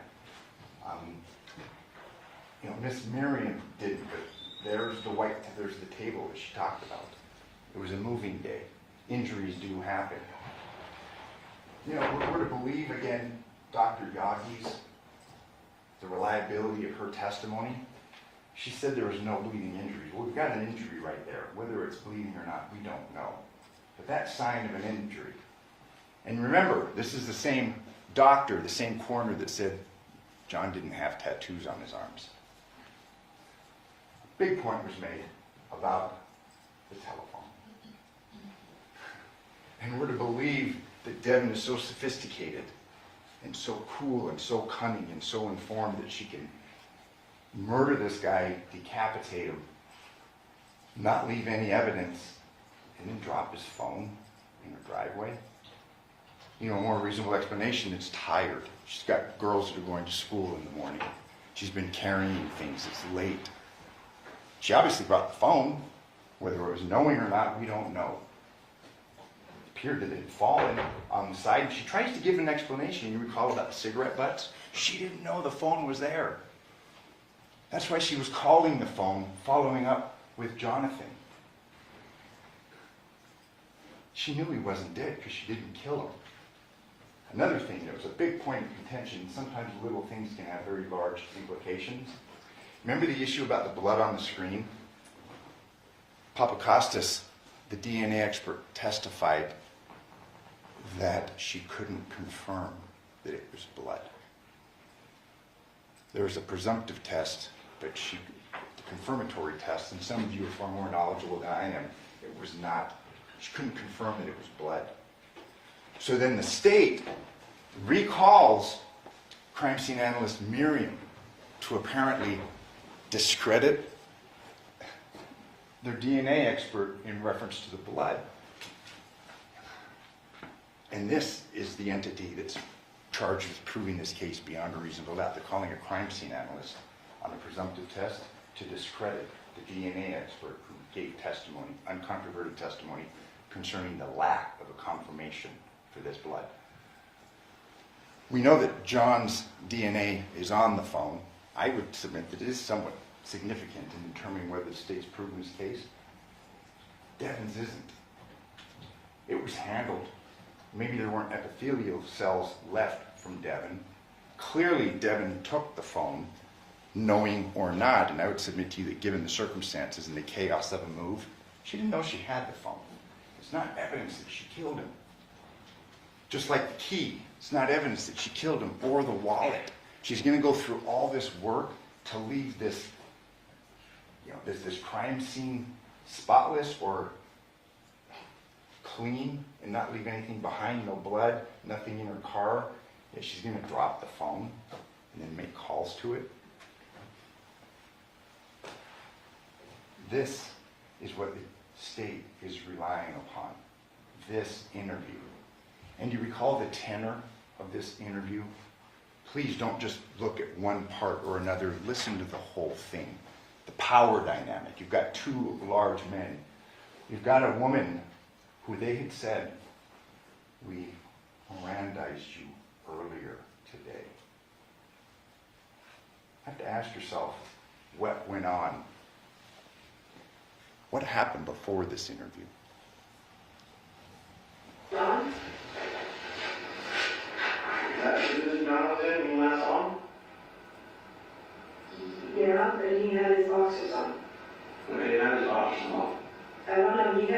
boxers on. His boxers were black boxer briefs. He had boxer briefs on.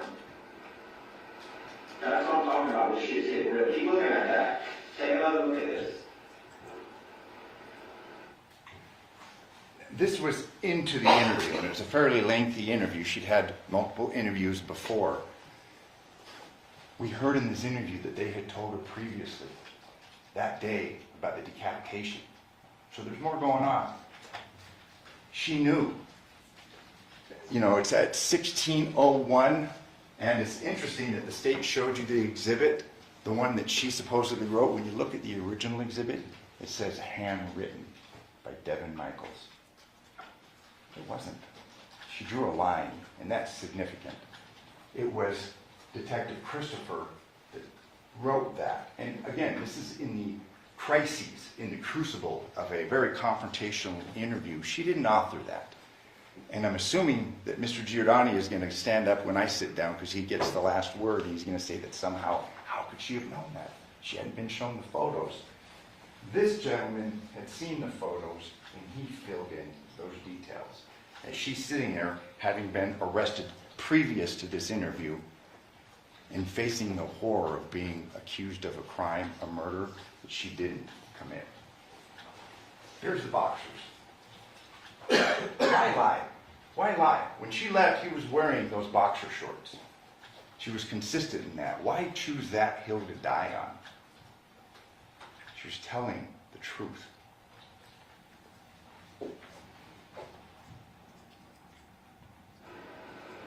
Have you had moments in the past where you Yes. have been stuff where Yes. this happened? Yes, there's things in my past where I cannot remember. And yes, I have talked to my doctor about it. Yes, they're trying to figure out what's going on with me. Yes. Okay, you don't have to tell me if you don't want to, but what is wrong with you that you say that I you're trying to don't get know. back from? They're testing me now. I think yesterday, for whatever reason, my brain tingles and then I black out. And I literally have it on documentation from the doctor, and they're trying to figure out what's going on with me. This interview was on August 15th of 2023.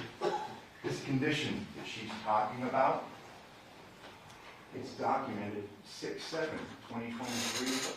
New patient established her patient she feels like tingling, vibrating in the back of head, comes and goes, denies headache, has dizziness. This isn't some ploy. I mean, she's in this high pressure, confrontational interview, and she's trying to give as truthful information as possible. She's had some problems. This isn't some defense where, oh, she blacked out and didn't know what she did. She didn't commit this crime. She didn't commit this decapitation. She's had some issues that she's been trying to address. And again, she's being truthful to these detectives.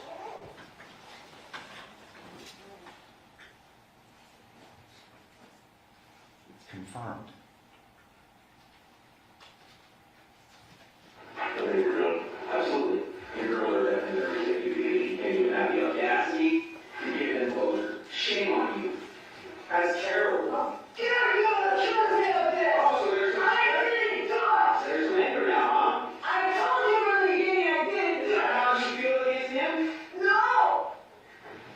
It's not against you.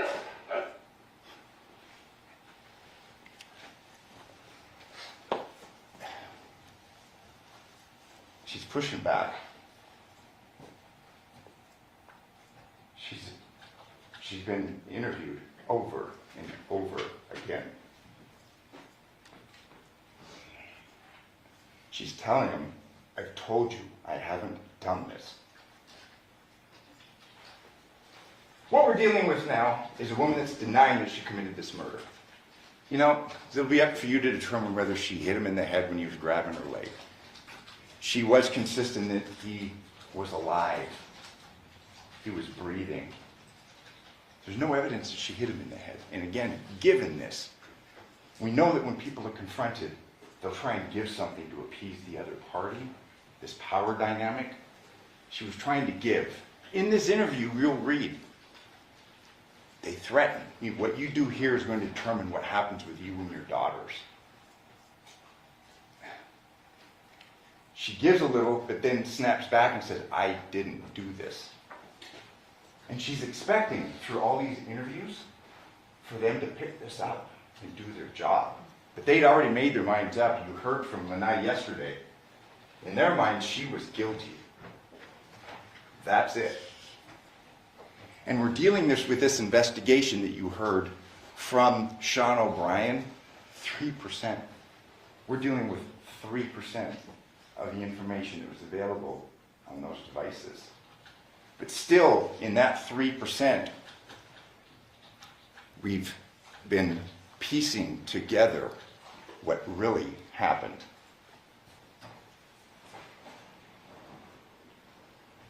We do know, and it's clear, incomplete Celebrite reader files.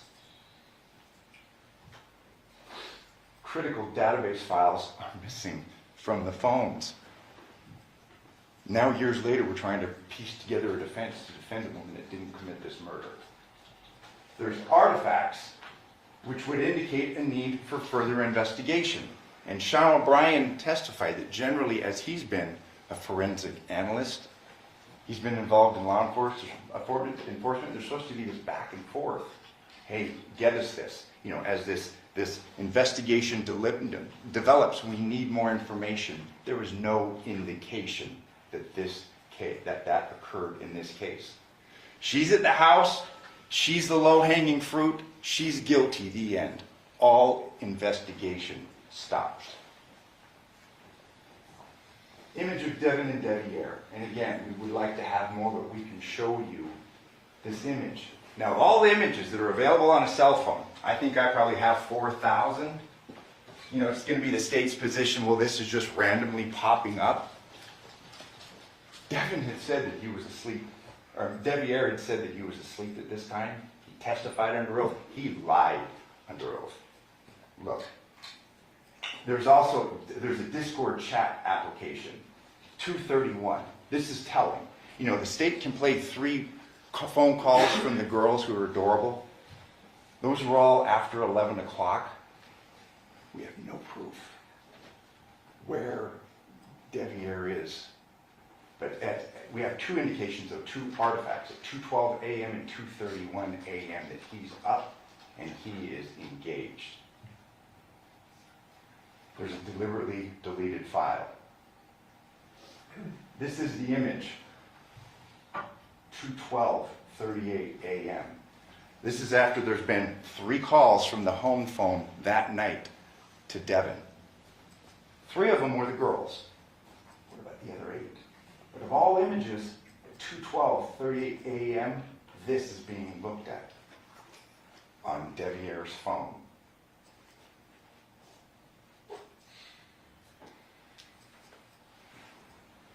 Game box. Again, and this is important, this was not preserved, this was overlooked. There's photos. He was a gamer. They had issues. Gamers are on their game platforms and they talk to other people. We have a Discord file. There's a remnant of that. He's using that at 2:31 a.m. in the morning. He's up. He didn't drive his car over there, and again, I can't tell you for certain if he committed this murder. But he could have easily gotten out of that house, and he's not going to walk. He's going to talk to a fellow gamer. We now know that he's up, and he's lied. He's lied under oath. What does he have to lose? I mean, he was able to avoid the motives through the course of this investigation concerning getting kicked out of his house and losing his wife, who he, based upon all the photos, and we didn't have to go through those, you saw them, he was in love with her. But we do, in this 3% that's available to us, we can show you that he was up. Not 1 indication, but 2. And given the nature of that photograph, the multiple phone calls that were made earlier, and now we have this Discord, we have a remnant that he's on and at, it's not too hard to imagine that he went there. Those are the facts. And the timelines, you recall the detectives that for the Henderson Police Department that testified, they set out timelines, but they didn't do a more in-depth analysis. And this is what our analysis, with only 3%, we were able to show He was awake. This was deleted. It's there. I'm not saying that was that night, but that's something that should be taken into account. Headed there now.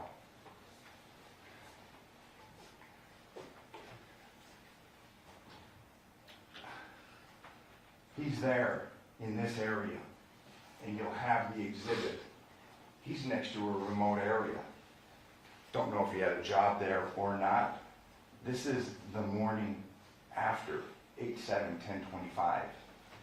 You know, when detectives interviewed him, he'd said, hey, I've been drinking. We don't know if he'd been drinking all night. We don't. He's a drinker. He's in a remote area where, and obviously there's been no testimony, there's been no investigation in those wash areas. We know he was over there. We know he was up. We know that he was looking at a picture of him and Devyn. You know, it's, you see on the crime TV shows about motive, means, and opportunity.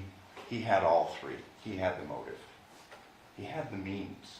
He didn't walk there, but he was talking to somebody. Clearly, he had the opportunity given the timeline. But again, I'm not going to stand before you and say he did it. We don't know. She didn't. These were texts that were between him and his father. You have nothing to tell me, WTH or TF. I thought you were my seed. If what I can know, I can't fuck with you. Boy, that's true. Devil shit. It was clear, and he tried to smooth things over through the course of his testimony, but Devyn did not like his dad. He had an affair with his dad's girlfriend. You know, these things don't reflect too good on her, okay? They reflect poorly on Devyn. But Devyn's not here for good moral character. You can despise the choices that she made, but you can't convict her for murder, for a murder that she didn't commit.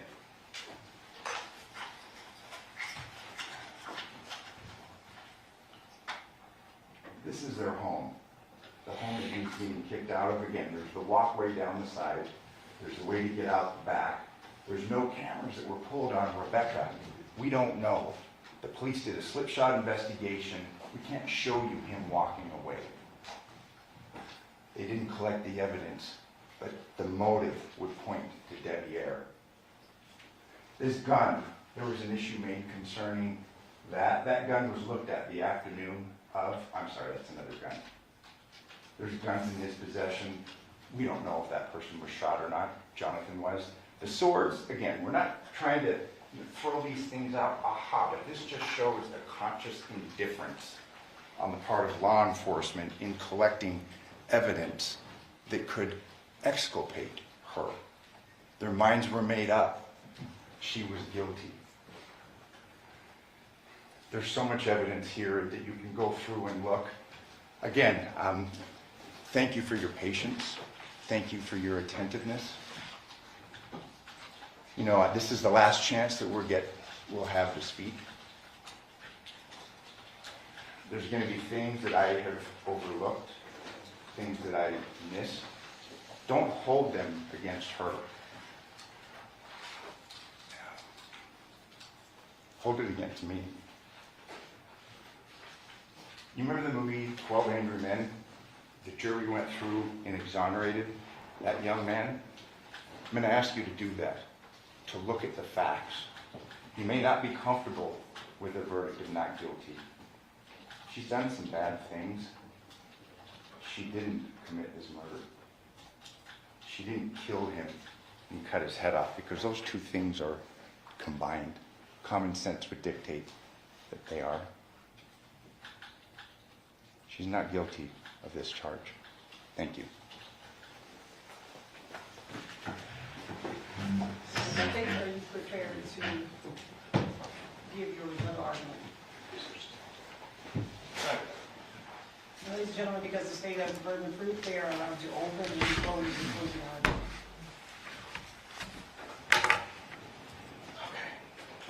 Let's talk about reality now. I want to commend my colleagues over here who represented Ms. Michaels first, because they've done an exceptional job, and Ms. Michaels is entitled to a fair trial like we talked about in jury selection. They've done a good job of coming through and poking as many holes as they can in the evidence, and I commend them on that. But make absolutely no mistake. That woman is guilty as sin. That family deserves justice. Those girls deserve justice. Do not take this lightly just because a real polished defense attorney gets up here and spins a yarn for you. Do not take this lightly. Those people deserve justice. If I were to tell you that a defendant confessed to a crime, described how she did it, everything she said matches the crime scene, except for the part where she minimizes or potentially blacks out the aftermath, you would say, well, that's pretty damn obvious. And some of you were probably sitting there when we played that confession the other day, yesterday maybe it was, or the day before, and go, why didn't you guys play this 2 weeks ago? We could have kind of sped this process up. Maybe you're thinking that. Because we have to show you that the cops did their job and she is overwhelmingly guilty. We wouldn't be doing justice to that family right there if we just played that confession and walked. And we didn't. We put 2 weeks worth of evidence up here to show you Devyn sure didn't do it and she did. There is no reasonable doubt in this case whatsoever. And I want to address kind of an elephant in the room.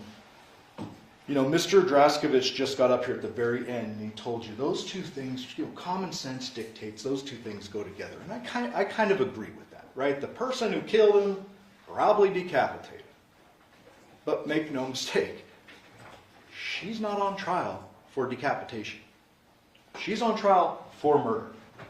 She told you she did the murder. Now, she minimized it. She told the detectives that she hit him over the head and he was still breathing. Of course she did. But she admitted to the act that caused his death. Are we really, as reasonable men and women, going to believe this was a fatty liver or a marijuana overdose? Are you kidding me? That guy was murdered. And then his head was chopped off. And here's the elephant in the room. I don't care if you for some reason believe Devyn somehow snuck out of his home like a ninja, crossed town, and cleaned up the job. I don't care. She's not charged with decapitation. Look at the pleading document. She's charged with killing John. That is it. That is your job. Did she kill him or not? And the answer is absolutely yes. I need to show you a couple instructions because they're important. Bear with me. I know you're probably tired because we all are. But this is too important to just gloss over. This is the beyond reasonable doubt instruction. Mr. Draskovich addressed it. I want to tie this into another instruction. Doubt to be reasonable must be actual, not mere possibility or speculation. Instruction 31, direct versus circumstantial evidence.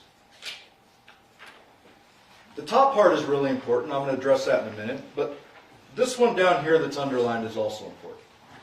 You must not speculate to be true any insinuations suggested by a question asked the witness. So a question is not evidence and may be considered only as it supplies meaning to the answers.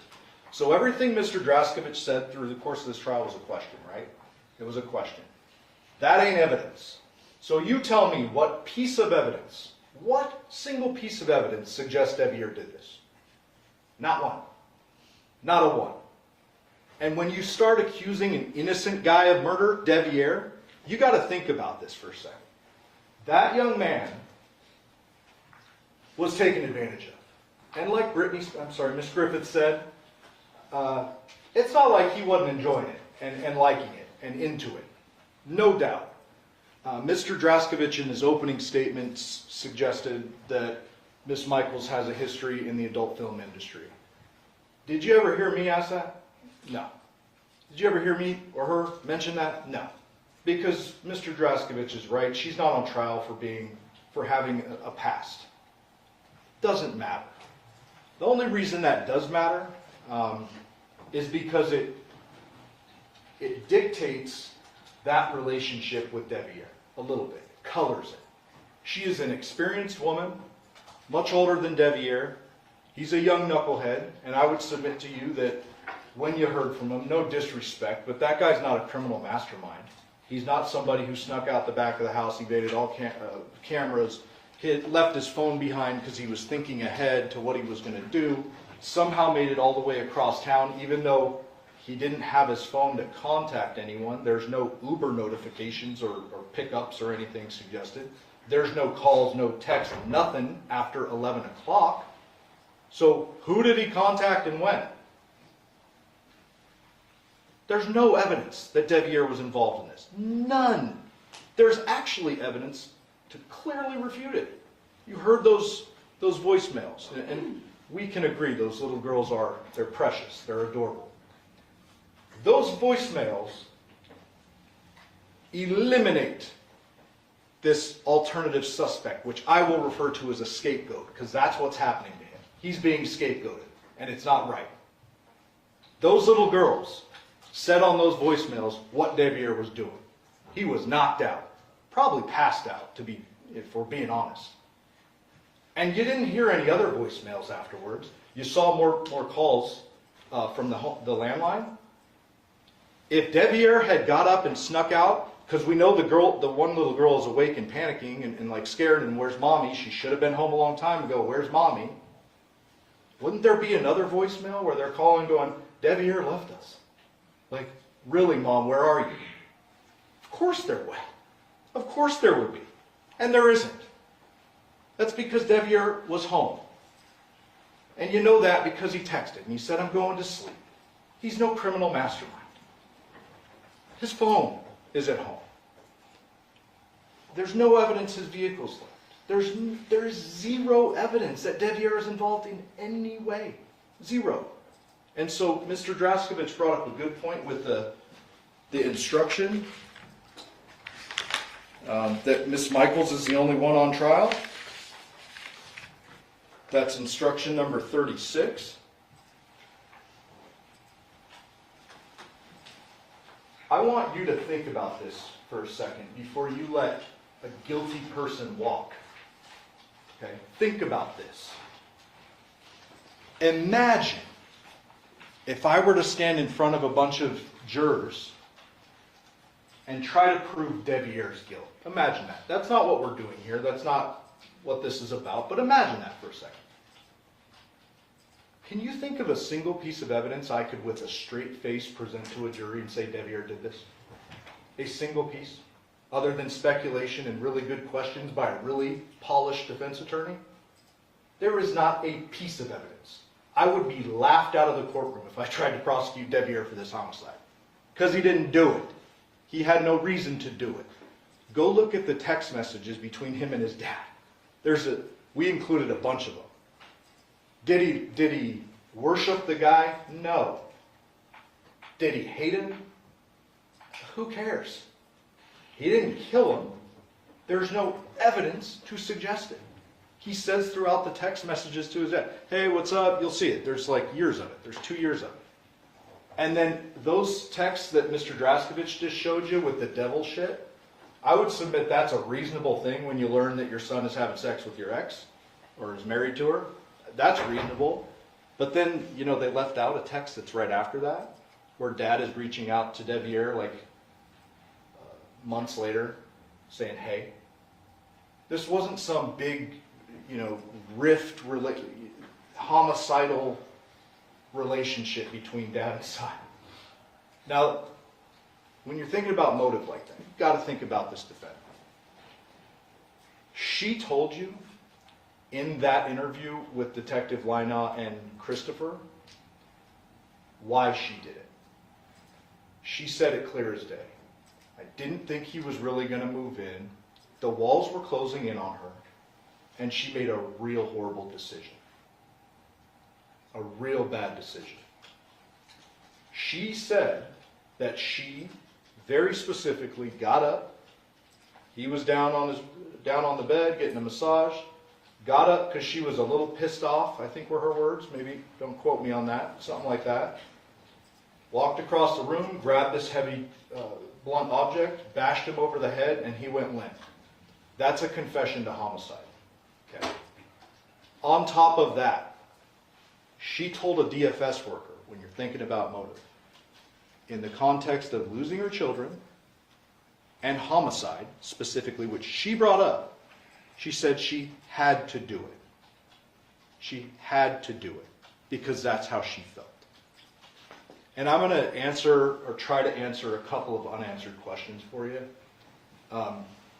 We all get this evidence before trial. You know, we're all obviously somewhat prepared. I'm not like tooting our horns, but we're prepared. We know the evidence when we come into this case. There were clearly going to be unanswered questions in this case, right? There's a missing head. There's a missing murder weapon. There's missing implements. No doubt. But think big picture, forest from the trees. Think about reality, right? Criminals ditch murder weapons all the time. Criminals try to cover up what they've done all the time. Just because she ditched the head and therefore the doctors can't confidently say what injury did it, does that mean she gets a reward? Like, does she get to benefit from the actions she took to cover up? Of course not. Does that mean we can't convict her of murder? Of course not. And that is why I asked Dr. Sims those questions earlier.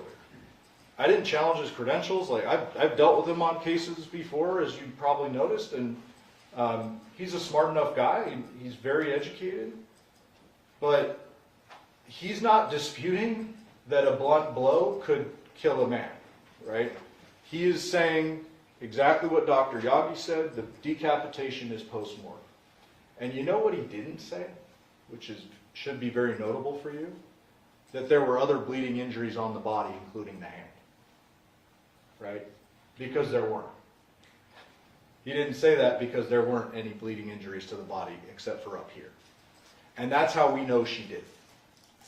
That droplet of blood, you can go back and forth about the DNA analyst not confirming it's blood. Well, DNA analysts actually look at DNA profiles. And DNA is in every single cell of your body, including your blood. And so, no, a DNA analyst is not going to come in here and say, John's blood was on the phone.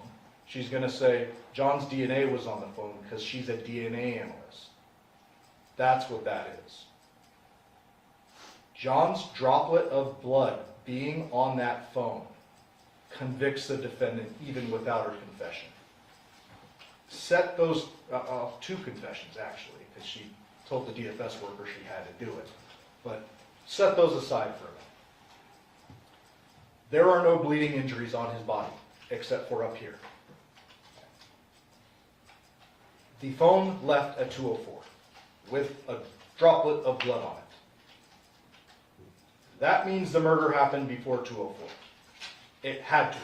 Nothing else would make sense. Nothing else would make sense. She, the defendant, traveled with that phone. Okay. So then you got this other big glaring unanswered question. How could someone be capable of doing that? That question, I can't answer for you. Okay? This is reality. It happened.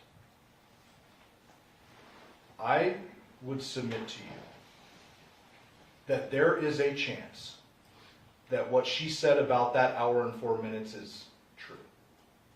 Maybe our psychology major could talk about this. But I would submit to you that she may have been genuinely telling those detectives the truth, that she didn't remember chopping John's head off. Because this is beyond anyone's wildest dreams. Violent beyond all imagination. And there is a good chance she blocked it out. That doesn't mean that she walks out the door because she says she can't remember. It convicts her. There is no way she didn't do this. The evidence is absolutely overwhelming. And I need to address a few points because I just can't leave them unsaid, so please bear with me. Mr. Draskovich called into question Devier's testimony, and I want to bring this back for a minute. I think Devier is pretty well excluded, but he walked into this courtroom, and I want you to remember that I asked him the question, did we bring you back? We didn't have to arrest you or anything. He came back willingly. He flew here, right? He brought his girlfriend, a little more age appropriate now. I guess he's learned his lesson, but walked in the courtroom willingly with that big old camera and all you strange faces to him. And he sat on this witness stand. He swore an oath to tell the truth. He got up here. He testified. He looked at his wife. He looked at all of you. He looked at me. He looked at the marshal with the gun and the badge. And he testified to the best of his ability. Now, I am not and will not endorse his character. I don't know the guy. I've met him a couple times because he's a witness. But you got to see him tell you the most intimate details of his life. And I asked him straight up for a reason, and I did this early in the trial because we just learned he's the defense. Put him up early, and I asked him, did you kill your dad? And he said no. Now, I know he's a stranger to you, and you can't just accept his word, but you've got to consider the circumstances and what it took for him to do that, to put himself in front of the world, and testify about all this. Willingly. He came back. We flew him back from California, and he came in here and he answered questions from a very skilled defense attorney for however long he was on the stand. Think back to that. Did that kid strike you as someone who snuck out of his home, plotted this big old thing, and killed his dad and then somehow covered it up? Or did he strike you as someone who got himself in a bad spot, his words, tried to fill some shoes he had no business filling, and made a series of mistakes in relationships? His testimony from the stand has to be considered in context. And it's all corroborated. Now, I would submit to you that if he came up here and he said every word consistent, precise with everything he said over the last 2 years, then you might rightfully be a little suspicious. Like, oh, what is he studying for this? He had some inconsistencies. We don't shy away from that. He's not perfect. I asked him a question. I think the word I used was tumultuous, and he's like, what does that mean, sir? I don't know what that means. He's not a criminal mastermind. No disrespect to Devyn, but he's not a criminal mastermind. He's a scapegoat. Don't let that happen. Need to address our pleading document. Mr. Draskovich brought this up, so I just have to address it. So you heard in the beyond a reasonable doubt instruction, it says the state must prove every element of the offense beyond a reasonable doubt. This is a legal pleading in Nevada. We are permitted to use unknown means and manner of death and unknown deadly weapon. This goes back to what I was saying earlier and what Ms. Griffith said about the deadly weapon instruction, where it says the state is not required to recover the deadly weapon used and present it in trial. There's a reason for that, because like I said earlier, this happens all the time. We don't reward criminals who are smart enough to get rid of the weapon. In addition, we don't reward criminals who are smart enough to get rid of the head after they crushed it. Okay. That's why we are legally permitted to do this. Unknown object, unknown cause. Only question is it murder? Is it not? Did she do it? That's it. And it's absolutely first-degree murder. Mr. Draskovich brought up the robbery instruction, or the robbery pleading felony murder stuff. So I need to address that as well.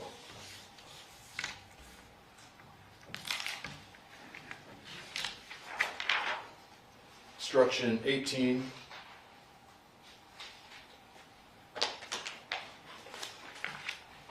So, when you first heard the charge read by the clerk, I'm sure you're like, what do you mean by robbery? This doesn't really, it doesn't really make sense. This doesn't really seem like a robbery, but bear with me a second. taking property by means of force is a crime. The motive and reason behind it is separate. So yes, she took his wallet, his keys, and his social. We're not saying she took that for its value, right? It's not like the traditional robbery. The evidence says she took that for a reason, and it all comes down to one thing, and that's the girls. She took the Social Security card because she knew she had John out of the way, and she was going to make some changes and live the life that she wanted to live. So it is, by law, a robbery what she did. She killed someone, took their property, but we're not saying that she took the property to take the property. She took it because she wanted the girls and she wanted John out of her life.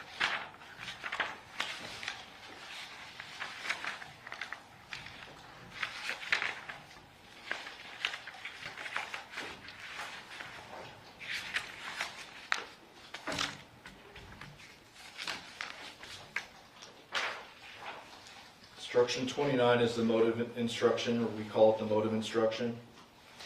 Motive is not an element of the offense or the crime charge. We're not ever required to prove motive, but you're permitted to use it to color kind of the facts of the case and determine whether there was a motive that could lead you to convicting on the crime. I've addressed motive a little bit. I just want to kind of wrap up that idea with this. John and Yoko and his side, they had a very different understanding of the moving situation than the defendant. Okay. She didn't want it to happen. Go look at the text, especially the ones that Miss Griffith showed in her closing. John is continually saying, I miss my girls, I want you girls back. We need to put this family back together for the sake of the girls.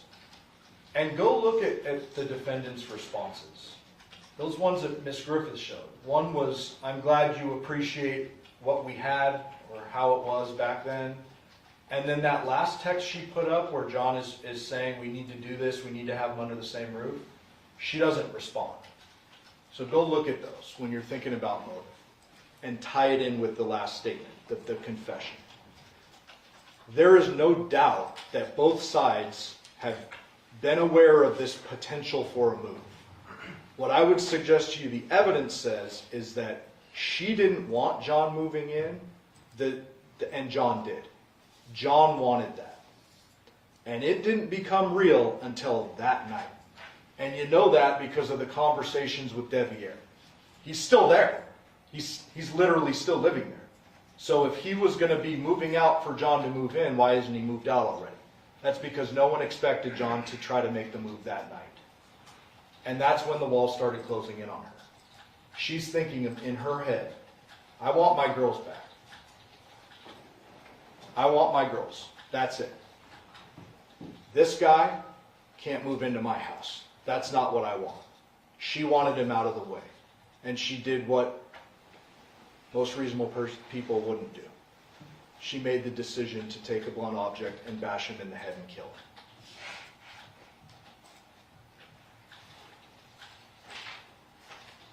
I want to address a few things with the defense expert.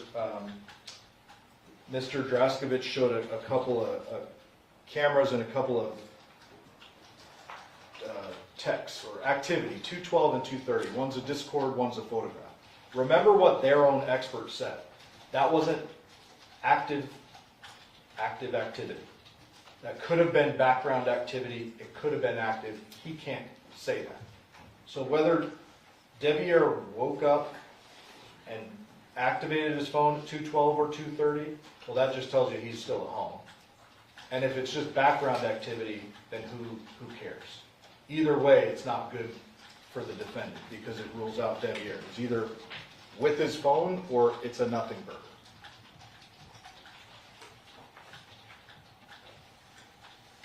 Mr. Draskovich talked about the boxer shorts being off, and I already mentioned this. The defendant may very well have blocked out what she did after she killed him.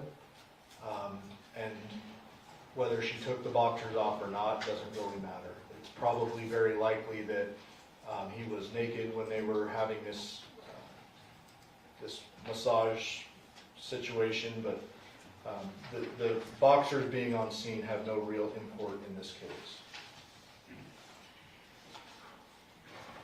Mr. Draskovich talked about the CVS pickup, and I got to address that. So he said, and he showed you the video, there's no blood on the defendant in that drive-thru. Now, we all watched it together. I don't see any blood from here up from what you can see. But do not forget, that shirt was never recovered. Neither were the shoes. Now, I'm not arguing to you or suggesting that I know what the defendant was wearing when she decapitated him. She could have been naked. She could have put John's shirt on. She could have changed her clothes, a number of things. But what I am telling you is that white shirt, from here up, maybe no blood on it, but it's never recovered. So we don't know if there's actual blood on it. Mr. Draskovich asked you a question, and I need to provide an answer. He said, is that a woman picking up this medication for her girls that's just done this, has the wherewithal to have just done this and go pick up medication? Yes. Yeah. That's reality. You heard the voicemails. The little girl was saying, you were going to get my medication. I'm not saying that the defendant is a bad mother. I will not say that. That ain't right. She took her children's father away. That's a bad thing she did. But did she care about her girls? Obviously. She stopped to get medication? Obviously. That doesn't exonerate her in any possible way. And neither does the post-homicide messages she sent to the victim's phone in the early morning hours. There is two very real explanations for those messages. Number one, you already know the extremes she went to cover up what she did to his head. She took it. That's extreme. She poured chemicals. She took a bunch of stuff from the scene, probably a towel too that was on top of him when she did the chopping. It's not outside the realm of possibility that she sent a text and made it look like she thought he was alive. That's certainly not unreasonable. The other explanation, as I've intimated to and pretty much said directly, is that she doesn't remember the real bad stuff. And legitimately, in her mind, he was still alive after she hit him. Because from then on, she blocked it out. So take those text messages for what they are. They're either she's alibying herself or covering up, or she genuinely doesn't remember the wet work. That's what that is.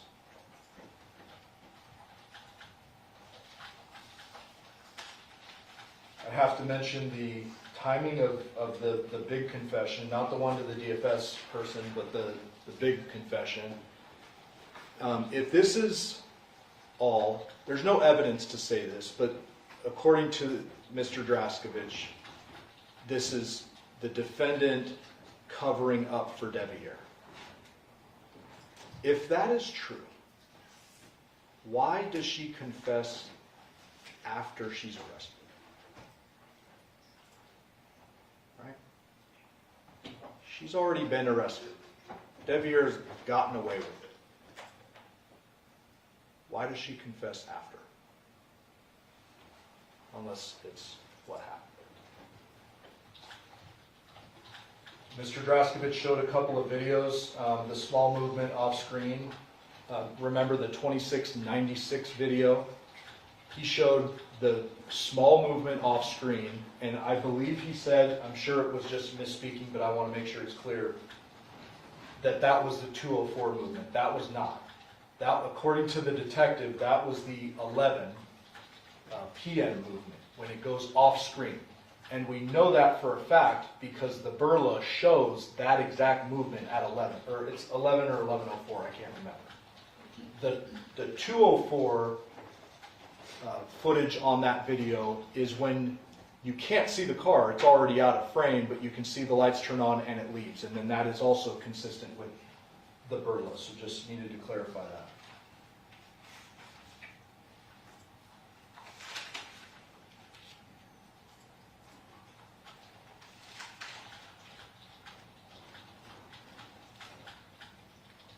I want to briefly address the girls. So you didn't hear from them in this trial. You can probably imagine why we wouldn't want to put them through anything more than what they've been through. I would just ask you to, that's my decision. I live with that decision to not call them. But I would submit to you that you heard everything you needed to hear from the girls in those voicemails. Devyn was home. Devyn was asleep.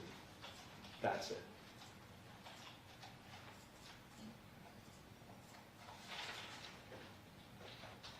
Need to briefly address this DNA stuff. So Mr. Grasovich made a point about the swords, the shower earlier in the trial, not an argument, but no blood being in the Nissan Armada and the footprints. And I just want to take this to its logical conclusion. So say we swab the swords and any one of the three's DNA is on it. What question does that answer for you that hasn't already been answered? If Devier's DNA is on it, it's, well, he's handled the swords before. If the defendant's DNA is on the sword, it's, well, she lives in the home, of course her DNA is on the sword. If John's DNA is on the sword, it's, well, yeah, those are his swords and they were just moved from his house in the move, right? That doesn't answer an actual question in the case. DNA being in the shower. The defendant's been to the home many times.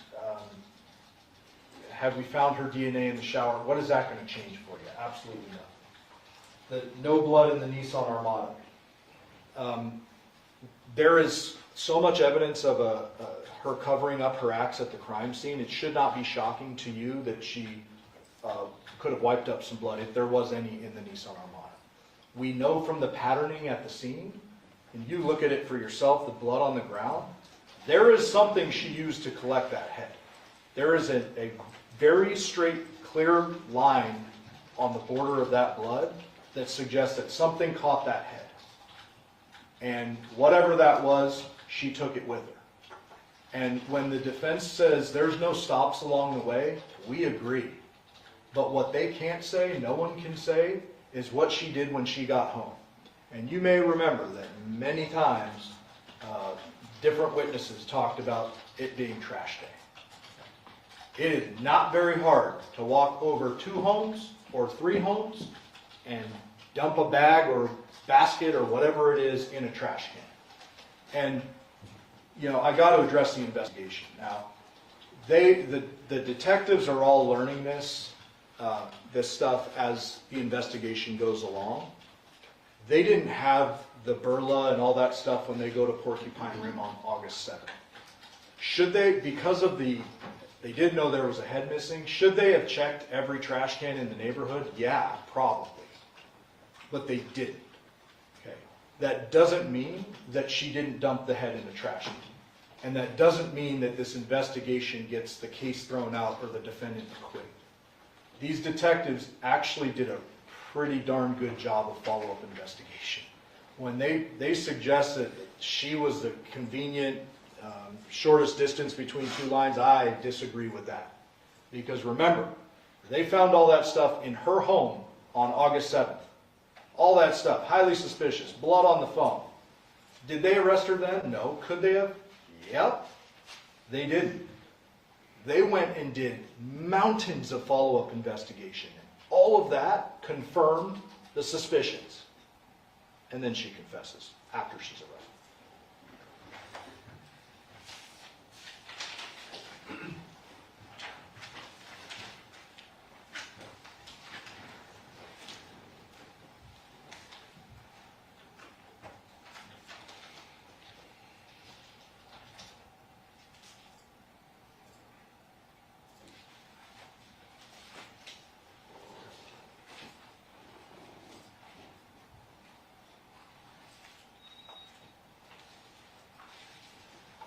too important to miss anything, so bear with me. I know it's getting late.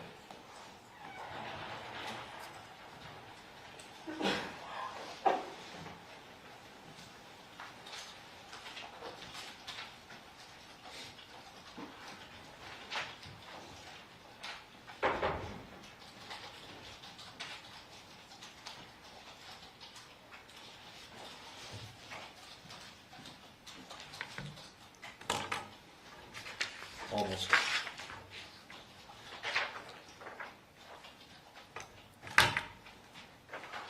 Instruction number 35 is important.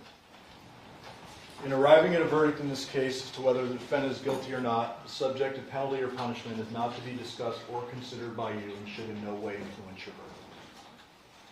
I want you to take that to heart. There's a phrase that's commonly thrown around in this courthouse. It goes, admit what you can't deny what you can't admit. I'll say it again. Admit what you can't deny what you can't admit. I want you to think big picture, forest from the trees, just one more time. When there is a confession and DNA and mountains of phone evidence and video surveillance, what could the defense possibly be? She's covering up. The only thing that these very skilled defense attorneys could say in this case. We, luckily, have a mountain of evidence to disprove that. Admit what you can't deny what you can't admit. They were painted into a corner. I commend them on their job, but what they did is they blamed an innocent person for a homicide he didn't commit. And I don't want you to blame the defendant, Ms. Michaels. I don't want you to judge her based on whatever her past. No one's asking you to do that. I also don't want you to take into account whether she's a good person or a bad person. She seems like she has some good qualities about her. Seems like she's trying, to be a good mom. You must not make this decision based on sympathy or a popularity contest. Mr. Draskovich, very likable. We're not here to do a popularity contest. This is real stuff. Okay?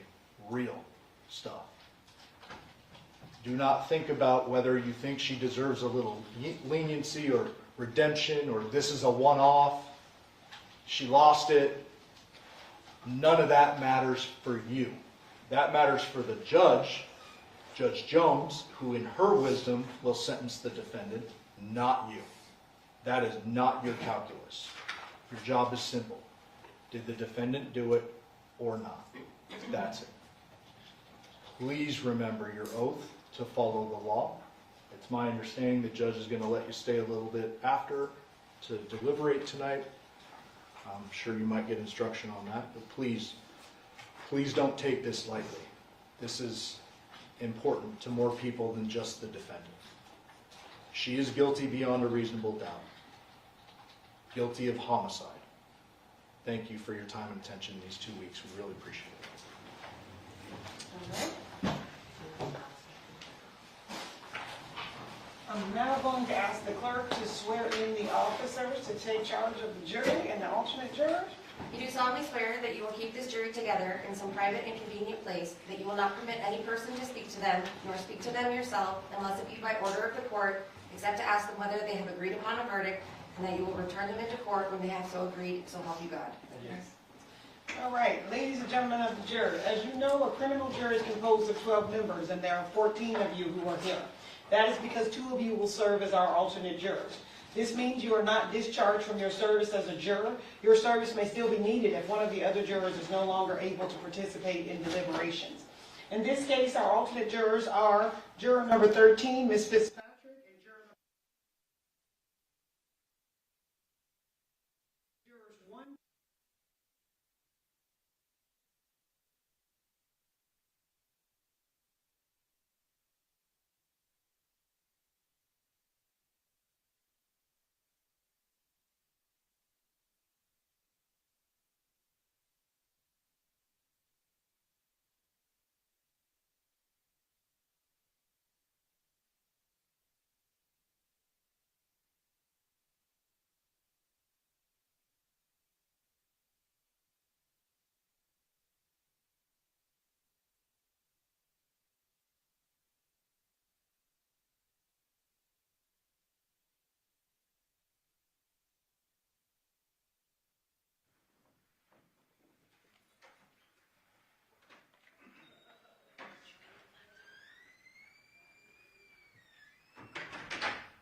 let the record reflect we're outside the presence of our jury. Do you guys have any further matters outside?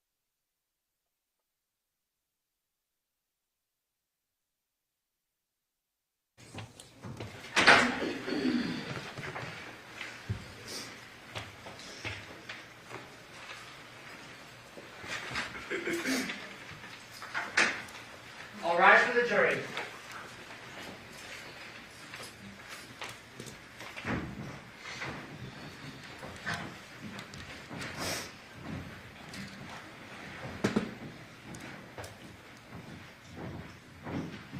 No,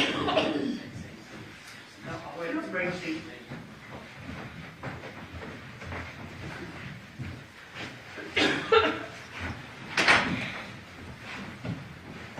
Please be seated, Your Honor. The jury's all present and accounted for.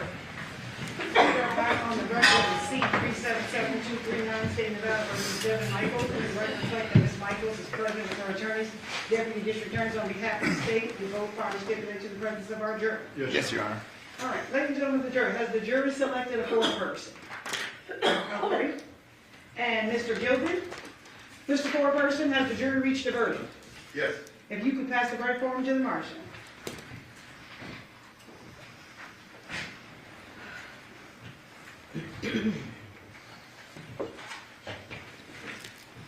All right, the clerk will now read the verdict into the record. District Court, Clark County, Nevada. State of Nevada plaintiff versus Devyn Jade Michaels, a.k.a. Devyn Willette, a.k.a. Nikki Fairchild, a.k.a. Tracy Baker, a.k.a. Tracy Nicole Tavares, defendant. Case number C-23-377-239-1, Department 10. Verdict. We, the jury, in the above entitled case, find the defendant, Devyn Jade Michaels, as follows. Count 1, murder with use of a deadly weapon.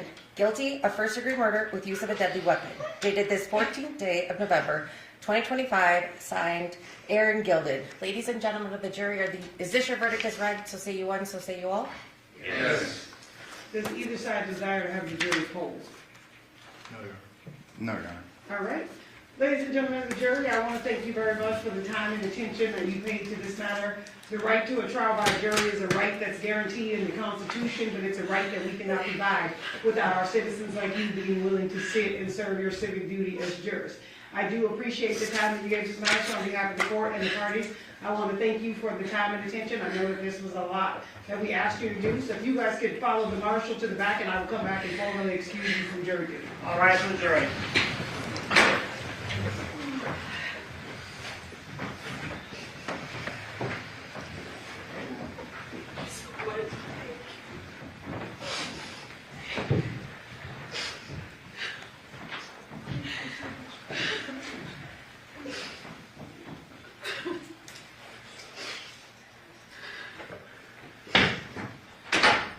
Okay, this matter is going to be referred to the Division of Parole and Probation, set down for sentencing on January 8th at 9 a.m. All right? Thank you. Thank you. And I'm going to go back and talk to the jury in the least that they desire to speak to you guys. I'll come back and let you know. But it's late. I'm going to wrap them down. Thank you.